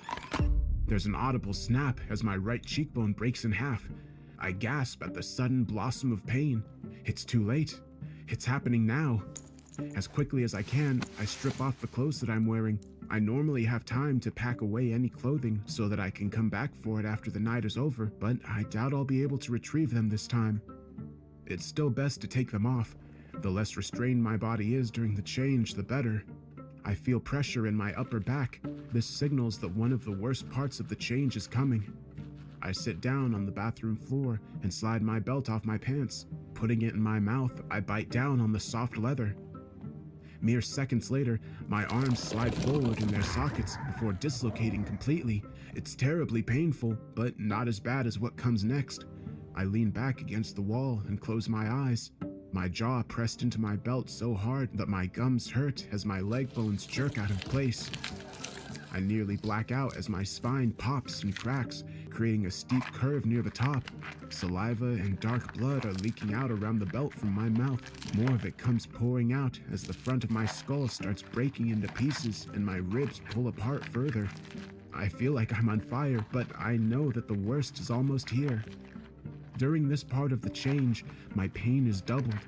This is because I have twice the amount of nerves in my body, the ones running to my current shell and the ones attached to what's emerging. All of them are screaming in agony as they're stretched and mangled and torn. There is no thought or reason. There is only the torture, deep and infinite. I'm so lost in the void of torment that I can no longer register the individual changes that are happening. Everything is merely a part of the overall torment. I float in the agony as it engulfs me. Moments pass, years maybe. It's impossible to tell. Time has no meaning now, only pain exists. Suddenly, mercifully, there is relief. My outer skin tears open as my new body emerges from underneath it. The belt falls from my mouth as I pant heavily. It's like an unbearable pressure has been released. There are small stabs of discomfort as the change is completed, but it's barely noticeable when compared to what I've just gone through. The last of my bones lock into place, and I can feel my rational mind beginning to slip. In moments, it will be secondary to instinct. I never lose my mind completely. I'm fully conscious of what I'm doing. It just doesn't matter. I get to my feet. Everything feels so different now. Powerful. I can't believe that I ever managed to stand on my weak human legs. I catch a glimpse of myself in the mirror. The face of a wolf stares back at me. It is thin and gaunt. The skin stretched tight against the face and muzzle. The black fur is matted down with blood. I pull a loose strip of ruined flesh off the bottom of my jaw. Movies, television, books, legends, they're all wrong about werewolves. There's a resemblance to wolves after the change, yes, especially in the face, but that resemblance only goes so far. My body is far more skeletal and thin than the popular interpretations. Certain parts of me, like my clawed fingers, appear almost delicate. I don't have a tail, and my long muzzle contains multiple rows of teeth. It's my eyes that tell the true story. They are completely black, with pinpricks of red light barely visible in their depths. To look into them is to know fear. It's to know death. I hear movement out in the bar, and I turn away from the mirror. My senses are heightened far beyond what a human is capable of. I hear a stool pulling away from the bar. I can smell the scent of beer wafting in from under the door. I can see every crack and imperfection on the tiled bathroom wall. I feel alive in a way that I never do except when the wolf comes out to play. I take one last look around the bathroom. There is blood everywhere, and pieces of my human skin cover the floor. Even though it's my own blood, the smell of it excites me. I bare my teeth and turn back to the bathroom door. Finally, after all this time, the hunt is finally here. The door explodes into a shower of splinters as I burst through it. There's a man standing nearby in the short hallway, a half-filled glass in his hand. His eyes grow wide with shock. Before he can say or do anything, my right arm is swinging towards him. The claws slide through his skin, muscle, and bone as though they offer no resistance at all. His body splits into two pieces and falls to the ground in a heap. My heightened senses enhanced every moment of the kill. It's a pleasure that goes beyond the effects of any drug. More. I need more. There are screams coming from the main room. Bar patrons are staring at me in surprise and horror, and some are fleeing towards the door. I take 2 strides before leaping over their heads and landing between them and the exit. No one leaves. This is my moment. One of the customers swings a clumsy punch at me. I open my jaws to expose my rows of teeth and bite down into the flesh of his arm. The razor-sharp fangs sink in deep. With a twist of my head, I tear off the arm and fling it up against the far wall. The blood running down my throat tastes incredible. I'm a flurry of suffering and death. Throats are torn, limbs are severed, lives are ended. Each kill increases my need for more. I revel as I rip apart the bar patrons. I am the god of the hunt, and it is my purpose to reap the prey. The man behind the bar has a gun. He brings it up and fires once, twice, a third time. All shots are true. I feel the impact of the bullets as they strike my skin. The metal is hot, and it singes the tips of my fur. My mouth opens slightly as a grin spreads across my face. I jump onto the bar and snap my mouth around the side of his head. For a moment, I let him struggle, my teeth piercing his skin as he tries to free himself. Now he understands his place in the order of things. His struggling ends as I clamp my jaws closed. Music plays from the jukebox in the corner of the bar as I survey the room. The Rock Creek Tavern is now a monument to carnage. The scent of death fills my nostrils as I bask in the pleasures of the kill. I raise my head towards the ceiling and howl triumphantly. A werewolf's howl is not like a wolf's. It is an inhuman sound, a deep guttural call that spreads fear to all that hear it. It is the sound of hell's gates being opened. I need more. The hunt has just begun, and I intend to make the most out of every second. I go out the front door and into the streets. People immediately begin to scream, but I ignore them for the moment. The sun is just beginning to set in the distance. The sky is filled with splashes of red and thick purples. I'm momentarily frozen in place. I've never seen the sunset before, not with these eyes. The change has always happened after nightfall. Even through my frenzy, the beauty of the scene before me is striking. The spell is broken as I smell the blood on my fur. It's time to continue what I've only just started. A car is beginning to pull out of the parking space in front of me. Baring my teeth, I jump through the passenger side window and into the vehicle. In one motion, I wrap my claws around the driver's neck and throw both him and myself through his door. We land hard on the concrete. I crush his throat before looking over my shoulder to watch the car crash into an oncoming truck. A man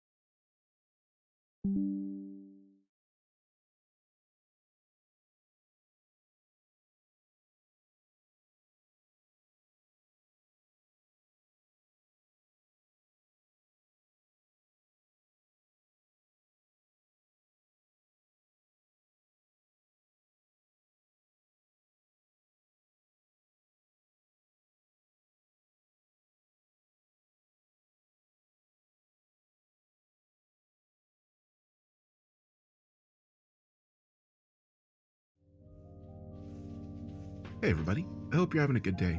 So I'm going to be away for a few days as I'm going down to visit some family to be bodies. At this point, there is little that will make any difference. I can protest that I am a victim. I was always a victim, the same as everybody. But I can't ask for your forgiveness. I'm recording this to tell you how it happened. That won't matter either. It's the only thing I can do at this point, so it's what I'm doing. I found the guitar in an old pawn shop in Boston. The proprietor was a caricature of a pawnbroker, a bent little old man with a hooked nose and wisps of white hair around his ears, his face creased with a permanent frown from too many years of feigning disgust with the stuff people brought in. I didn't bother speaking to him at first, just walked up and down the narrow aisles between the shelves stacked with endless junk. I thought people brought their valuables to pawn, but this guy had somehow acquired piles of rusty old hand woodworking tools, random glassware and salt shakers, chipped china, and flatware that wasn't silver. I felt curiously drawn to a battered old wardrobe that looked like it had been built of leftover tongue and groove siding. I almost opened it, but I was sure it could only be filled with mink coats. Judging from the rest of his stuff, probably moth-eaten mink coats. I felt his eyes glued onto me, waiting for me to try to lift something. With my mohawk and torn jeans, I often got that look, but given the worthlessness of this crap, it was almost insulting. I said screw it and headed for the door.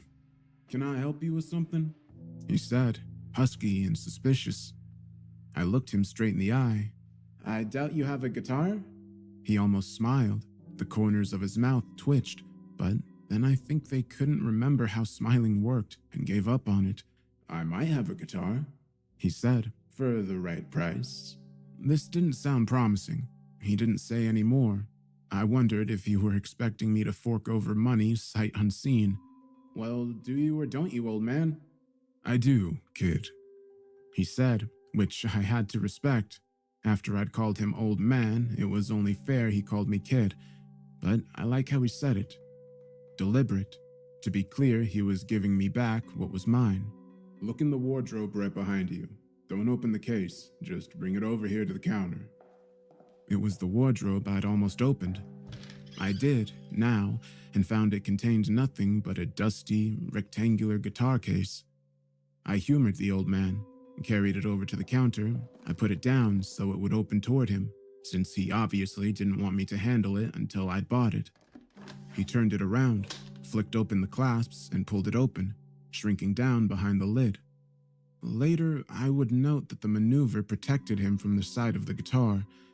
I doubt he really understood what he had, but he was not totally ignorant. At the time, though, I just put it down to showmanship. Inside was the most amazing black guitar I've ever seen. It was so black, it looked like there was no guitar there at all. Just some silver frets and strings stretched across nothing. A guitar shape ripped into the universe. I reached into the case just to touch it, just to be sure there was a guitar there. The old man closed the case part way, nearly trapping my hands inside. I didn't pull away. "No, he said, his lips curling back from his teeth. "Not here. I can't buy it if I can't try it. Take your hand out of the case." I did. I wanted the guitar. I had to hear it first, but frankly, if I didn't play it at all, I'd still have bought it. If I could afford it, it was that cool. He shut the case and fastened the latches. "Take it into the basement. There's an old amplifier down there. You can plug it in and play it. But see here, the volume on that amplifier is set on 2, right? It says on 2. Sure?" I said, "Whatever." He laid a bony hand on a red fire extinguisher at the end of the counter. "See this? You know what this is for?" "Putting out fires?" "You'd think so, wouldn't you? But check the pressure gauge." I looked at the dial on top. It was all the way down on empty. "The only thing it's good for is bashing out the brains of people who don't follow the rules. Got it? The volume stays on 2. Somehow, I wasn't too frightened at the thought of this old man trying to assault me with a fire extinguisher. except for the thought of trying to convince the police that the punk had acted in self-defense when he broke the little old shopkeeper in two. It didn't matter. I didn't need the guitar to be loud to tell if it could play. I took the case and went through the little door and down the steep steps. It crossed my mind that I was probably doing something stupid, going down into this crazy old man's cellar looking for, a cask of Amontillado, but frankly, the door was so flimsy I could turn it into kindling if he tried to lock it behind me. All he did was yell down at me about keeping the volume on 2. In the basement was a chest freezer, a big converted coal furnace, some broken furniture, and a vintage amplifier. I put the guitar down on the freezer and opened the case again. Down in the basement, it looked even blacker than before, if that were possible. I touched the guitar, just to assure myself that it was real. My hand stopped, so there was definitely something there, but I couldn't really feel it. It had all the friction of black ice, but no sensation of cold. A sensation of vertigo crept over me, as if I were going to fall into the nothingness. Impulsively, I grabbed the strap that at least felt like leather and lifted the guitar so it hung from my shoulder. It had weight like a guitar. The sensation of vertigo left me when I wasn't staring right at it. I fished a patch cord out of the case, plugged it into the amp, and switched it on. I turned the volume up to 2.5 just to screw with the old man, then touched the strings. Just the tinny sound a guitar makes when the club owner pulls the plug on your show. I only had a moment of disappointment before I remembered that this amplifier probably had vacuum tubes. It would need to warm up before it would play. I waited a minute. The amplifier hummed with potentiality. Then I struck the open strings, or I meant to. I hit them one after the other in a slow arpeggio to hear how far out of tune it was, but on the first note, my fingers froze. It was indescribable, a deep, resonant tone that sounded like it came out of the primeval past, a note imagined by alien races that had looked down on Earth when all life was just slime on the bottom of the sea. It unseated my bowels from the rest of my viscera and set them floating uneasily. I took a deep breath and plucked out the first 7 notes of Stairway to Heaven. It seemed like the right riff to try. The guitar spoke with the voice of God, but not the all-forgiving God of the Gospels, nor even the strict pedantic God of evangelicals. This was the Old Testament God, mighty and awful, the God that shook mountains and spoke in thunder and trumpets, the God that smote the Edomites by the thousands. My head swam, I was terrified, and at the same time, I had to have this guitar. I would pay whatever price the old man asked. I snapped off the amplifier and forced myself to walk slowly up the stairs. The door was unlocked. The old man was back where he had been, behind his counter, adding rows of figures in a little black book. I tried to act casual. How much you want for it? It came out as a shaky, tense whisper. So much for acting casual. The old man would have to be deaf to not know I'd pay whatever he asked. But maybe he was deaf. He didn't even look up. I repeated myself, louder and less desperate. He glanced up, surprised to see me standing in front of him. Then he took an earplug out of one ear. If he hadn't heard me, he knew what I'd said. $2,000. My stomach, already dangerously unmoored, flipped over again. That was 4 times what I'd told myself was my maximum price when I set out guitar hunting. I drew a deep breath and tried. I can't pay more than... Bah! He interrupted and thumped a hand-lettered sign on the wall behind him. Do not try to dicker. All prices are firm. On another day, I knew that just because you put something on a sign doesn't make it true. Saying he didn't dicker was just the first round of dickering. But I didn't have it in me. I had to have the guitar. I took out my wallet and pulled out my credit card, wondering what hope I would have of paying this off. Can't you read? He snarled and thumped another hand-lettered sign. All sales are cash only. Can I hold it with a deposit? I asked. How much you got? He asked. $50? There's a cash machine on the corner. You could take out 250, make it 300. I could. I'd even have enough left to eat until payday. Paying rent would take some imagination, but I could do this. It may take me a little while to work up the rest and come back. Even as I said it, I knew it was hopeless. I'd never have $1,700 in cash, not unless I took a cash advance on the credit card and paid the 30% interest rate. No, He said. don't come back.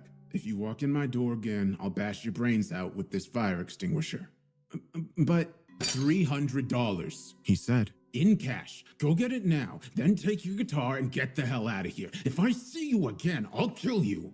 The man was clearly raving mad, but $300 was a price I could pay. I went out to the cash machine, traded all my money for the guitar, and left before he could make good on his threat. It was only then that I realized I'd even given him my bus fare home. I wound up walking 2 miles through the city. I got home late and tired. Playing the guitar seemed like too momentous a thing to attempt in that state. I put it aside, microwaved a can of mushroom soup, and went to bed early. But I didn't sleep well. I dreamt about the guitar. In my dreams, it wasn't just black. There were stars twinkling in the void. When I tried to pick it up, my hands went right through it. I felt like I could reach deep in and scoop out a handful of stars, except I figured they'd be terribly hot. I thought they'd make tiny little burns in my hand. There was something behind the stars, too. Something vast and restless. A long, slow rolling in the dark. I didn't want to touch that thing. I didn't want to disturb it. It was asleep, but not deeply. I hardly dared to breathe. If I woke it, I had no idea. Something very bad would happen.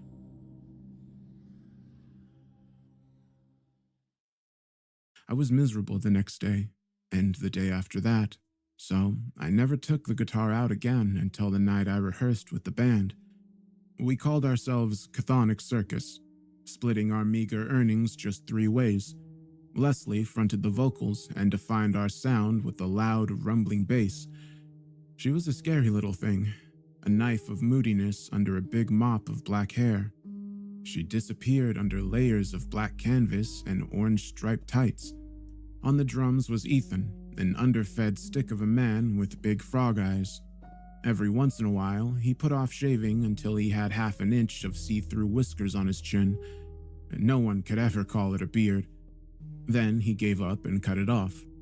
I don't know what you'd call our style. Post-punk or goth are the most frequent labels we get, but we do occasionally go off into the technically demanding solo, like a progressive band. But we assiduously avoided the grand pseudo-philosophical lyrics of progressive, and our themes were too dark. One reviewer in a local scene rag described us as playing dance macabre, which I thought was a great description, but it didn't stick. We got the plug pulled on us only once, after a patron complained to the bartender that we were depressing. I come here because I feel bad and want to feel better. These guys make me want to kill myself. I felt a little bad about that. My hope is always that we'll make those guys feel understood, but there is a badge of honor in getting kicked out of a club. I made a production out of my new guitar, telling Leslie and Ethan that they'd never seen anything like it, and getting them to stand around watching while I opened the case. I watched their faces, opening it just as the show owner had, standing behind the lid as I raised it. Leslie frowned. Ethan's jaw dropped open. What's it made out of? Leslie whispered. She reached out to touch it, but hesitated. It's like the void, Ethan said. It's like staring into infinity, the black sky between the stars. Does it sound as good as it looks? Leslie asked. I just smiled. I lifted it by the strap and hung it on my shoulder.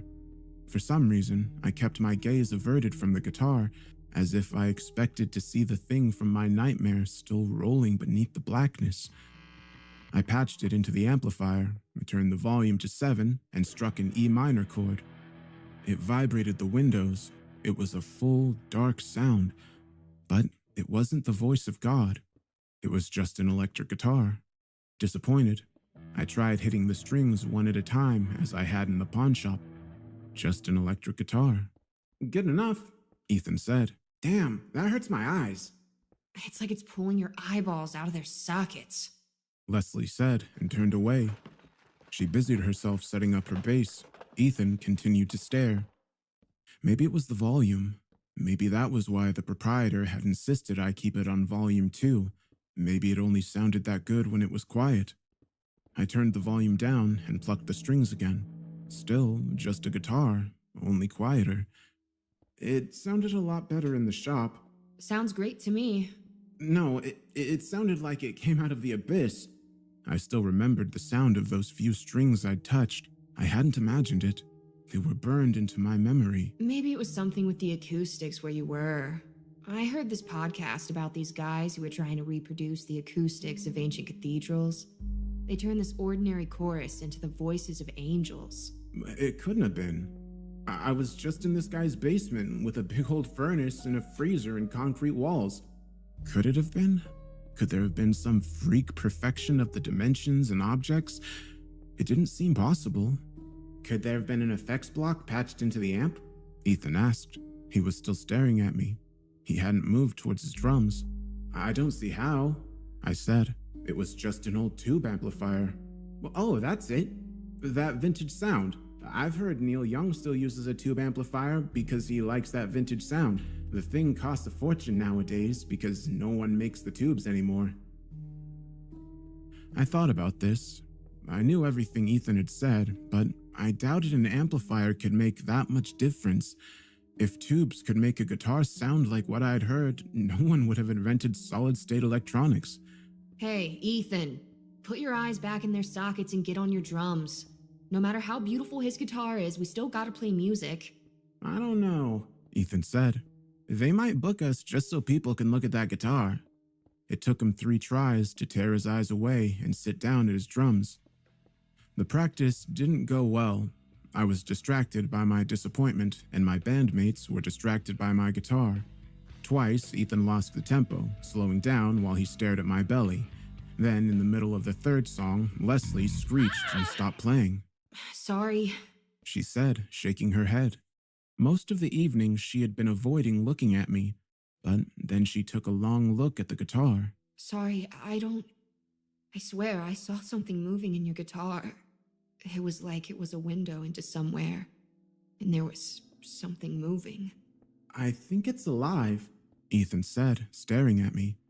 Maybe that's why it's not making the sound you want. Maybe you gotta have the right relationship with it before it'll sing for you. It played for me before, I said. I didn't believe him, not really, but in Leslie's dark studio, it didn't sound so crazy. Yeah, but then you weren't trying to show it off. Then, all your focus was on the guitar, wanting to hear the guitar. Tonight, you're wanting to show off the cool guitar you got. Your focus is on you. It doesn't want to put on a show to make you look cool. This is crazy. We can't practice like this. Why don't you, face the wall or something? No offense, but... It's just a guitar. Yeah, but you don't look at it either. Whatever, let's just play, I said, but I did turn away from them. It didn't do any good. I was too annoyed and disappointed. Leslie was too rattled. Ethan lost the beat twice more, just staring at the crescent of the guitar he could see past my hip. We gave it up at 10, when we usually jam until the AM. As we were packing up, Leslie said to me, Why don't you bring your old guitar to the Venus tomorrow? Don't be crazy. You know what I paid for this? Well, actually, I'd gotten it for a steal, but it was the easy thing to say. A lot easier than that I still hope to make it sing like angels. Just in case. This is gonna be a good show. The Venus draws a good crowd. So we have something to fall back on if your baby derails us again. It's just a guitar, I said again. You shouldn't say that, Ethan said. No wonder it won't sing for you when you talk about it that way. I said it was just a guitar, but I don't think I believed myself.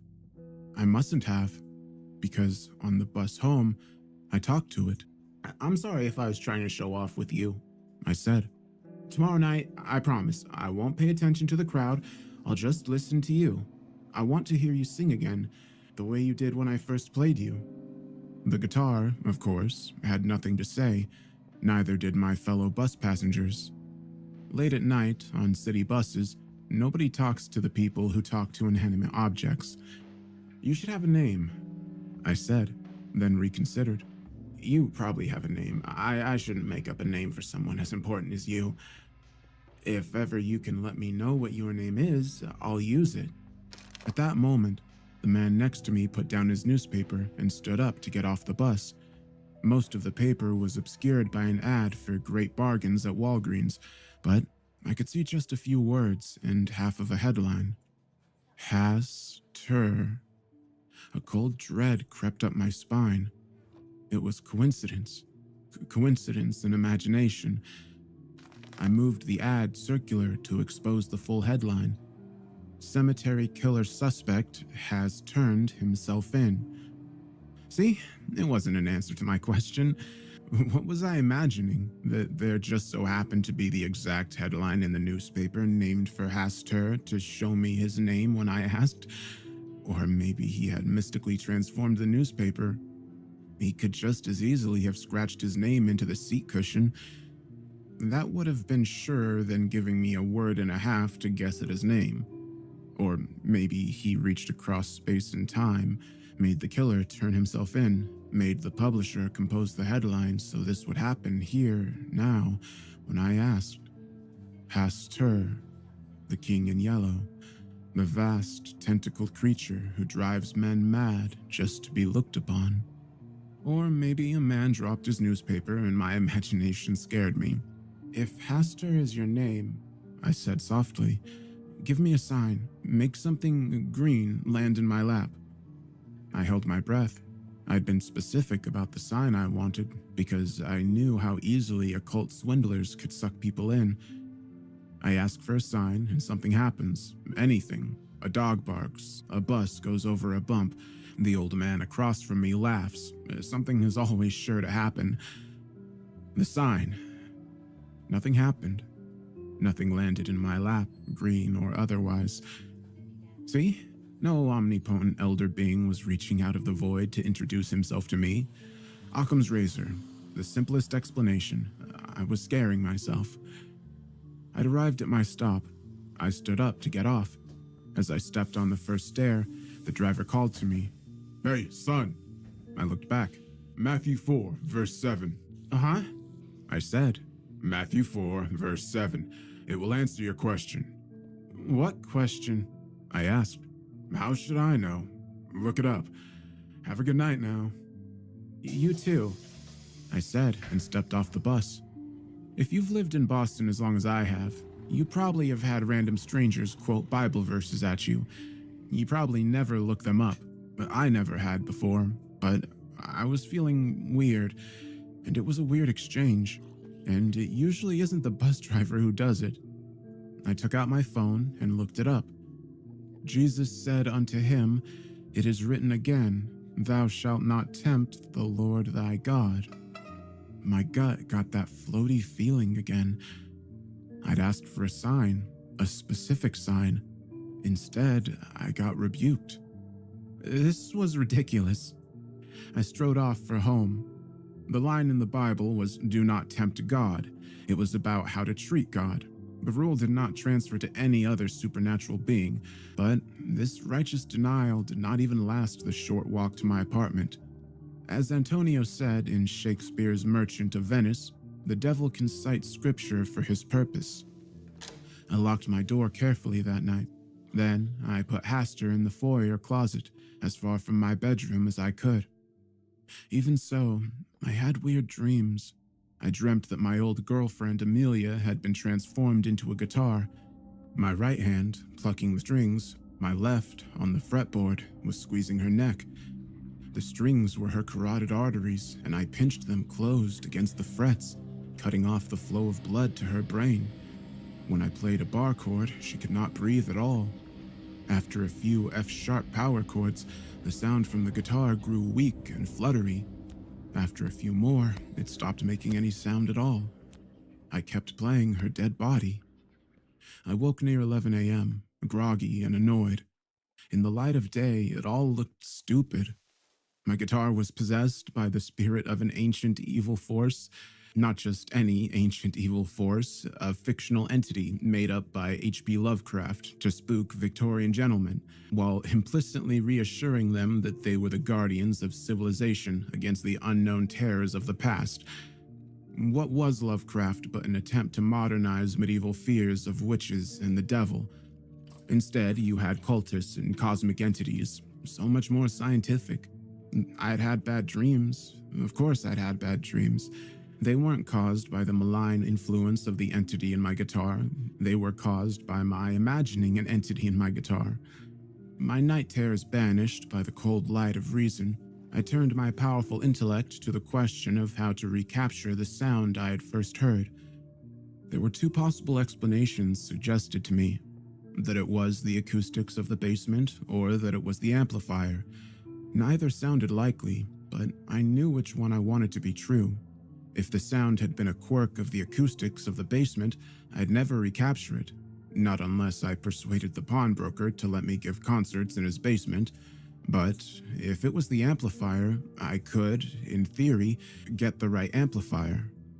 I looked up what it would cost to get an old tube amplifier, and was surprised to see that they weren't insanely expensive. Not that I had another $500 in my bank account, but I could get it, if I knew for sure that it would give me that sound. I spent the day calling every guitarist I could think of who might have a tube amplifier and be willing to let me try it. By 3 o'clock, I ran out of ideas, except for the obvious one: go back to the pawn shop. That, of course, came with an obvious problem: his threat to kill me. But I doubted that was serious. That man had insisted he would not negotiate the price of the guitar, then dropped it from $2,000 to $300 in a heartbeat. His threat to kill me was probably a negotiating tactic as well.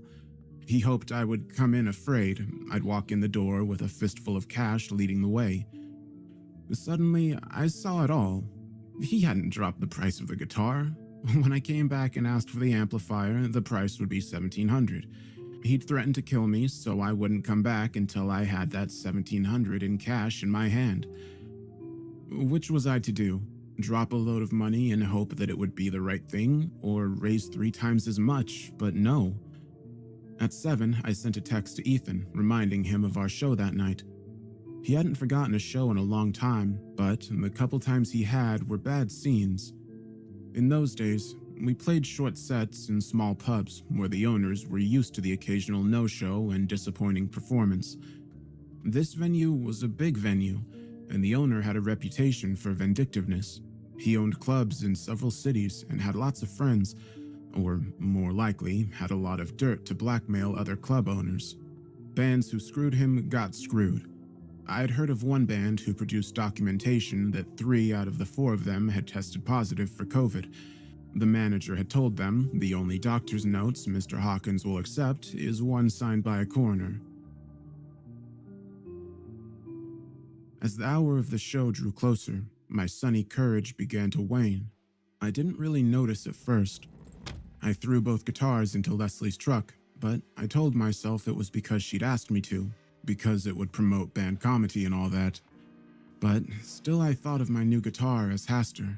Still, I made sure it was firmly propped against the side of the truck, so it would feel properly cared for and respected. We swung by Ethan's to find he wasn't home. No lights, no sound, no sign. You did remind him of the show tonight, didn't you? Of course. I checked my phone. No reply. I called him.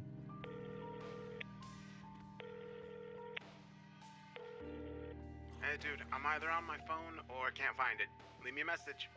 Hey, asshole, we've got a show tonight at the Venus. Where the hell are you? I hung up. Leslie's eyes, barely visible through all her hair, were big and afraid. What do we do? Go on as a 2-piece? She shook her head. Unless we brought the house down, Hawkins would call it breach of contract. Then we gotta get a sub. Who do we know who could sit in? With no notice? That's crazy. If we're gonna find a sub, we need to start calling 5 hours ago. Maybe he'll call back. My phone rang. Oh, thank God. But it wasn't Ethan. It was an unknown number. I was desperate enough to answer it anyway. Is this Liam? The voice on the other end said. Yes? I answered. My guts started to unmoor themselves again. I knew this was bad. This is Stephen Brooks. I'm a nurse at McLean Hospital. I'm calling on behalf of Ethan. He isn't well and won't be able to make the show tonight. What? I said, although I'd heard him perfectly well. McLean Hospital, first in psychiatry since 1818. Ethan is being treated here. His condition is stable, but he insisted it was urgent that you get this message. What's wrong with him? I'm afraid that I can't give any more information about his condition, but he will be very reassured to know that you got his message. Yeah, I said. Then, finally finding some compassion in my soul, I added, Tell him it's fine. We'll get a sub. It'll be okay. I hung up. What is it? Leslie asked, reading my face. He's cracked up. He's in the mental hospital. Leslie's eyes darted back and forth, as if she were reading some emergency manual in her head. Okay. She pulled out her keys. You drive. I'm going to call every drummer I can think of until someone says they can come. If I have to, I'll promise him half our fee. I drove the van, and Leslie called. The first person apologized, said it was impossible. Then she got voicemail. The third laughed at her. I could hear him over the car noise. The fourth sounded afraid at the prospect of going on stage to play songs he'd never heard before. Leslie tried reassuring him. He didn't have to be great, just hold the beat and jam. Then she tried bribing him with money. He didn't bite. After that, she just sat in the van and stared at her phone. Try someone else. I can't think of anyone else. What about that guy who plays with Doomcell? They're on tour in Philadelphia. Or Pongo. Pongo, what's his name? That's who I was just talking to. Hold on. Call Honey. Who's Honey? I asked, but she'd been talking to her phone. An old boyfriend. Leslie blushed. He must have picked up because she suddenly said, Hey! You'll never guess who this is. You guessed. How are you? It's been so long. Yeah, well, I'm kind of in an emergency here. I've got a show at the Venus in Yeah, at the Venus. Thanks. It would be good news if our drummer hadn't finked out on us. In 2 hours. Well, I could go get you. Where are you? Wooster? Sure, I can do that. Wooster, are you crazy? Have your gear by the road. This is going to be tight. That's insane. It's over an hour each way. We'll never make it. Yeah, I can do it. Leslie said, ignoring me. Yeah, be ready. Be at the side of the road in like 70 minutes, okay? Are you insane? Do you know what Hawkins will do to us if we're a half an hour late? Yeah, Bear. You're saving my ass. See you soon. She hung up. This won't work. This is how it's going to work. I'm going to drive like hell to Wooster. When our time comes, you go out, say you're the opening act, and you play solo. If I don't get stopped by Massachusetts' finest, I'll be there before you're 10 minutes in. With luck, the audience will be so busy staring at your guitar, they won't notice. Without luck, the bouncer will entertain the crowds by beating the shit out of me. There's gotta be someone else. What about... I did come up with 2 names before she dropped me off, but one she couldn't reach, and the other was playing a show already. When she drove away, her SUV leaned precariously on the first corner. I was there way early, of course. I wound up standing in the alley with our guitars and amplifiers for 15 minutes, hoping the manager would show up before some enterprising gangster. He did. I set everything up, ran a sound check, got a beer, and waited in the green room while the crowd started to file in. 15 minutes before showtime, the manager checked in. Where's the rest of them? They'll be along, I said, trying to be casual. I'm going to open solo. What? He scowled at me. I booked a band. You got a band, I said. Plus, I'm just an opening act. It'll be like if folks see 2 bands for the price of 1, a 15-minute teaser. That was not the contract, he said. Not that we had a contract. If one person asks for his cover back during your opening act, I'll have your ass. Deal. By the time I took the stage, my dread of the guitar was creeping back. Ethan was in a mental hospital the day after he couldn't take his eyes off my guitar. Now I was going to go on stage and perform in front of 200 people, If there was anything, was I putting the sanity of 200 people at risk? I had the other guitar. I didn't have to take Hastur on stage, but that thought was no reassurance either. I had no idea how I was going to keep a club full of people entertained for half an hour by myself. Of course, I'd lied to the manager. They'd want to dance, and I had no rhythm section. Even if the manager didn't follow through on his threat, the last thing we needed was for the crowd to be impatient and pissed off before we started playing. No. The only reason I dared to try this was because I had Hastur to hide behind. I laid my hand on the case. "Hastur," I said, "I need you. We're going to go out in front of a big crowd, and I need you to sing for them. Get us through this. Get us through this, and I'll..." What does one offer an enchanted guitar? I said the first thing that came into my mind. "A tube amplifier. I'll get you a vintage tube amplifier, just like the one in the pawn shop." Seriously? I was bargaining with my guitar. I downed my beer, snapped open my case, and took it out. Yes, I avoided looking at it as much as I could. Just as I was leaving the green room, I saw a yellow scarf hanging on the back of the chair. A sheer, mustard yellow scarf left behind by some girl band or something. Without even a conscious thought, I swept it up and wrapped it around my head, so only my eyes were showing. I walked out onto the stage without any idea what I was going to play.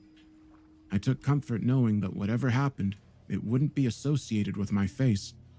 The club was barely half full, but still, that meant 200 eyes trained on me. By special arrangement, opening for Chthonic Circus, The King in Yellow. There, Hastur, all glory was to be yours. Having no idea what else to do, I started playing the opening notes of Stairway to Heaven.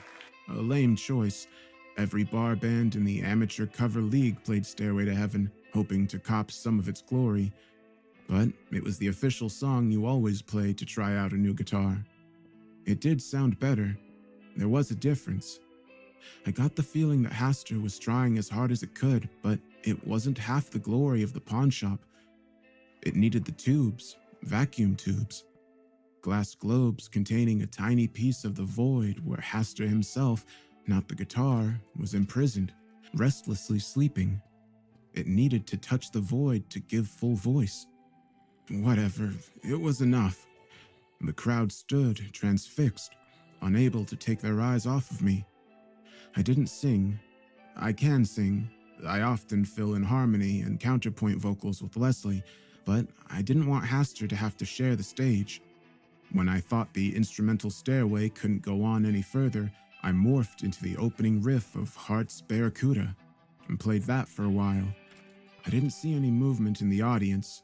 Even the watrons who were supposed to be selling drinks and milking the crowd for cash were not winding through them. When I got all I could out of Heart, I threw caution to the wind. The King in Yellow was not a cover band. I didn't want to play anything from the Chthonic set either, so I just started improvising. A surge of power chords, spiked with bright overtones. I drove as fast as I could, trying to create a wall of sound with only 6 strings. Next thing I knew, I was fingerpicking a bass line on the 2 lower strings while simultaneously leading on 4 high ones. It was insane. It wasn't me playing. My fingers moved faster than I could track, spinning a web of dark and terrible music. It was Hastur playing through me. I lost track of all time. I have no idea how long it was before I spied a chubby man at the foot of the stage, waving for my attention. A small, feminine hand clapped over his eyes. I looked again. I could barely see Leslie standing on tiptoe behind him to peer over his shoulder. The band had come. With some effort, I took control of my hands and ended the song.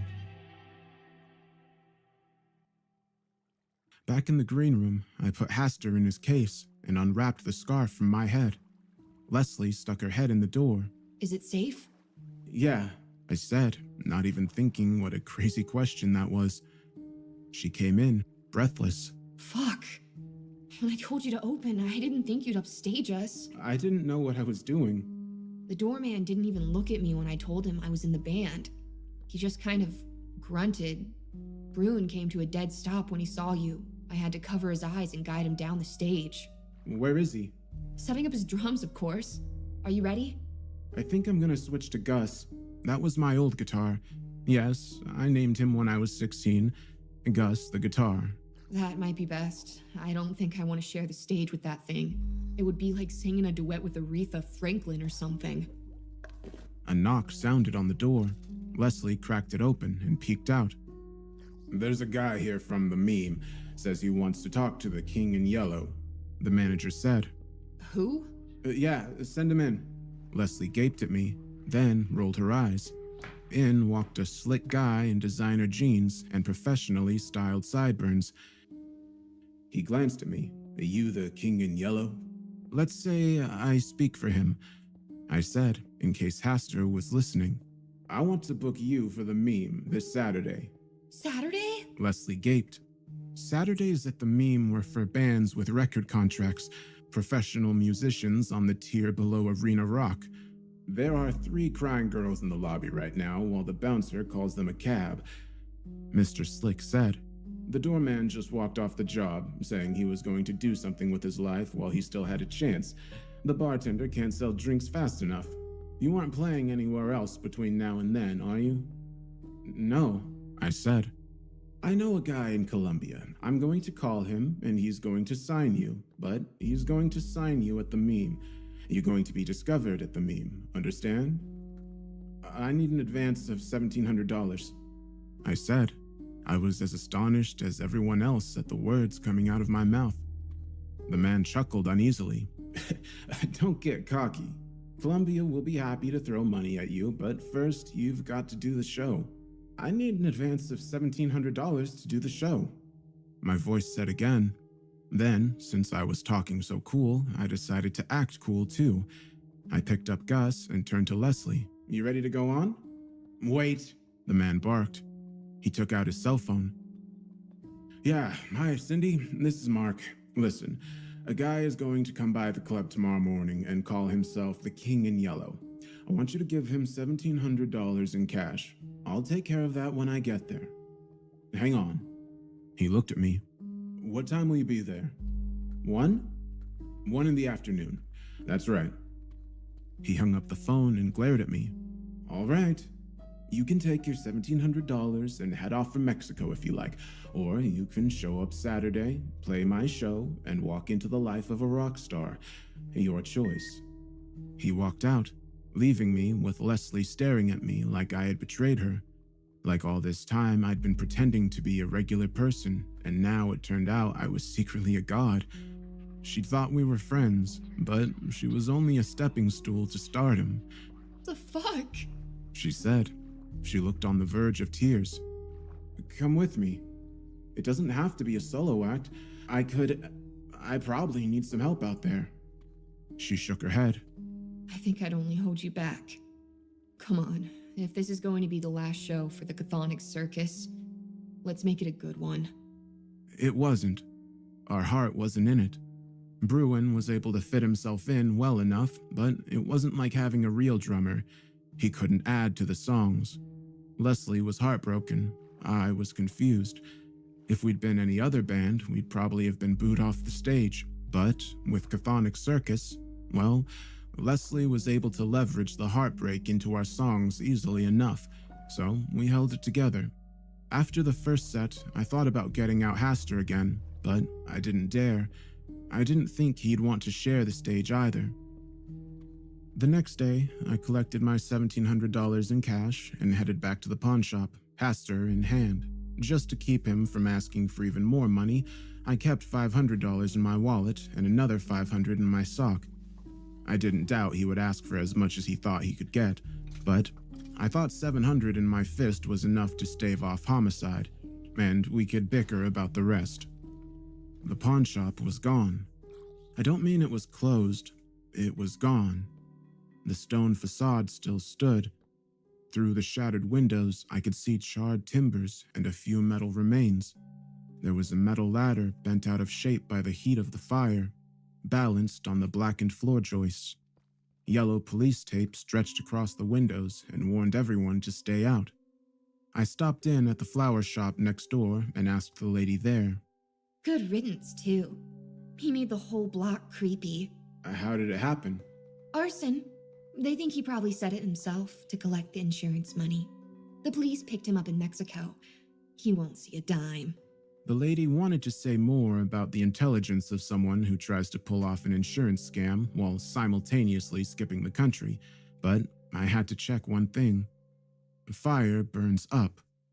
It was possible, unlikely, but possible that the amp was still there, in the basement, unscathed. I parted the police tape and climbed through the window into the burned-out shop. There wasn't much floor left. I kept my feet on the joists and hoped they were sound. The sun was high in the sky, and I could see down into the basement well enough. It was piled with litter of half-burned boards, globes of melted glass, various metal things that had fallen through the floor. Plenty of burning things had landed in the basement, but there was the hulking old furnace. There was the freezer chest, scorched and pitted, but not warped out of shape. There was a pile of ash and junk that might be covering the amplifier. The stairs to the basement were still in place, but they were so black and alligatored, I worried that they were mostly charcoal. I stepped from joist to joist until I got to the aluminum ladder.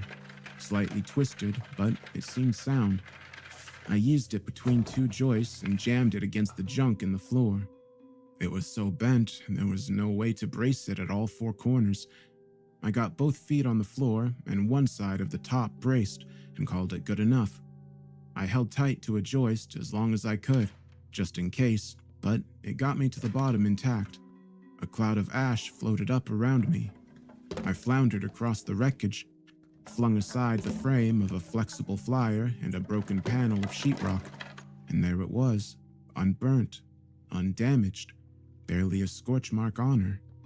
Getting the amp out of the basement was an ordeal. It might have been possible to pass it between the floor joists, but it was so big and heavy, I knew the odds were better I'd just drop it and shatter the irreplaceable tubes. In the end, I decided to chance the stairs after all. If I fell through and killed myself, it wouldn't matter that I wrecked the amp. But I got it out. There's nothing left to tell but the concert.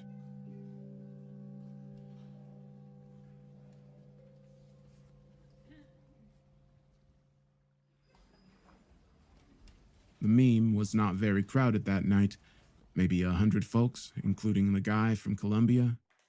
I walked out on stage, the yellow scarf around my face, and I began to play. I noticed the screaming first. First one, then others. People threw their arms over their faces, covering their ears. It didn't make any difference. They fled for the exits. So many at once, they ran into each other.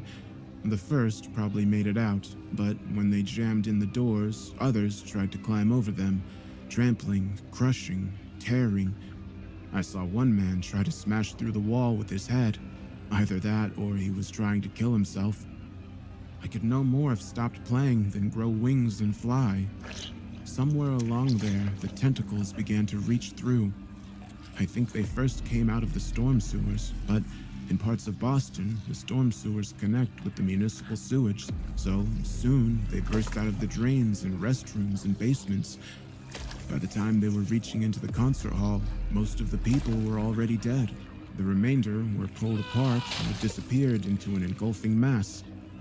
The bartender had climbed up to the top shelf and started a fire by throwing a bottle of 151 at the hot grill. Then he threw more liquor at the flames until the whole bar was burning. He kept the tentacles away until he had roasted himself. Then, all at once, the guitar ceased to exist. Frets and strings and wires sprang free and clattered about my feet. I had control of my body once again, but I knew what this meant. From every sewer grate in Suddy, the shapeless mass was oozing. The terrible deed was done. Pastor was in the world. I escaped out the backstage door and ran. I don't need to tell you more. You've heard it from 1,000 other voices. The only curious question is why or how I survived. When I was there, at the center of the maelstrom, where it all began, why wasn't I eaten? Why didn't I perish in the fires? Why am I still at least somewhat sane? Was it some reward, some expression of gratitude that I was spared? I doubt it. What use has Hastur for gratitude? I think rather the opposite. It was his exquisite torture for me. No matter where I run to, no matter how I hide, I hear the news. Another city fallen to madness and fire, more tentacles reaching out of the sea, nuclear missiles annihilating the survivors, if there are any, but never slowing the inexorable spread of destruction. I hear the news and know it was my hands that made it happen, even if I hadn't been in control of them. I tried to find Leslie. I doubt she made it out of Boston. Hardly anyone did, but in case she is alive, somewhere, that's not her real name. I don't want anyone killing her for association with me. The only question left is whether Hastur will bore of planet Earth before he has exterminated the human race. I think there's a chance of that. To pursue us until the last one is dead would take a real dedication to the cause. I don't think he cares enough about humans to bother. Kids may have fun burning ants with a magnifying glass, but even the meanest kid doesn't dig up the nest and hunt until he's sure every last ant is dead. No, there are other nests, other worlds to destroy. I hear England is burning. Oceans are no barrier, and he's not bored yet.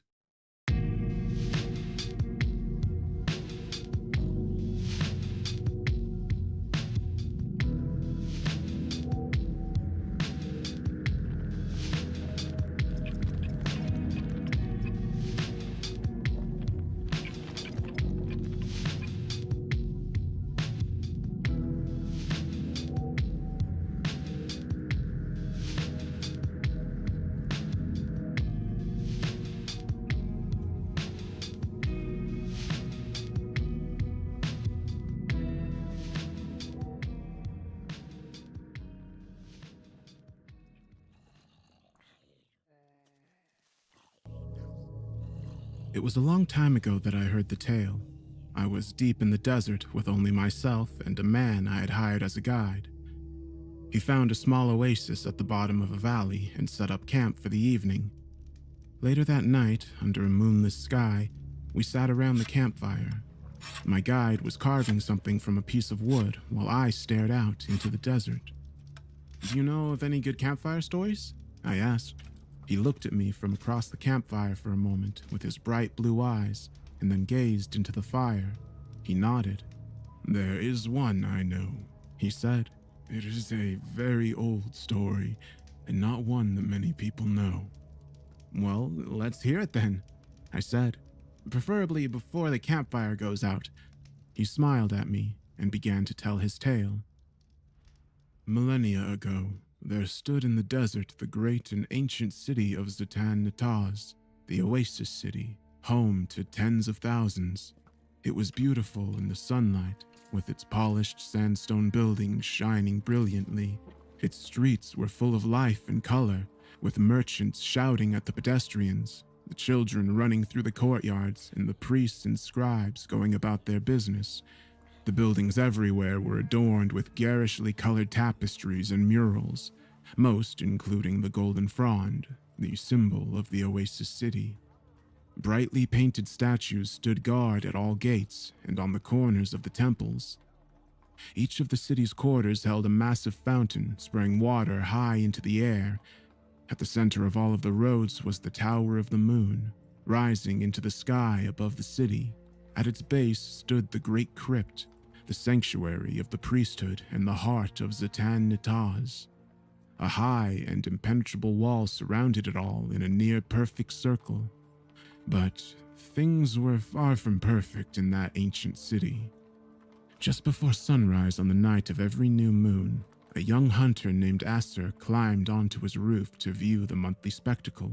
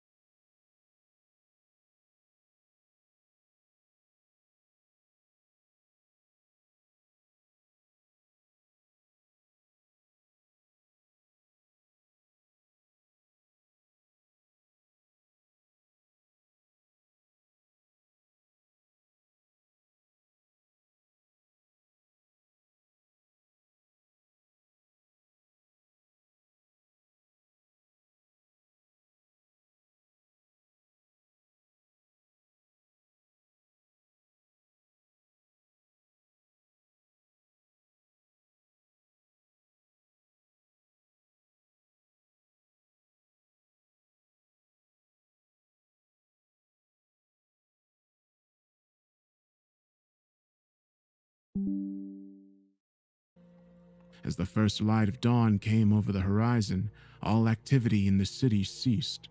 The streets were empty, the people in their homes stayed silent, and then came the sound of slaying from the great crypt. It was a faint sound, but unmistakable. Every citizen of Zatan Nataz claimed that they could hear it when it happened. And then the locked doors of the great crypt opened, and 4 high priests carried out a large stone sarcophagus emblazoned with the golden frond and the black sun, the sign of the goddess.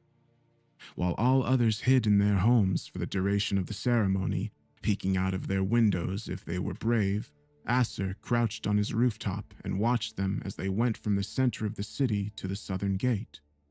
For 5 years, the ceremony had been carried out. An old legend had stated that the city was under the protection of a goddess.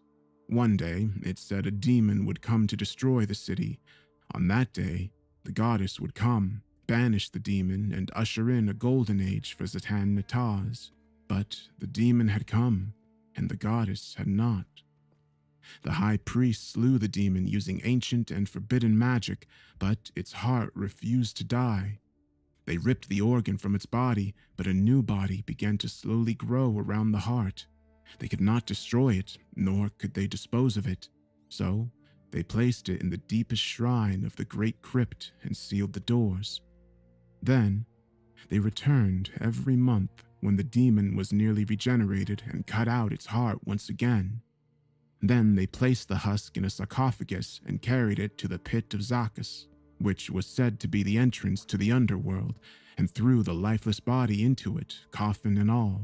And thus, the high priest claimed they protected the city until the goddess came to destroy the demon once and for all. The people of Zatan Nataz claimed that it was their golden age. They claimed that the demon was defeated. Acer called that heresy. To all that would listen, he made his case. Acer was a man of faith that believed the prophecy must be followed precisely. Until the goddess destroyed the demon, he said, the golden age would not truly come. And for the goddess to appear, the demon must be let loose upon the world. His friends laughed at first. They tried to persuade him otherwise. Failing at that, they turned their backs on him at last. Acer called them blind. He said that their golden age was a farce. He had watched the city for many years, and he had seen the rot beginning to set in over it. It began with the high priests.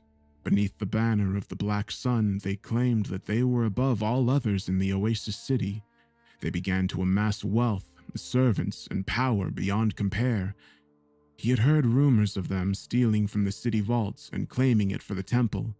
He had seen them take young women from their families to fulfill their own desires, and he had seen any who stood against them disappear as if they never existed. The city had fallen into ruin with its funds depleted. Violence, crime, and corruption had taken hold, but the people claimed that the Golden Age was upon them because they did not want to believe what was directly in front of them. At noon, on the days of slaying, the doors of the great crypt stood open, and the priests flaunted their power, for on display on the great altar for 1 hour was the heart that they had ripped out of the demon's chest. It beat slowly as the bravest citizens viewed it, and at the end of the hour, the veins and arteries began to sprout once again, and the people of the city were banished from the crypt until the next day of slaying. Acer viewed it every time. He was drawn to it. At times, he thought he could almost hear a voice in the air, pleading with him to free it from its torment. And one day, as the voice was clearer than it had ever been, Acer finally decided to take action. He would unleash the demon. For 1 month, he planned how he would do it. He could not merely stop the slaying. The doors of the great crypt had powerful seals upon them, and even if he could gain entry, how long would it be before the demon awoke? No, his course of action had to be more precise. He must rejoin the body and heart. He knew the course of the priest transporting the husk to the pit of Zacchus. Along the way, there was a large boulder that had been there since before the first stone of Zatan Nataz was laid. It was there that he must wait. He readied his bow, which he had practiced with since he was a small child. His aim was near perfect. He let out his arrows and performed certain rituals and blessings over them, saying that what blood they spilled would be for the greater good. And so, the next day of slaying came. Acer had hidden behind the great boulder a day before and camped there. He had no fear of being discovered, for none but the holy men with their load traveled toward the pit of Zacchus. Dawn came, and the city went silent, and despite being half a mile from the city gates, Acer heard the sound of slaying. Over the years, he had come to know the exact timing and pace of the high priest traveling with the great stone sarcophagus, so he waited, knowing exactly when they would cross in front of the boulder. And exactly when he expected, he heard footfalls on the other side of his refuge. He circled the stone quietly so that he came around the road behind them. As he moved onto the road, he saw them walking slowly ahead of him with their backs turned. He drew his bow and aimed for the priest to the front and right, the farthest away from him. His years of training had served him well, for the arrow found its target in the back of the priest's head. The other three staggered, as one edge of the sarcophagus was no longer held aloft. Acer drew his next shot and fired at the priest on the back right. The arrow struck him in the back and he fell. With that, the sarcophagus tumbled to the right, its side slamming into the dirt path. Its heavy stone lid loosened and fell to the ground. Its contents struck the side with a dull thud. By now, the remaining priests had turned and seen him. They drew their ceremonial blades and charged. Before the nearest could reach him, Acer had buried an arrow in his throat. As the last man ran at him, Acer drew and fired his fourth arrow, and then something happened that did not happen often. He missed. With the priest almost upon him, Acer panicked and quickly drew another arrow. He rushed the shot and fired wildly, missing the priest again. With that, the man was upon him, swinging the razor-sharp blade towards his head. Acer raised his bow to block the strike. The blade cut effortlessly through the thick wood, but missed its mark and buried itself in Acer's shoulder. He screamed in pain and watched as his blood began to soak the sand beneath him. For a moment he waited, expecting the strike that would cut his throat, but it did not come. He raised his head and saw that the priest was exhausted. It had been years since he had had to act so swiftly. Acer took his chance and knocked the sword from the man's grasp. Acting on instinct, he pulled the man to the ground and leapt on top of him, his hands going to his throat. For what seemed like an eternity, he choked him, until the man finally stopped moving. Acer rose to his feet, panicked and grasping for breath. His killing of the others was sanctified by the blessed arrows. This was cold-blooded murder. His soul was now forfeit. After a minute of panic, he calmed himself by remembering his goal. Surely, if he heralded in the true Golden Age, he would be redeemed. He approached the fallen sarcophagus, its lid lying silently on the ground beside it. He prepared himself to gaze upon an abomination and looked inside of the stone coffin. What was inside was not what he expected. What was inside terrified him more than anything else on earth ever could. After many minutes of staring, he carefully gathered up the contents in a large burlap sack, painfully hefted them over his good shoulder, and ran back towards Zatan Nataz. For hours he hid in a darkened alley with his prize. It seemed like an eternity. Finally, he saw the sun rise directly above him, and he knew it was time.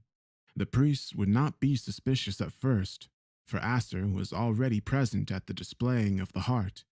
His plan to retrieve the heart had been subtle and complex, but for all those hours of waiting, rage had festered inside his heart. He would not draw it out 1 second more than was necessary. It was then that he heard a loud crack and knew that the doors of the great crypt had been unsealed.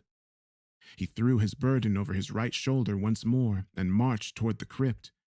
As he reached the doors, he saw that a priest was pulling each of the doors open.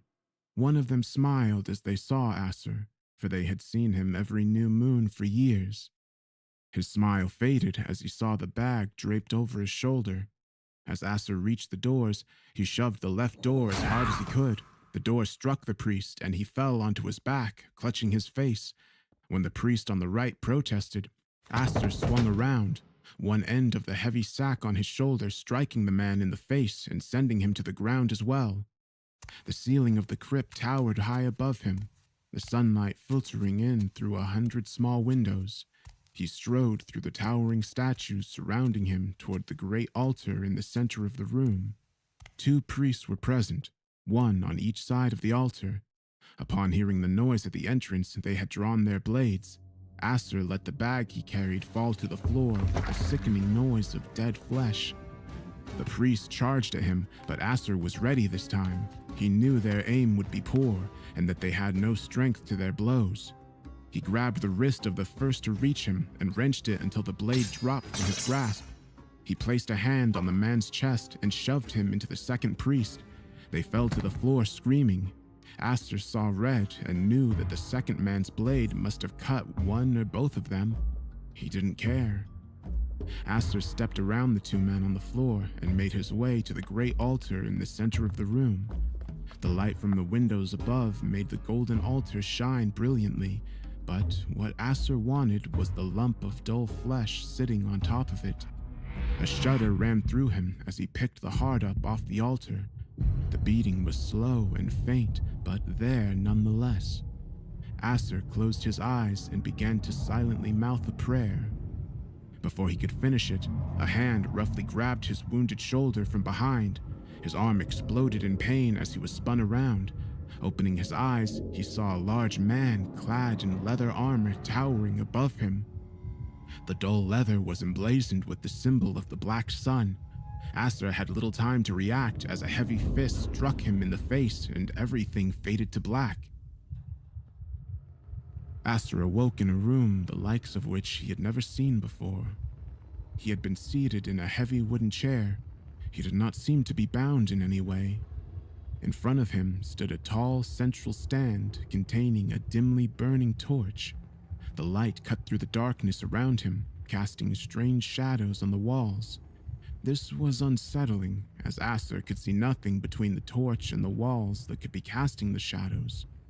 The walls were covered in paintings that may have looked normal in the light, but underneath the dim light and shadows, there was not one of them that did not look demonic.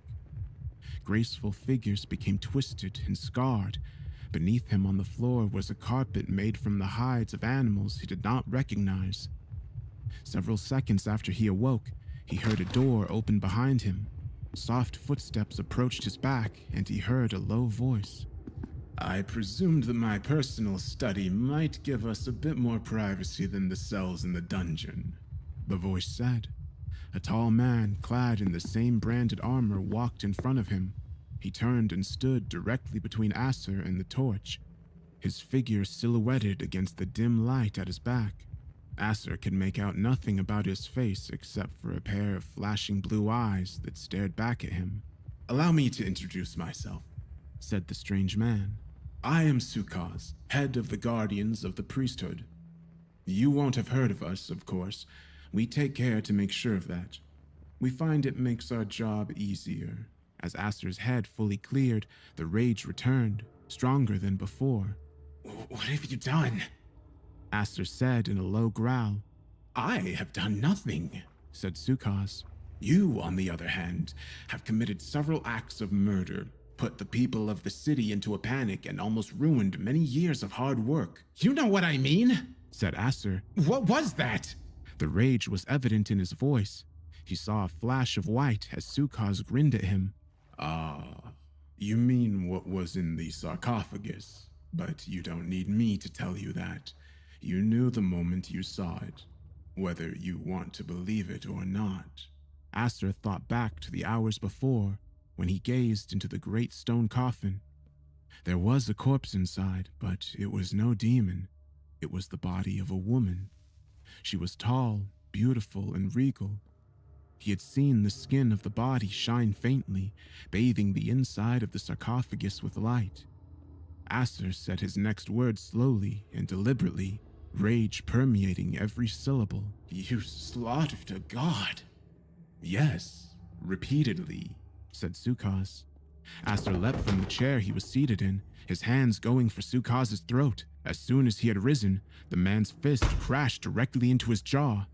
He fell back onto the chair painfully, tasting blood and feeling that 2 teeth were missing from the right side of his jaw. Do not think you can kill me as easily as a few pampered high priests. Luck has been on your side thus far.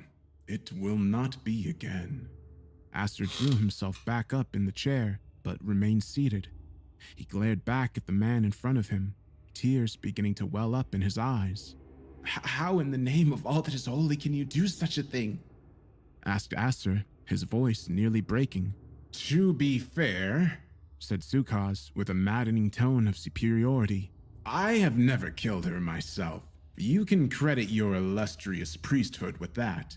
As for why, they do it because of the one thing that drives all men. And that is fear, said Sukaz.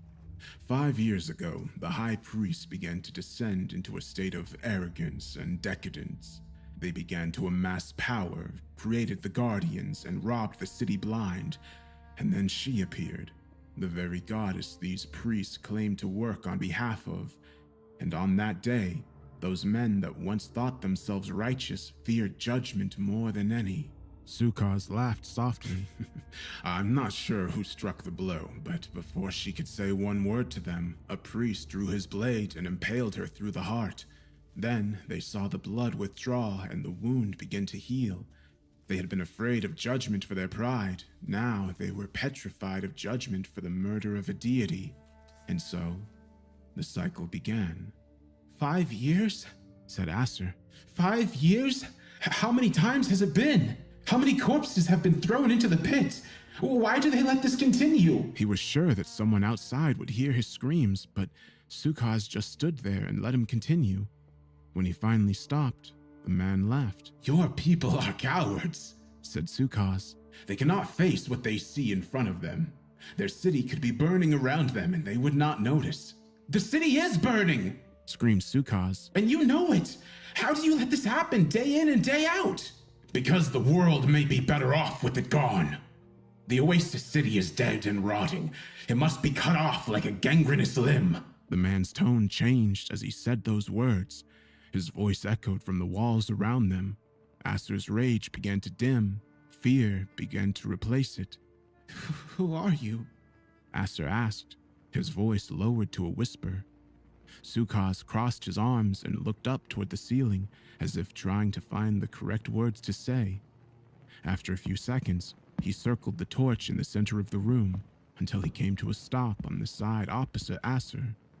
Turning towards Aster, he could see Sukaz's face at last. It seemed completely normal, with short dark hair and a thin pointed beard. Then Aster saw the shadow being cast behind him.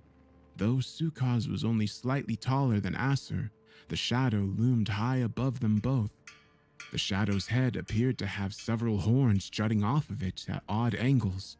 Massive wings stretched to its sides, covering the entire wall with darkness. Sukaz saw Aster's eyes go wide. He grinned and circled back around to the front of the torch. I am someone who is very much above the people of this city. You're the demon of legend. Sukaz chuckled, the sound ringing off the walls. Demon? No, said Sukaz, shaking his head. I prefer to see myself as more of an angel, one with a very specific purpose. Destruction? Said Aster. Change, said Sukaz. Nothing lasts forever in this world.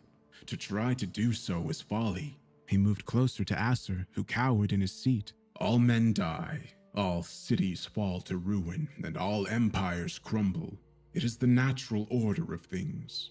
Your city, your goddess, and your people try to work against nature itself. It wasn't all the priests, was it? Asked Aster, finding some small semblance of courage. That depends, said Sukaz, the tone of superiority coming back into his voice. I may have started their decline into corruption, I may have caused them to doubt their beliefs, and I may have implanted their fear of their goddess, but I did not draw that blade, and I have not touched her. You won't get away with this, said Aster, his voice finally confident once again. I won't let you do this. The goddess will live again. Sukaz tilted his head to one side and looked silently at Aster, a questioning look in his eyes. Very well. You are free to go. Aster's jaw dropped and a dumbfounded look came onto his face. Really? You're not going to imprison me? Kill me? Would you like me to? Asked Sukaz. Aster stared back silently. No, my friend. It is not my place to kill you. My purpose is to bring ruin. Perhaps yours is to bring ruin to me. Who am I to interfere with the machinations of fate? Go. Still staring at the man in front of him, Aster slowly got up from the chair. With a great deal of fear, he turned his back on the man and started toward the door behind him. However, you may not want to go through with this. Aster stopped in his tracks, 2 steps from the door. He closed his eyes and took a deep breath. He did not want to listen to what the demon had to say, but something made him turn around. What do you mean by that? Asked Aster. Sukaz had moved back around to the other side of the torch in the center of the room. The massive shadow was invisible once again on the far wall. Steeling himself, Aster walked to the torch, glaring at Sukaz from directly across. I just mean that should you follow this course of action, the results may be much worse than you anticipate. What might seem like the right thing to do may be anything but. Do not try to fool me, said Aster. You cannot see the future. Perhaps not. But I have watched this world for far longer than you can imagine, and I have become quite adept at guessing the outcome of things. Would you like to see what the future has in store? For the first time since he began his quest, doubt began to slip into Aster's mind. He tried to remind himself that was exactly what the demon was trying to do, but that slight twinge of doubt began to grow. Aster found himself unable to resist. All right, demon, said Aster. What can you tell me of my quest? Sukaz grinned more broadly than ever as the words left Aster's lips. I prefer to show you. The man waved a hand over the torch in the center of the room, and it was extinguished. Fear gripped Aster as the darkness enveloped him. Then, from above him, a light appeared. He looked up and saw that it was the moon, high overhead. Looking back to the floor, he saw a forest laid out before him. He heard Sukaz clearing his throat behind him and spun around. Aster found himself on the top of a high ridge, looking down on Zatan Nataz from miles away. Sukaz stood on the very precipice. What will happen when the goddess lives again? Asked Sukaz. Is it not possible that her wrath will be great? With that, a brilliant light appeared in the sky above the city. A massive glowing orb hung ominously over Zatan Nataz. Is it not possible that the city will pay the price? The orb descended in a split second, striking the center of the city. A flash of light struck Aster's eyes, and he had to cover them. Moments later, he felt a shockwave wash over him. Uncovering his eyes, he saw that a dozen more of the orbs had appeared above the city and were beginning to descend. Forcing himself to look into the light, he saw blast after blast tear the city apart. Houses were thrown high into the air. The great statues were blown to dust. He saw the Tower of the Moon shatter and fall. But why stop there? Will her wrath not be great enough to punish the world of men as a whole? The entire sky was suddenly alight with the massive orbs. They began to move outward, traveling toward the far eastern cities and the coastal cities of the north. Would you watch the world burn just for your hope? The great orb nearest to them in the sky began to descend directly towards Aster. In seconds, the light had engulfed him, and he could see nothing. Aster steeled himself, closing his eyes, and tried to ignore the vision before him. That will not happen, said Aster. Our goddess is merciful and just. She would never punish those who have not wronged her. His voice was confident, but in his mind, the seed of doubt began to grow larger. After a moment, Sukaz spoke again through the light. Perhaps, he said. So let us assume you are right and that your goddess is not the wrathful sort. Let us assume that your beloved golden age does indeed come after my demise. The light around Aster dimmed and began to flicker. He slowly opened his eyes and looked around him. He was in the battered husk of a city. Tall wooden houses burned around him. The air was heavy with smoke. Ash lined the street. Sukaz still stood in front of him on the broken street. "Where are we now?" asked Acer. Sukaz shrugged. "One of the eastern cities," he said. "Stead, or Lysaria, or Holm, or one of the others I cannot remember." Sukaz bent down and grabbed a handful of ash. As he spoke, he let it sift through his fingers and let it drift away in the searing wind. "Your golden age comes, but your city's pride does not disappear. It only grows." Sukaz turned and began to walk up the road, stepping over burning debris. Acer hurried after him. He felt his feet sink into the hot ash. He could not help but wonder where all the people were. Perhaps the vision was not complete. "They begin to see themselves as superior to those around them," said Sukaz. "They are ruled over by a living deity, and they feel that they have the divine right to rule over these other pathetic cities. The armies of Zatan Nataz march on them all and burn them to the ground." The two of them finally came to a great courtyard. Acer moved ahead of Sukaz and saw that the paved area had been ripped apart and that great pits had been dug into the earth. Moving towards one, he saw that it was not a pit, but a mass grave. 100 charred skeletons filled the pit to its very brim. He saw movement at the center of the courtyard, and his attention was torn away from the bodies. The smoke cleared, and he could see a banner flying proudly. It was bloodied and torn, but the symbol of the black sun could still be seen emblazoned on it. "What once inspired faith will now only instill fear," said Sukaz. Acer felt rage begin to boil up inside him, but he could not tell what it was directed at. Was it at the men of this future? Sukaz? Himself? "No!" screamed Acer. "The people of Zatan Nataz would never do this. I have lived there my entire life and have never once doubted that they were good people." "You still believe that after knowing what has transpired there for 5 years?" asked Sukaz. "Your naivety is amusing, if nothing else, I must say." "Even if our leaders have fallen to corruption, the people will not," said Acer. Sukaz smirked and shook his head. "So, once again, let us presume you are right.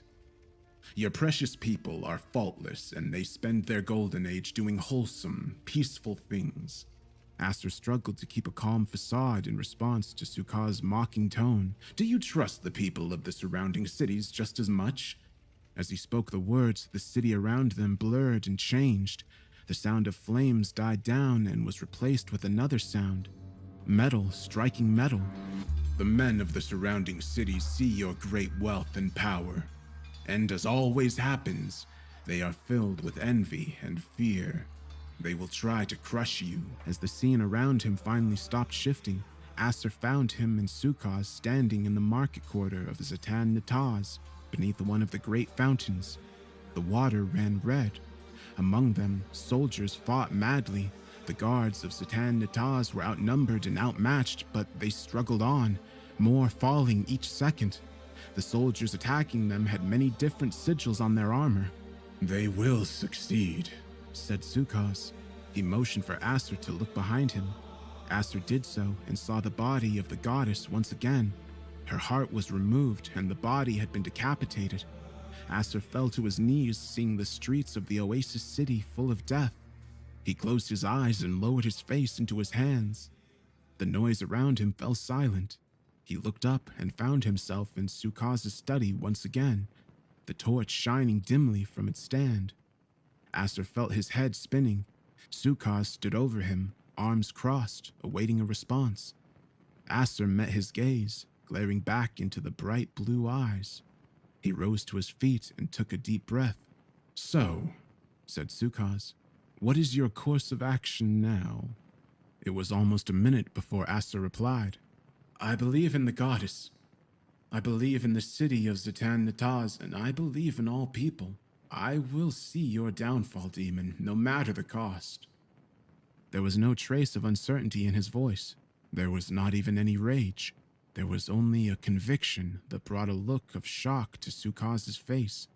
Aster shoved Sukaz away from him and went for the door. "Stop," said Sukaz. Aster sighed and waited, keeping his back to him. "Going to kill me now?" he asked. He heard Sukaz's footsteps approach his back. "No," said Sukaz. "I'm not going to be that kind." "Then what do you want?" asked Aster. He felt Sukaz's breath on the back of his neck. "You have seen what could happen," whispered Sukaz, "but now you must know what will happen." Aster remained silent. "I gave you a chance to stop your fool's crusade and live out your days in peace. The same way I gave your priests a chance to save themselves and repent, but they failed to take it, and now so have you." "I will not listen to more of your lies, demon." "Then listen to the truth," said Sukaz, his voice raising. "You will go and tell the people of me and your high priests, and do you know what they will do? They will call you mad and heretic, and they will take you and lock you away in the Tower of the Moon in a tiny cell with one tiny window. And every new moon you will look out that window and wonder if it is finally the day that the high priests break the cycle and release your precious goddess. And that day will never come." Aster closed his eyes and focused his thoughts inward, ignoring Sukaz, whose voice rose with every word. "You will watch your city travel the road to destruction. You will live out your life in that cell waiting for the day to come, and on your deathbed, you will finally know that that day will never come." Sukaz grabbed Aster by the shoulder and spun him around, screaming directly into his face. "Where will your faith be then?" Sukaz finally fell silent. Aster reached up and removed his hand from his shoulder. He looked back into the demon's eyes and smiled. "The same place it has always been," said Aster. Sukaz glared back and returned the smile. "You think you will be rewarded in death as a martyr," said Sukaz, "but you do not know the truth. She is not a goddess. She is Zatan Nataz, the very soul of the Oasis City. With every day of slaying, the city decays brick by brick, and when enough bodies have been cast into the pit, your precious city will collapse under the weight of its own pride. You'll have no deity to put faith in." Aster remained silent for a moment. When he spoke again, Sukaz heard something change. It was subtle, almost imperceptible, but it was there.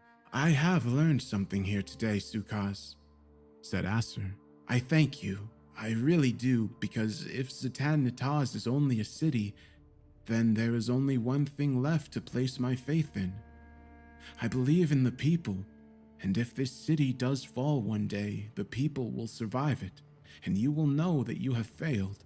Where will your pride be then?" Sukaz said nothing as Aster turned and left the room at last.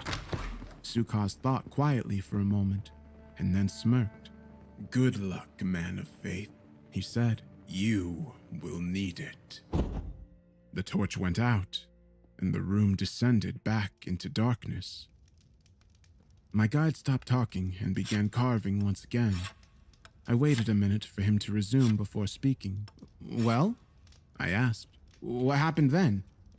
He looked up at me and smiled. "There are no records that still remain from that ancient city," he said. I sighed and got up from the campfire.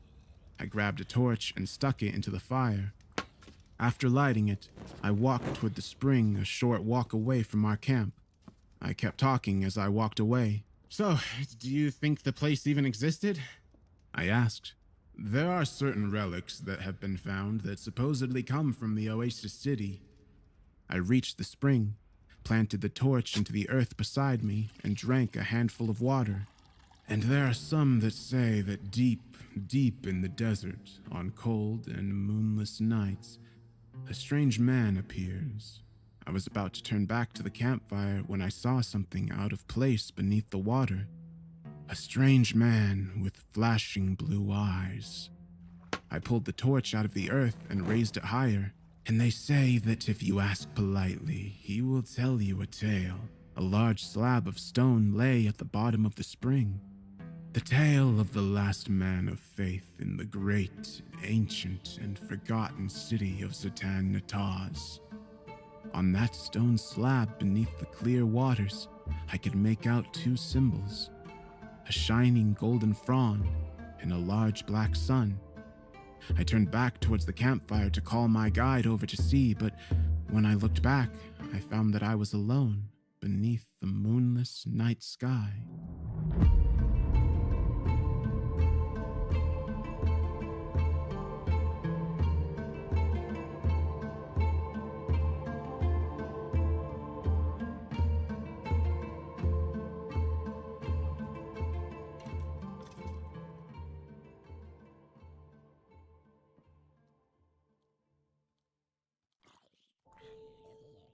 Discoveries of the ancient world possess such mystery and intrigue that they can make the most unsophisticated person look upon them in such wonder and admiration. In some rare cases, they can possess such knowledge of human existence that dread is carried with it for eternity. The mysteries of humankind and human nature are what made me want to study such history. Yet, I knew that some mysteries are best left undiscovered, for in them lies truth. And truth is such a bitter dark. A colleague of mine, Dr. Henry Tremont, went on an excavation in the snow-swept steppes of Siberia. There, he heard great rumors of a mammoth graveyard. I never cared much for the bones of long-dead animals, but I find admiration in Henry's love for such beasts. He hired a grand crew of workers and diggers. They would hack away at the base of a withered glacier, trying to find more bones and more evidence of extinct wildlife. I followed Henry's excavation closely. It isn't that I cared for what he found, it was more joyful for me to read every letter he sent me and feel the love the man possessed for his work. I'd been a professor for many years, one of history and humanities. Time and lackluster students ate away at my soul, and I often wondered what I was doing with my life. Henry sent a letter almost every day from Siberia. In them, he detailed the great bones of ancient beasts he uncovered. He sent a few photos as well, mostly of him standing among piles and piles of enormous cycloptic skulls with large ivory tusks. I envied him, not in a negative way. I envied the joy he found. That said, his letters grew more and more interesting and more appealing to me the more he wrote. Often, he'd discuss unknown bones of creatures that he'd never heard of. He collected them, of course, and over the span of months, he had an entire collection of such strange wonders. They were not a complete skeleton, though. Henry admitted to me that he did not think they belonged to the beasts like the mammoth. He was unsure where they came from, but he was certain that he was on the verge of a great discovery. One letter in particular sparked my interest. It was one of the last few he'd sent me, one of the last few that I could read and understand. He described that the mammoth graveyard was something more, something larger than what he had initially thought. He described that the further they dug into the side of the glacier and around its surfaces, the more strange bones they discovered. The mammoths were all dried up, but new creatures emerged, ones he couldn't even imagine, and a human skull being discovered around something that he deemed the monolith. Attached to this letter, he placed a photograph. It was the last he sent. In it, Henry stood near a large block of stone in some type of cave. It stood roughly 8 feet tall and about 5 feet wide. Its surface was smooth, and its color was a glossy black. Its eye sockets, still visible from around the edges, appeared to be sealed with bone, as if the marrow grew to cover the eye. At his feet, I noticed many human femurs and other bones that I'd seen during my own excavation of long-dead cities. The letter ended with him asking for my opinion on the matter, and to write back as soon as I could. I tried to write Henry. I believed my letters reached him, but something changed within the man that once he responded. I could not make out what his letters were trying to convey. They were a mess of scribbles and drawings, notes in such an awful handwriting I believed them to be in dead language. I felt a sense of trouble brewing. I didn't know why, but I just had a hunch that Henry discovered something he shouldn't have. It was then that I took my leave from the university for 2 months, begging my regents to let me finish the excavation that Henry started. Once I provided them with the photos and excerpts from his letters, they let me go to his aid.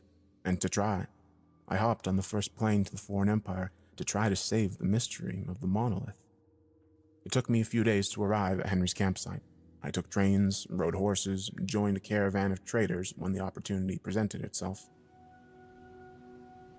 When I arrived at the excavation, Henry was nowhere to be found. I stayed bundled beneath my many coats and hoods, trying to stay warm. A young man in his early 30s who spoke fairly good English approached me. His face was covered in dirt and sweat. He looked tired, withered, and frail. He shook my hand as I approached. "I am the foreman here, Dmitri. Who are you?" "I'm a colleague of Dr. Henry Tremont," I explained. "He wrote me about the monolith." As soon as the words left my mouth, Dmitri's eyes grew wide. His dark pupils fluctuated with nerves, and I could see his heart beating in the arteries of his neck. He shook his head. "You come to see the doctor?" I nodded. "This way." Dmitri took me to the largest tent within the campsite. He threw back the flap as a massive roar of wind came pealing through the grounds. Snow and ice peppered my face, forcing me to bury my nose into my jacket. Dmitri stepped into the tent, and I did not follow, for, in a moment of hesitation, I looked into the dark navy skies overhead. The low-hanging clouds peeled away for a moment, revealing the massive glacier before us. It stood tall as a mountain, great and powerful. Stone and ice covered every side of the massive structure. It loomed over us, an ancient structure of nature, so powerful that even the sight alone almost stopped my heart. It wouldn't be until I heard the foreman snap his fingers at me did I break my gaze and step into the large tent. Inside, it wasn't much warmer. A fire did sit within a small makeshift furnace in the center of the room. It was the only light source after Dmitri closed the flap behind me. Shadows engulfed the tent, with only the hellish glow of the small iron furnace to keep them at bay. A horrendous odor that smelt as if it were death itself. I gagged upon unraveling my face, and it was then that I saw him, my friend. Henry sat at a small portable wooden desk. He wrote away with a long quill on his letterhead. What he wrote, I could only guess the mad ramblings. He was sweating from every pore in his body. He sat naked, too. The glow of the furnace light danced across his glistening back as he muttered strange phrases to himself. I took a step further in shock and horror, not recognizing my unkempt friend. His face became matted with a squirrely gray beard, and his eyes, as strange as it sounds, were not his. I knew the man for years, but those eyes, they did not belong to him.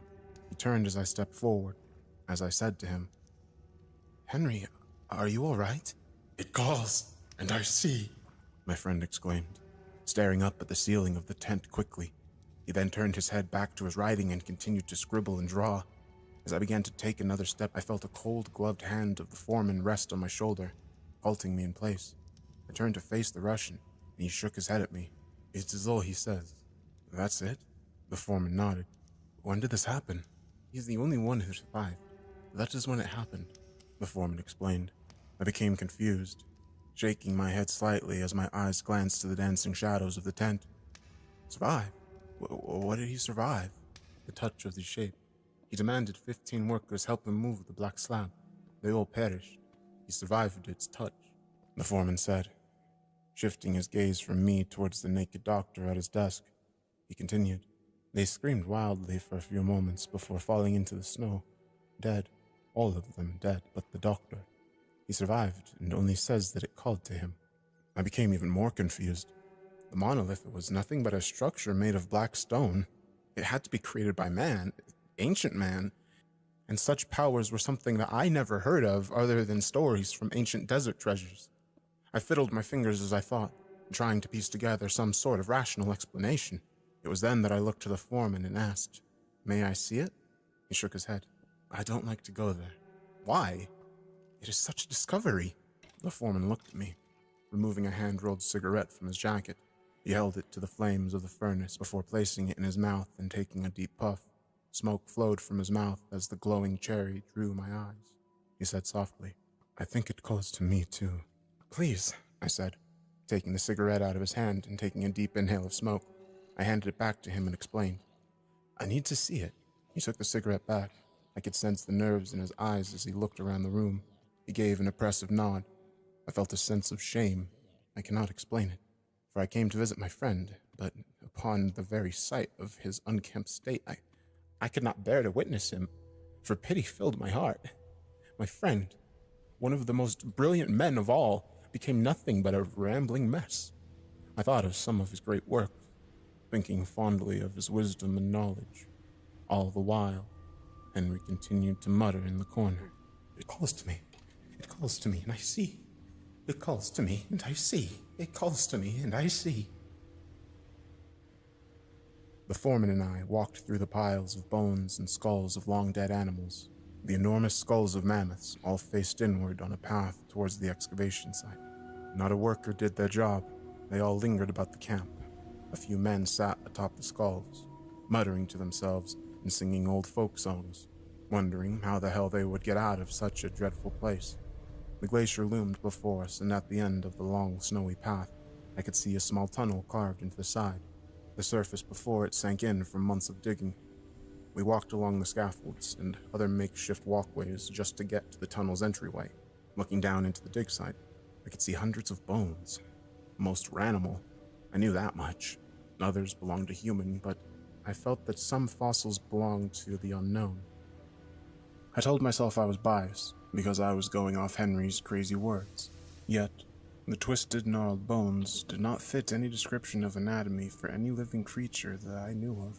As the two of us stood in front of the tunnel, Dimitri turned to me and said, "Remember, Professor, do not touch it." I nodded, staring into the dark tunnel before us. Henry had his workers carve out a nice pathway, for the tunnel stood roughly 8 feet high and about 6 feet wide. I could only imagine the months and manpower to dig such a thing. Dimitri led the way into the swirling darkness of the tunnel. He held a lantern ahead of him, but it did no good. The darkness swallowed him and I as we began our trek to the mysterious structure. The tunnel did not extend deeply into the glacier. In fact, it felt like we only walked about 50 feet or less, though as I turned my back towards the entrance of the tunnel, I could not see the dark gray light of the early evening. Only black greeted me from where I stood. Dimitri drew my attention, saying, "Here." His lantern illuminated the end of the tunnel. Henry's workers had extended the area at the end, making a large circular-shaped room that was big enough to walk around. In the center of it stood the mighty monolith that I had heard so much about. It was taller than I had expected. I could not see the top of it, for it extended into the rocky surface of the glacier. Its sides were perfectly cut through, smooth to perfection as well. The material that made up the black slab appeared to be obsidian, a glossy volcanic stone that glimmered under Dimitri's lantern. I stepped away upon seeing it. My heart could not bear such haunting beauty. The foreman turned his back as his eyes met the structure. He set his lantern on the ground and moved towards the way we came, keeping his back turned. As the light of the lantern hit the floor, I could see the skulls and bones of ancient humans. They were balled into fetal-like positions all around the monolith. I was unsure, but it appeared as if they were buried right atop the others, as if it were some sacred structure. All their eye sockets were sealed shut with an unnatural bone growth. I stared into the black obsidian. I watched as the light of the lantern danced across the immaculate, smooth surface. I approached slowly, in awe of such wonder. I moved around its side, inspecting the back end. It was the same as the front, yet in the unlit shadows, the back end sat flat in color, not glistening under any amount of light. It appeared to be an empty void. I stared, lost in a trance upon seeing it, and in the distance, I could hear the faint sound of beating hearts and dancing tongues. Such a wonder. I could feel it do exactly as Henry said. It called to me. "Don't, Professor!" I heard the foreman's voice echo through the tunnel. I turned to see him. He kept his back turned, but it was as if he could sense what I was about to do. Unbeknownst to me, I had extended my hand out, as if to touch the black void of the structure. I moved back into the light. Did Dr. Tremont give any theories as to what it is? Dimitri didn't answer my question. He knelt down and grabbed his lantern. He held it high above his head, lighting as much of the small rocky room as he could. He kept his eyes turned away from the structure, not wanting to take a chance. He said to me quickly, "You've seen it, Professor. Let us go." "Do you have any theories?" I asked, stepping away from the monolith. "Evil," Dimitri said. "You heard its call." I nodded.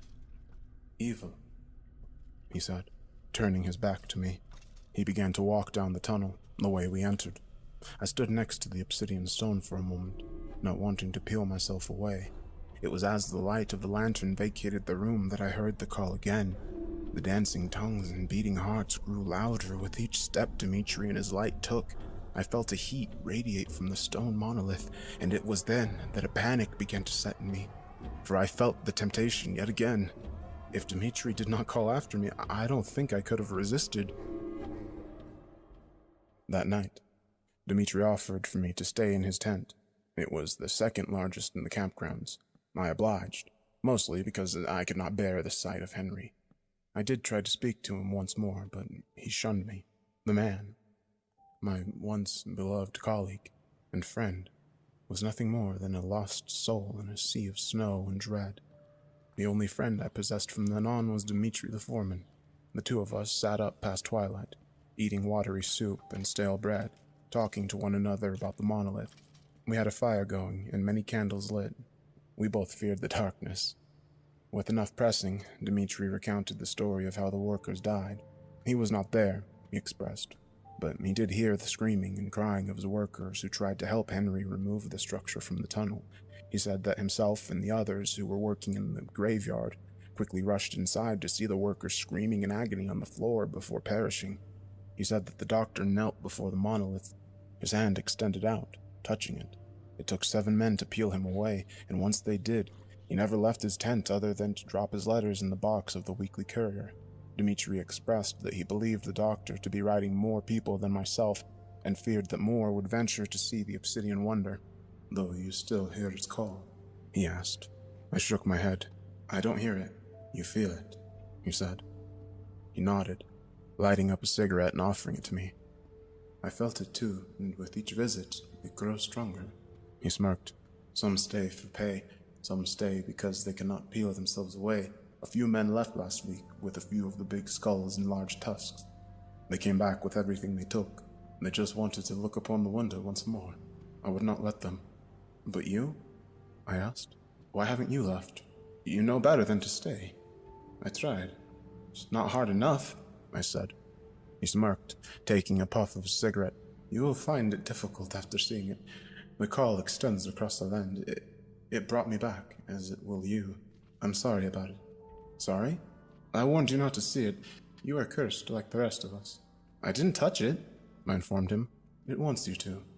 It is a hard fight, but as long as you're here, make sure that we do not get lowered into its black maw. I plan to leave as soon as it's sunrise, I explained. I have an eerie feeling about all of this. Wise that you go, Dimitri informed me. It knows, though. The black structure knows. We went to sleep not long after that. I felt exhausted after such a long travel, and to realize that I would soon be back on the road made it even more tiresome. I didn't want to stay. I came for Henry, but left for myself. There was no studying to be done. The monolith was evil, as Dimitri put it. We went to sleep not long after that. I felt exhausted after such a long travel, and then to realize that I would soon be back on the road made it more tiresome. I did not want to stay. I came for Henry, but left for myself. There was no studying to be done. That monolith was evil, as Dimitri put it. I did not care to stick around, for I feared the worst would come of it. I thought of Henry. Such a brilliant man being reduced to madness made my heart sink, for I feared the outcome myself. I didn't plan on saying goodbye, and that broke my heart. Though I felt that the true Henry vacated the moment he touched the black stone. I drifted off into sleep after many hours lying awake. I began to have a strange nightmare. It crept into the foreman's tent on the back of the shadows of the night, seeping into my mind like a virus set to destroy me. I imagined myself waking up and hearing the call of the great monolith. I exited the tent without my jacket or scarf. I stood in the roaring winds being pelted by snow and ice that came down from the glacier. I could not feel them, for a fire burned within me. Sweat flowed from my body, dampening my clothes. I marched past the massive craniums of the ancient beasts. I dared not look at them, for the call of the monolith exited from the dead gaping jaws. Their tusks warped and twisted under the winds as if they were bent by nature itself. I slowly made my way back to the tunnel,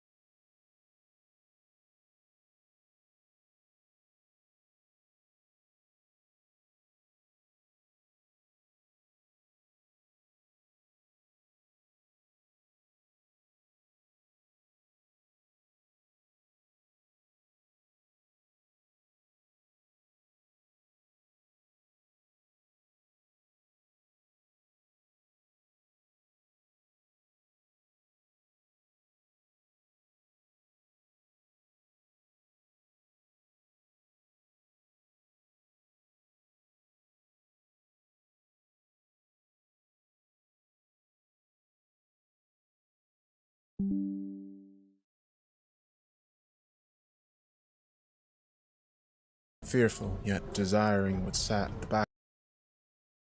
Commentary about his loneliness here, and he also did not use any punctuation, so it took me a while to actually dissect all of the message. I responded and told him that I wasn't interested.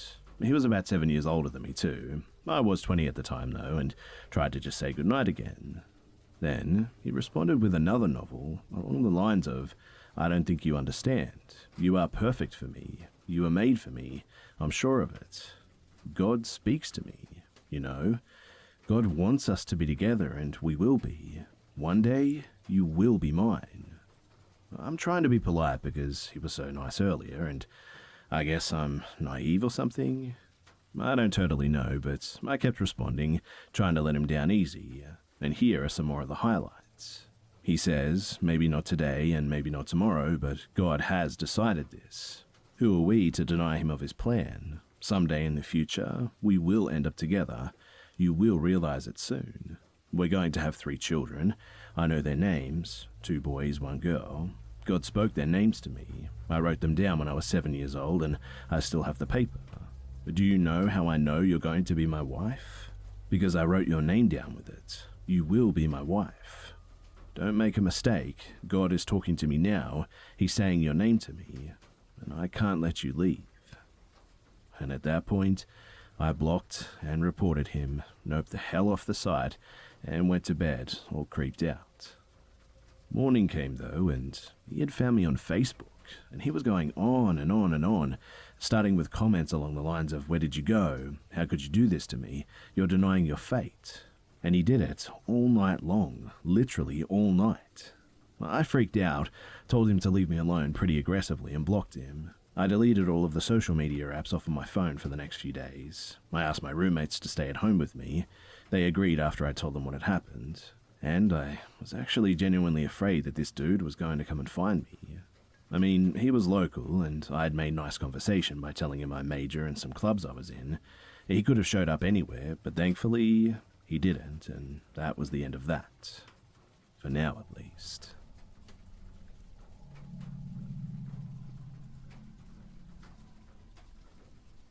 So I literally just got off work about an hour ago, and I'm honestly debating if I even want to go back tomorrow. So I work for a food truck, and our trucks are based out of a joint building. The building is a really old historical building. It used to be an old skating rink back in the 60s or around that general time period. But now the building is composed of the food truck business, a bakery, and a solar panel company, all located in different sections, mind you. The bakers that come overnight to do their work have told me that they've experienced strange things like disembodied voices and things disappearing and reappearing and everyone just being confused but eventually getting used to the activity. There was one elderly baker that told me that he would hear the sound of roller skates rolling across the floor or footsteps coming from the stairs when he was working alone at night. And it didn't just happen once. I always hate coming in late at night and finishing up work while my manager finishes the CDL inside the office. I'm normally pretty okay when I'm alone anywhere, but I absolutely hate being alone in there specifically. I've never experienced anything creepy at my job. That is, until this night. I brushed off all the paranormal stories that the bakers would tell me and not pay any mind to it, especially when I'm alone at work. So basically, I finished up some dishes and I locked the doors. I flicked the lights off and started making my way towards the exit at the end of the large hallway. I turned around to close the door behind me and to lock it, when suddenly I paused, and I noticed something that, honestly, I will never be able to unsee. At the end of the hall towards the baking area, I saw this really tall, solid black figure of a man. It looked like he was wearing a suit and a hat, maybe? He was towering, too. Probably like 8 feet tall. My heart and stomach instantly just dropped, and my body just felt like it was vibrating. My eyes were probably as wide as a barn owl's, and I got a cold sweat in my hands almost instantly. I didn't breathe or gulp or anything. I was honestly just scared stiff. He didn't move or anything, and he just stood there, ominously. I couldn't see his face, but just his silhouette. His silhouette was also just pitch black, like the blackest black I've ever seen. I don't know how long I was staring at whatever it was, but I closed the door as soon as my brain and body would allow me. I locked it, and then I just went straight to my car. I feel bad for not telling my manager that I left, but I just didn't want to sit around any longer, especially since we're surrounded by woods here. I had the creeps all the way home, and I still do now, and I really do not want to go back there.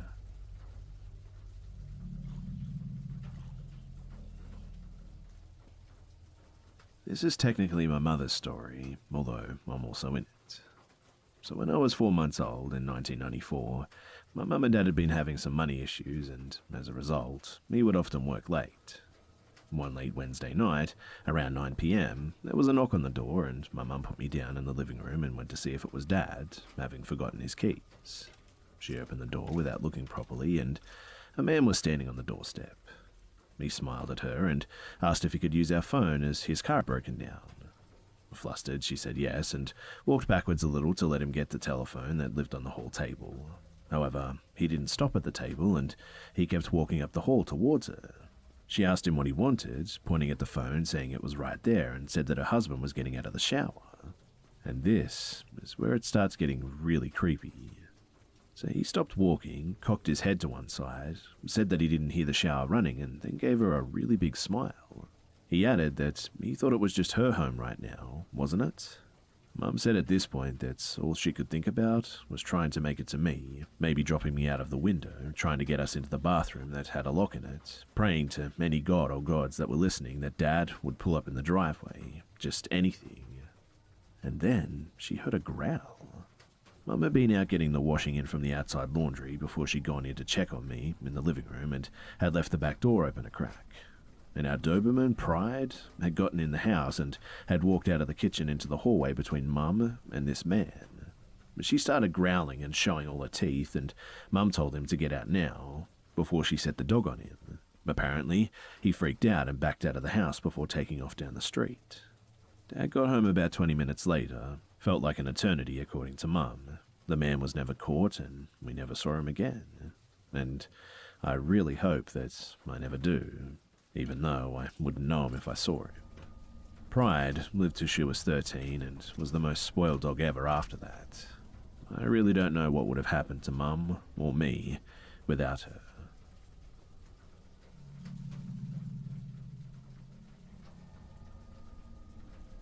This happened about a year ago. So I was on Grindr looking for either fun dates or new friendships. For those of you who are unfamiliar with Grindr, it's a social media app that is designed primarily for gay men, and many people use it to hook up with other men. So one day I was scrolling and I received a new message from a guy who we'll call Brian. I took a look at some of his profile pictures, read his bio, and decided that I was interested in him. We started messaging back and forth, and he seemed to be really kind, a charismatic guy who really knew how to hold a conversation, something that is very hard to come by on that app. A few days went by, and we eventually exchanged numbers, and he seemed nice enough, and I wanted to see if he was as great in person as he was over text message. So I asked him if he wanted to go on a date with me, and he very happily agreed. So I scheduled a date with him, and the plan was that I was going to drive to his place and pick him up, and we'd grab some lattes at my favorite local coffee shop, and it was around 6 p.m. I sent him a text message to tell him that I was leaving my house, to which he responded with a quaint, "I can't wait to meet you." I smiled at his supposed kindness, and then in the middle of driving to his house, I received a phone call from him, so I picked up, and the conversation went mostly as follows. "Hey Brian, what's up? Hey, a quick change of plans. I'm sorry to do this, but I'm feeling tired and I'd rather not go out. Would you be okay with just staying at my place? We can watch some shows and order some takeout." I mean, that's not what I really had in mind. I really like to go out and do things on the first date. Don't be such a buzzkill. Just come over. I won't show you a bad time, trust me. As he spoke on the phone, I just got a really strange feeling in my gut. Like something was wrong about how he talked to me. Before I met him, I imagined his voice and inflections to sound a lot more light-hearted because of the way that he texted was very whimsical and fun. But over the phone, he talked as if he was kind of in a bit of a hurry, perhaps slightly frantic. However, despite my gut feeling, I decided that I should accept his offer. Maybe he was just tired or stressed or nervous from the workday or something. I pulled into his driveway and he greeted me at his door. He looked like his picture and he was very handsome. He was wearing fashionable glasses and his dark straight hair contrasted with his light skin. When we go inside, I was greeted by one of his roommates who was playing Dark Souls in the living room. I wanted to be polite, so I approached the roommate and introduced myself. I didn't want to come off as rude to Brian in case this date ended up going really well. But while I'm talking with his roommate, Brian calls my name and beckons me to walk inside his bedroom. I politely excused myself and followed Brian into his room. Now, when I walked inside, I saw something straight out of a fucking no-sleep story. Only this was real and right in front of me. There were candles just lit everywhere, and when I got a closer look, I noticed that there were several altars scattered across the room. Effigies of ancient-looking figures, animal bones, jars with unidentifiable liquids inside, some sort of dagger next to a cat skull, I think. The whole shebang. I don't remember all the altars, but I do remember a couple, and one of them was on the floor, and there was a glass container that held some kind of yellow liquid with animal skulls surrounding the container. Another altar was on a shelf next to his bed, and this one had a few candles surrounding some kind of doll with its eyes sewn shut and its hands missing. Now, that one was creepy and super bizarre, I admit. A part of me was telling me to nope the hell out of there immediately, but I thought that maybe I was just overreacting to somebody else's religious choices. I didn't know much about cult religions, so I didn't want to assume that this guy had any kind of malintent. Plus, I can be a little reactive at times, so I decided to stay and go along with the ride. When we walked into his room, I wanted to calm my nerves, and because I have a really curious mind, I decided to ask Brian about what these altars were for. He told me that he'd tell me about them later, which was a weird response, but again, I just kind of brushed it off my shoulders, thinking that he might just be a bit eccentric. I can be a little weird too, after all, so I just tried to be empathetic and understanding. Then I point to one of the altars and asked about it. He frowns at me then and scowls. "Don't touch that." His voice startled me too. His intense inflections, paired with his angry expression, sent a lump straight to my throat. And, quite honestly, I felt threatened. I was almost 4 feet away from the altar, not even close to touching it, and yet he just yelled at me like a father yelling at his kid to stop messing around at church. I was confused and thinking that I'd done something wrong, so I apologized. And in the blink of an eye, his scowl turned into a smile, and he kindly invited me to sit with him to watch a show.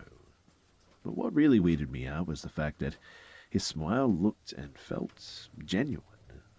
He had just gotten angry, but all of a sudden he just didn't care and served me up a really kind disposition. I was unsure of how to process what had just happened, so I decided to just sit down with him, and he seemed to be acting pretty normal once this ordeal had happened. So we just started to talk about ourselves, and after some time he became really sweet and soft-spoken, similar to how he was over text messages, and we were able to share some stories about our lives and whatnot. It was starting to feel like an actual first date, and my nerves subsided a bit. I was probably just overthinking everything else. But then he turns on the TV, and mind you, I was still a little freaked out by his random outbursts, so I was still on guard. So I offered to invite his roommate to come and hang out with us. Brian's roommate seemed like an old average Joe kind of guy when I met him, and I just wanted someone else to be there to act as a bit of a buffer. I wanted to see how he would act around other people, but when I gave him my idea, he just immediately shut me down, and his personality switched from easygoing to stressed and kind of angry. He started cussing out his roommate to me, making it clear that he absolutely hated him. The switch was just so jarring too that I actually started to panic again. Then he changed the subject and started to talk about me. He said that he found me really attractive, and in the process, his fingers started to graze my thighs. I needed a second to collect myself, though, so I excused myself to get some water. When I stood up, he immediately slapped my ass and told me to not take too long. I walked out, closed the door behind me, and started to make my way for the kitchen. I was hoping to chat with his roommate on the way and see if I could ask him about Brian, but He was asleep on the living room couch, so I just made a beeline to the cabinets in search of a cup. I thought about walking out at that point and just driving home because I didn't appreciate his sudden touchiness, but I started to get paranoid.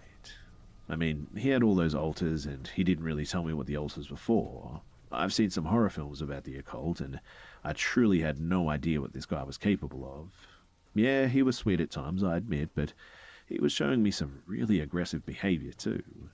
Who's to say that this guy isn't able to put some kind of voodoo curse on me or something?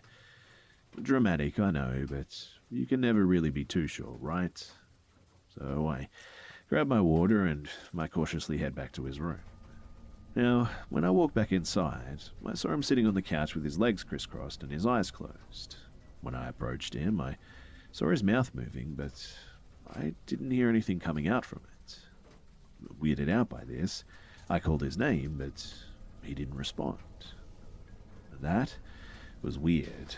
So I called his name a second time, and he opened his eyes, uncrossed his legs, and went back to watching TV without at all addressing what he was doing.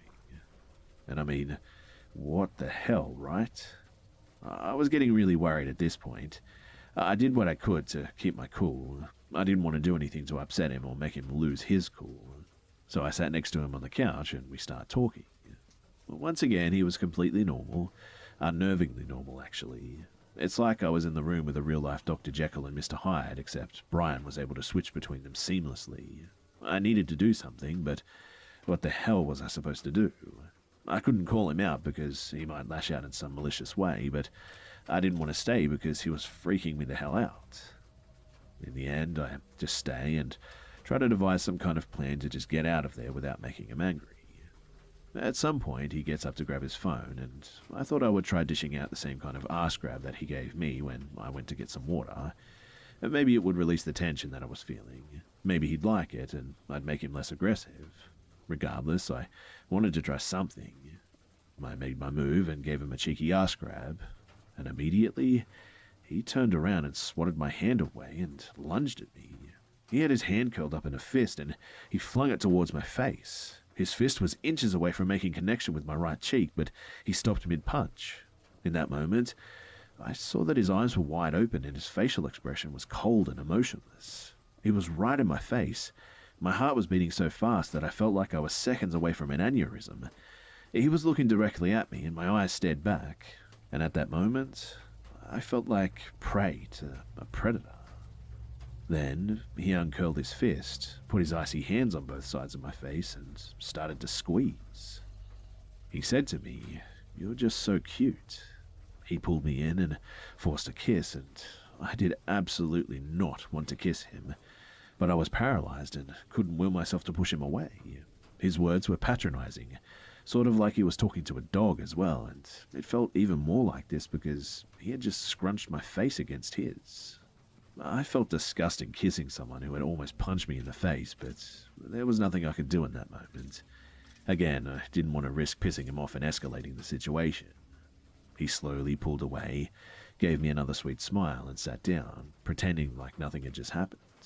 Just started staring at the TV again. And at this point, yes, I'm definitely over this, completely. His behavior was becoming more erratic and more unpredictable every moment. His room was creepy as shit. He clearly had associations with the occult, and frankly, he was scaring me.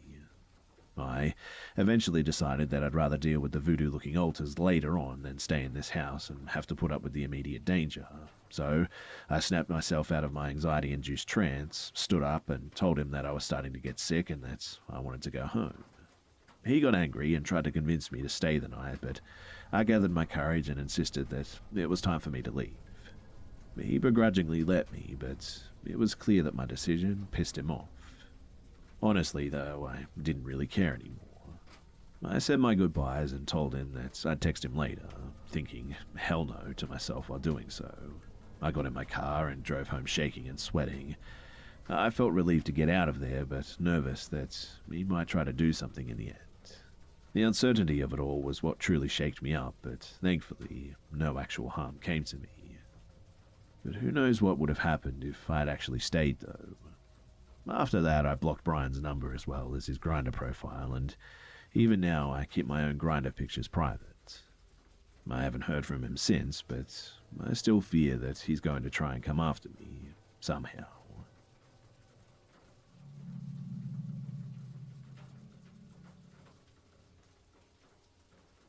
My parents and I used to go to an old fancy restaurant by the docks, and while it's still there to this day, we haven't had the chance to go back. I've been going to the same restaurant for as long as I can remember, really, and I love the food. However, I don't remember this encounter. Maybe that's a good thing, too. So in 2003, my parents decided to take me to the restaurant for the first time and have a nice evening meal. My dad and mum ordered their usual, and she ordered me something off the kids' menu. I ended up eating my mother's food because of how much I liked it, but my mother's a sweet woman, so she didn't mind. Just as we were finishing our meal, though, an older woman waltzed up to the table and said, "You know, when I saw you two walk in with your baby, I thought, oh no, it's going to ruin my dinner. But your baby is so well behaved and pretty too. I would love to have your baby." My mum laughed it off as a joke and thanked the woman for her kind compliments. The woman walked back to her table and sat down next to an older man, probably a husband or something. But my mum said that whenever she looked at the couple, they had their eyes just locked onto me. She did her best to just ignore it, but as we were about to leave, the woman walked back to the table and said, "I would really like to have your baby." My mum got really creeped out and tried her best to keep her composure. And she said, "She's not for sale, sorry." And the woman just said, "But she's so pretty, I would like to have her." My mum told the crazy lady that she couldn't take me away from her parents. The woman scoffed and walked towards the exit, with her husband, or whoever he was, standing next to the door, eyeing us down. My dad didn't do anything for some reason, probably because he knows that he's big enough to do some damage if the woman tried anything. I'm glad that I don't remember this, but it's a creepy story nonetheless.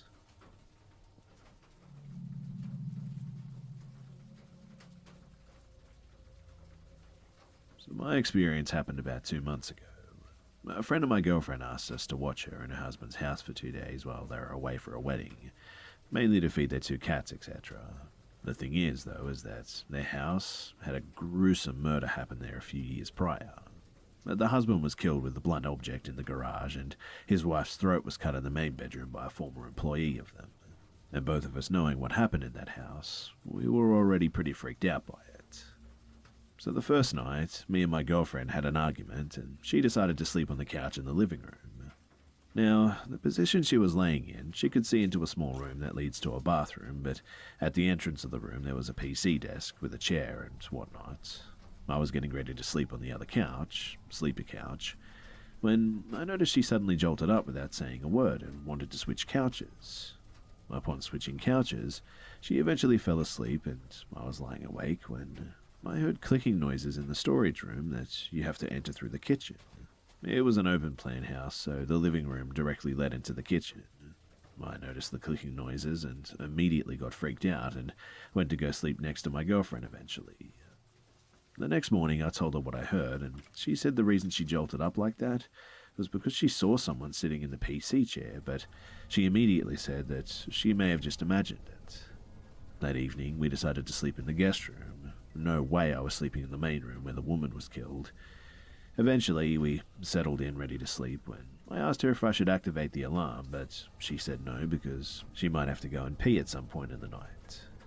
At around 2 a.m, we both woke up from one cat meowing, but it kind of sounded more like a cry, and it just wasn't normal. The cat meowed consistently, but each meow lasted like 10 seconds as if it was trying to get our attention.